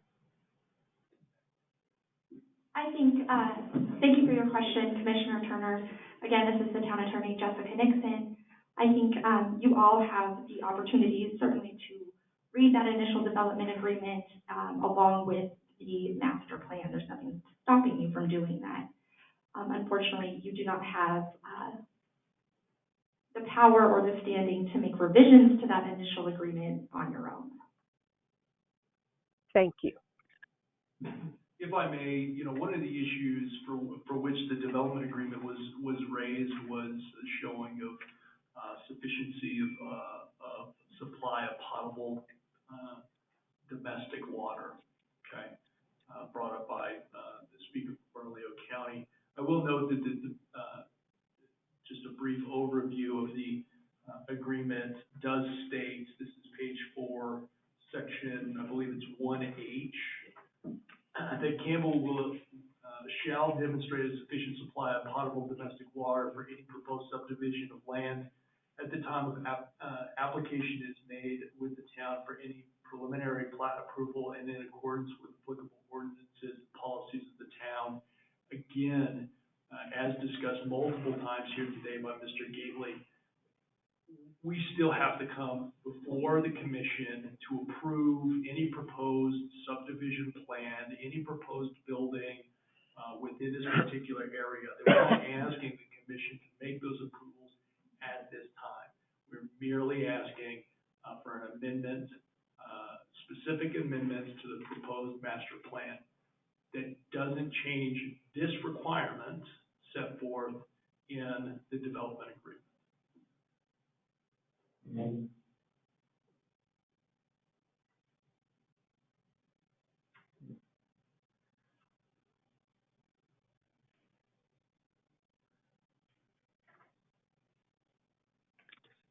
Except that your proposal adds the wording, except for parcels of 50 acres or more.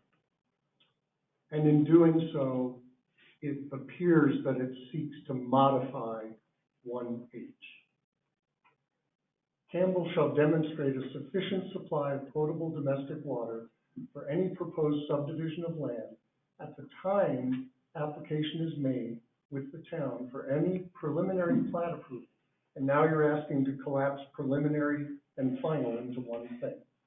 And in accordance with applicable ordinances and policies of the town, now if we add, except for parcels of 50 acres or more.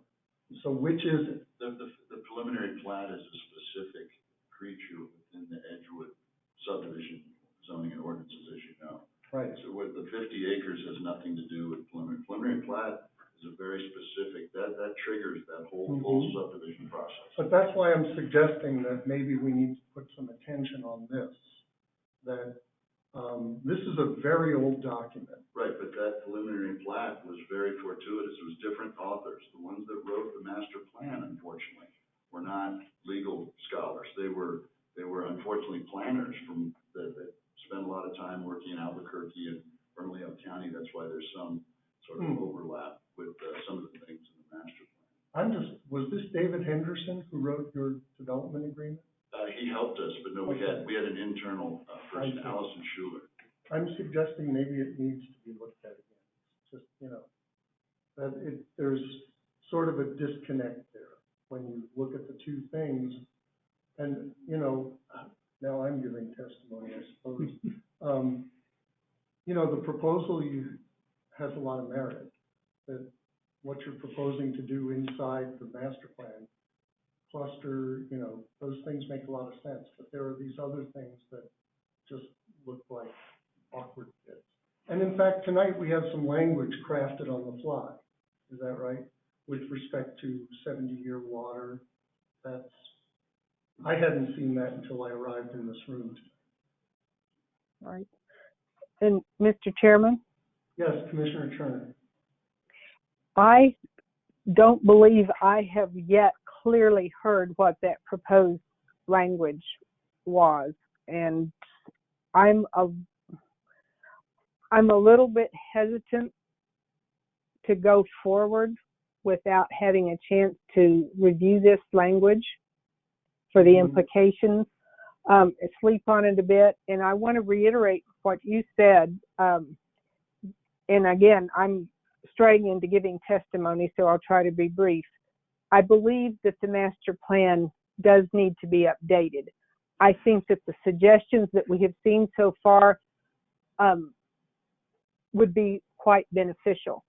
But I have two qualms: the updated water verbiage and the lack of a process that clearly lays out. I think the language could be more specific in that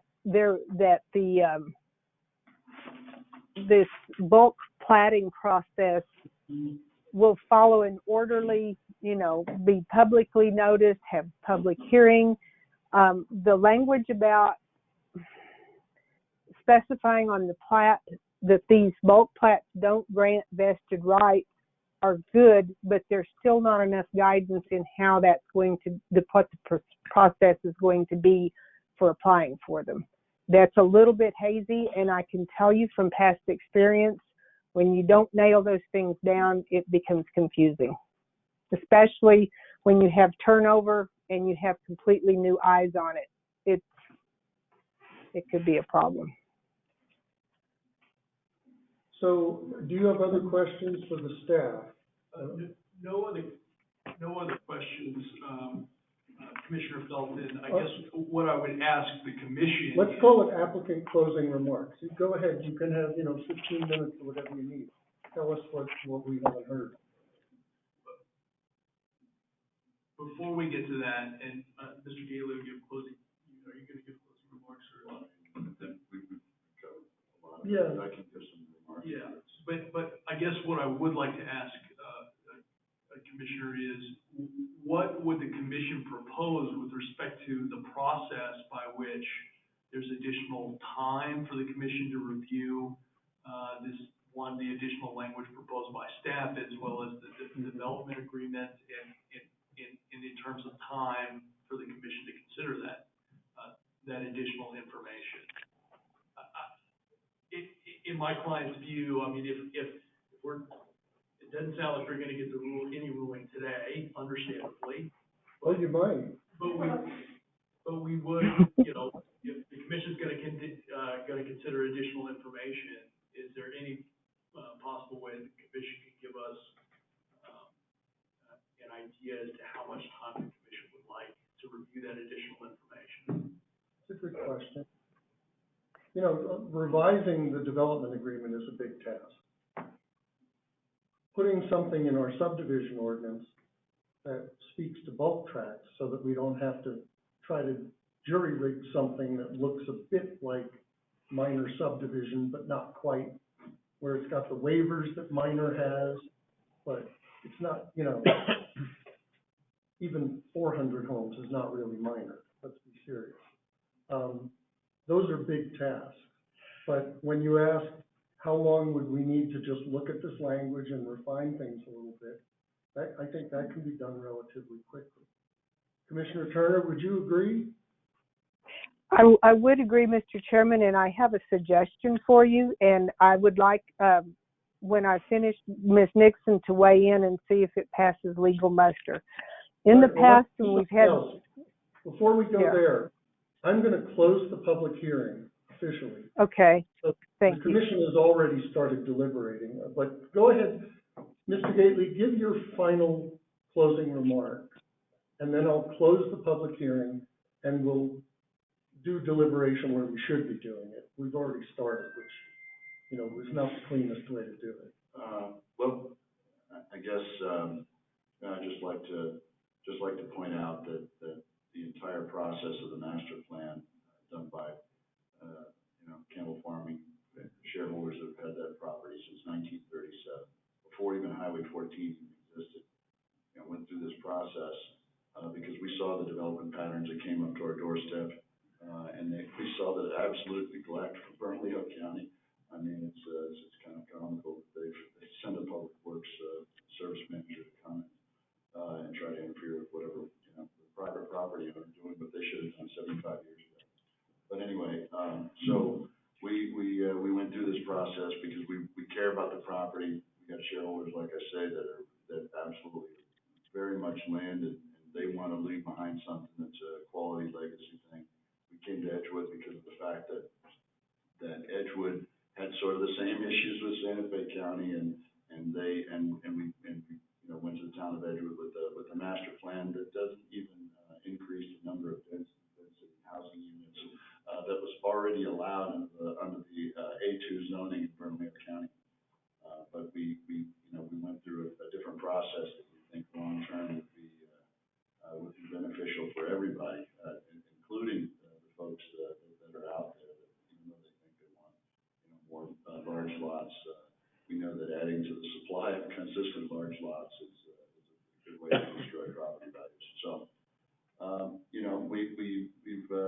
we've done what we've said we were going to do. We continue, and then talking about water being the blockade. Actually, when we signed up with Suncor, and then Suncor ended up dissolving, they were one of the biggest entities around in the Southwest. It was more attuned to market forces rather than just increasing the supply when the real estate market was down, which that hurts property values out there. So anyway, that kind of a long-winded go around, but I think what our proposed changes in the master plan don't affect the end density, the end units. They're actually, I believe, improvements to the overall master plan, and I think that all of the safeguards that are in place for future development regarding the actual building of anything out there are all very much in place, and this is simply a process that allows us to move forward. All of the safeguards still remain in place, but this process allows us to move forward. It doesn't change or distract from the initial master plan that we approved, that we got approved with the town of Edgewood, along with the development annexation agreement. I think those agreements are actually even a lot more future-proof and fortuitous than the master plan itself, which we found out that some things are not exactly as better to change some of the wording. So anyway, we respect your time and appreciate you taking the time to review our application.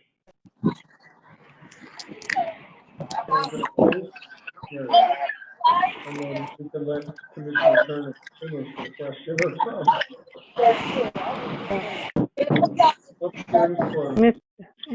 Mr. Chairman, I'm hearing a lot of crosstalk.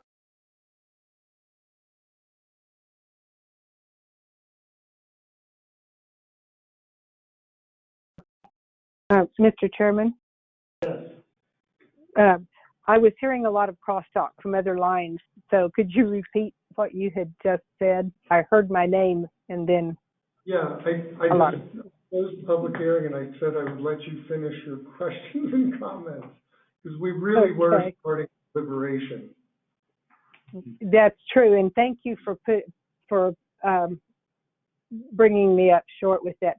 So have you closed the public hearing? I couldn't quite hear. Okay. Yes, right. Public hearing's closed and we're going to deliberate and try to reach a decision unless, I'll throw this out again, unless Campbell wants a continuance to a specific time and date. And I believe I want to make sure that I heard properly, given the fact that I'm audio only phoning in. The applicant would like us to make a decision tonight if we can. They're not wanting us to waive off? Their position an hour ago. And I offered the continuance that they were not interested in. I'm offering it again, a suggestion that we have so many loose ends, it may be in their favor, or we can go ahead and try to make a decision tonight. Either way. Well, Mr. Chairman, my gut feeling on this is that since we have legal counsel here to help us out, I think it might be possible for us to make a decision on the proposed changes to the master plan with some refinements of language. But we're going to need Ms. Nixon's help with that, to do that. But I think we also need to understand that revisiting the development agreement is probably, first place, it's not on the agenda.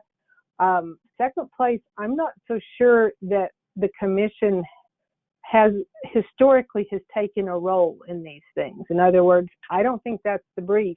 All of our powers are, as I would remind people, delegated to us from the governing body. And I'm hesitant to move into that without I wouldn't go there. Commissioner, I wouldn't go there. In fact, I'll tell you right now, I'm not willing to craft this on the fly tonight.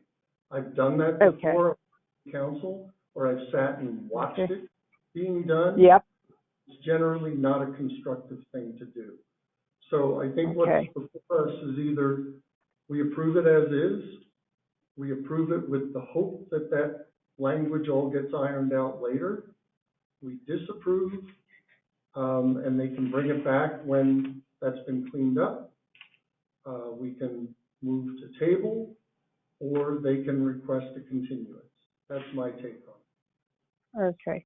Well, I think one option is that we can go into recess. It would require a roll call vote. And I would recommend doing it no more than not 24 hours from now, but 24 hours from when the meeting began, with strict instructions that we do not communicate with any applicant or any member of the public, and that this 24 hours would allow Ms. Nixon and town staff to clarify the language.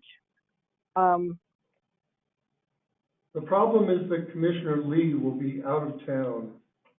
Oh, he's out tomorrow, and he's for what, 3 weeks, Jim? No, right. it's the first trip is just a little over a week.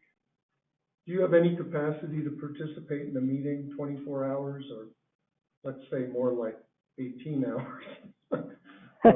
Right. I don't know if I want to convene at midnight tomorrow. Yeah. Do you have any capacity to do that remotely?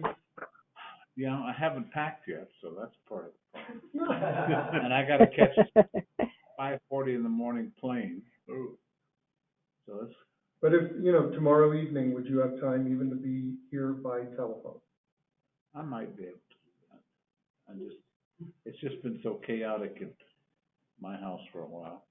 Okay. Mm-hmm. Does that make sense, Commissioner Turner? Does that fit? It does, right. Well, I'm thinking, here is my question, I guess, to Ms. Nixon. If I might, Ms. Nixon, do you feel like 24 hours would allow you to craft some language that might clear up the fuzziness of the process, particularly for the bulk plat?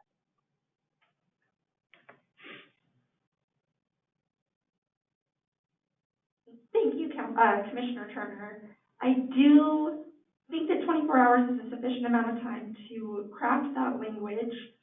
I think the difficulty will be making sure that it really has the opportunity to be reviewed by all of the commissioners and by the Campbell team, that is the applicants that are here tonight.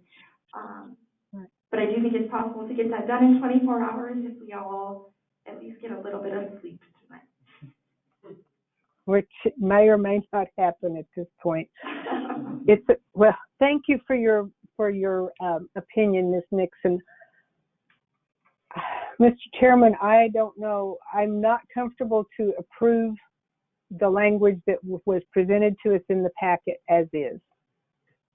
No, neither am I. Although there is a lot of very good material there, we're almost there, but there are the two fuzzy areas with the water and the bulk plat process that I think we need to know more about.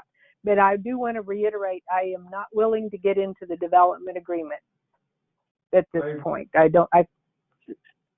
That's too far outside of our brief. So I'm open to suggestions from the other commissioners of where do we go from here.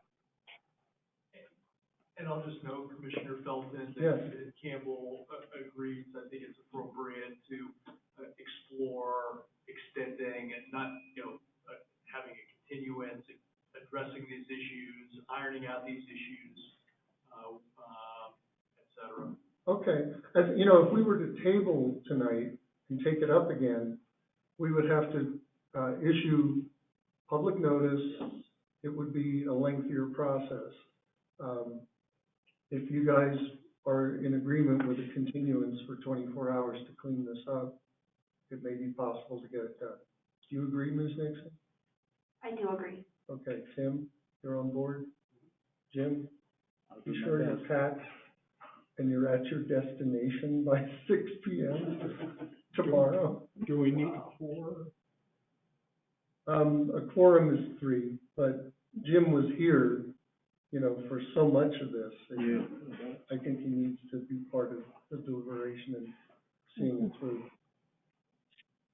Does that make sense? Commissioner Turner, do you agree? I agree. I think we could try, if everyone is agreeable, we can try for going into recess, reconvening. I think normally it would be 6:30, but do we need to maybe slip that a half an hour for Commissioner Lee? I'm not teaching tomorrow. Are we going to meet here? Because it's not very far from my house here. It's tomorrow evening. You'll be gone, won't you?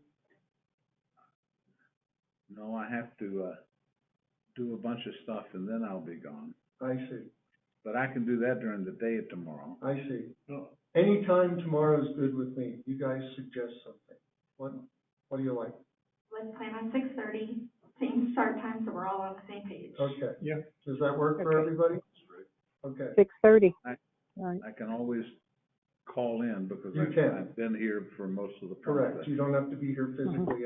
And I hopefully this will be, successful and quick, and it's not going to be 7.5 hours of deliberation. So I call Tim's number if I have to call. I'm going to try to be here for. Yeah, if you can, that's even better. But just keep in touch with him. So, if it wasn't my 18-year-old granddaughter leading the cheer section for the Frisco Raccoons in Frisco, Texas, I wouldn't worry about all that. All right. That's a big deal. So, Commissioner Turner, you're our parliamentarian. Are you recommending a motion to go into recess? I am. Okay, well then I'll entertain that motion. Okay. Mr. Chairman? Okay, yes, so we have a, okay. I move that we go into recess and that we reconvene tomorrow evening at 6:30 p.m. Mountain Time. Is there a second? And for the purpose. Whoops, go ahead. I was going to add, for the purpose of completing the deliberation and decision portion of the public hearing. Thank you very much. Is there a second? I'll second. Thank you, Commissioner Fox. So let's do this by roll call vote. Commissioner Lee, how do you vote? Aye. Commissioner Fox? Aye. Commissioner Turner? Aye. And I also vote aye. So we're in recess till 6:30 tomorrow. Thank you very much. I think in my head I've got to figure out how to make that. I have to see it. Bullshit.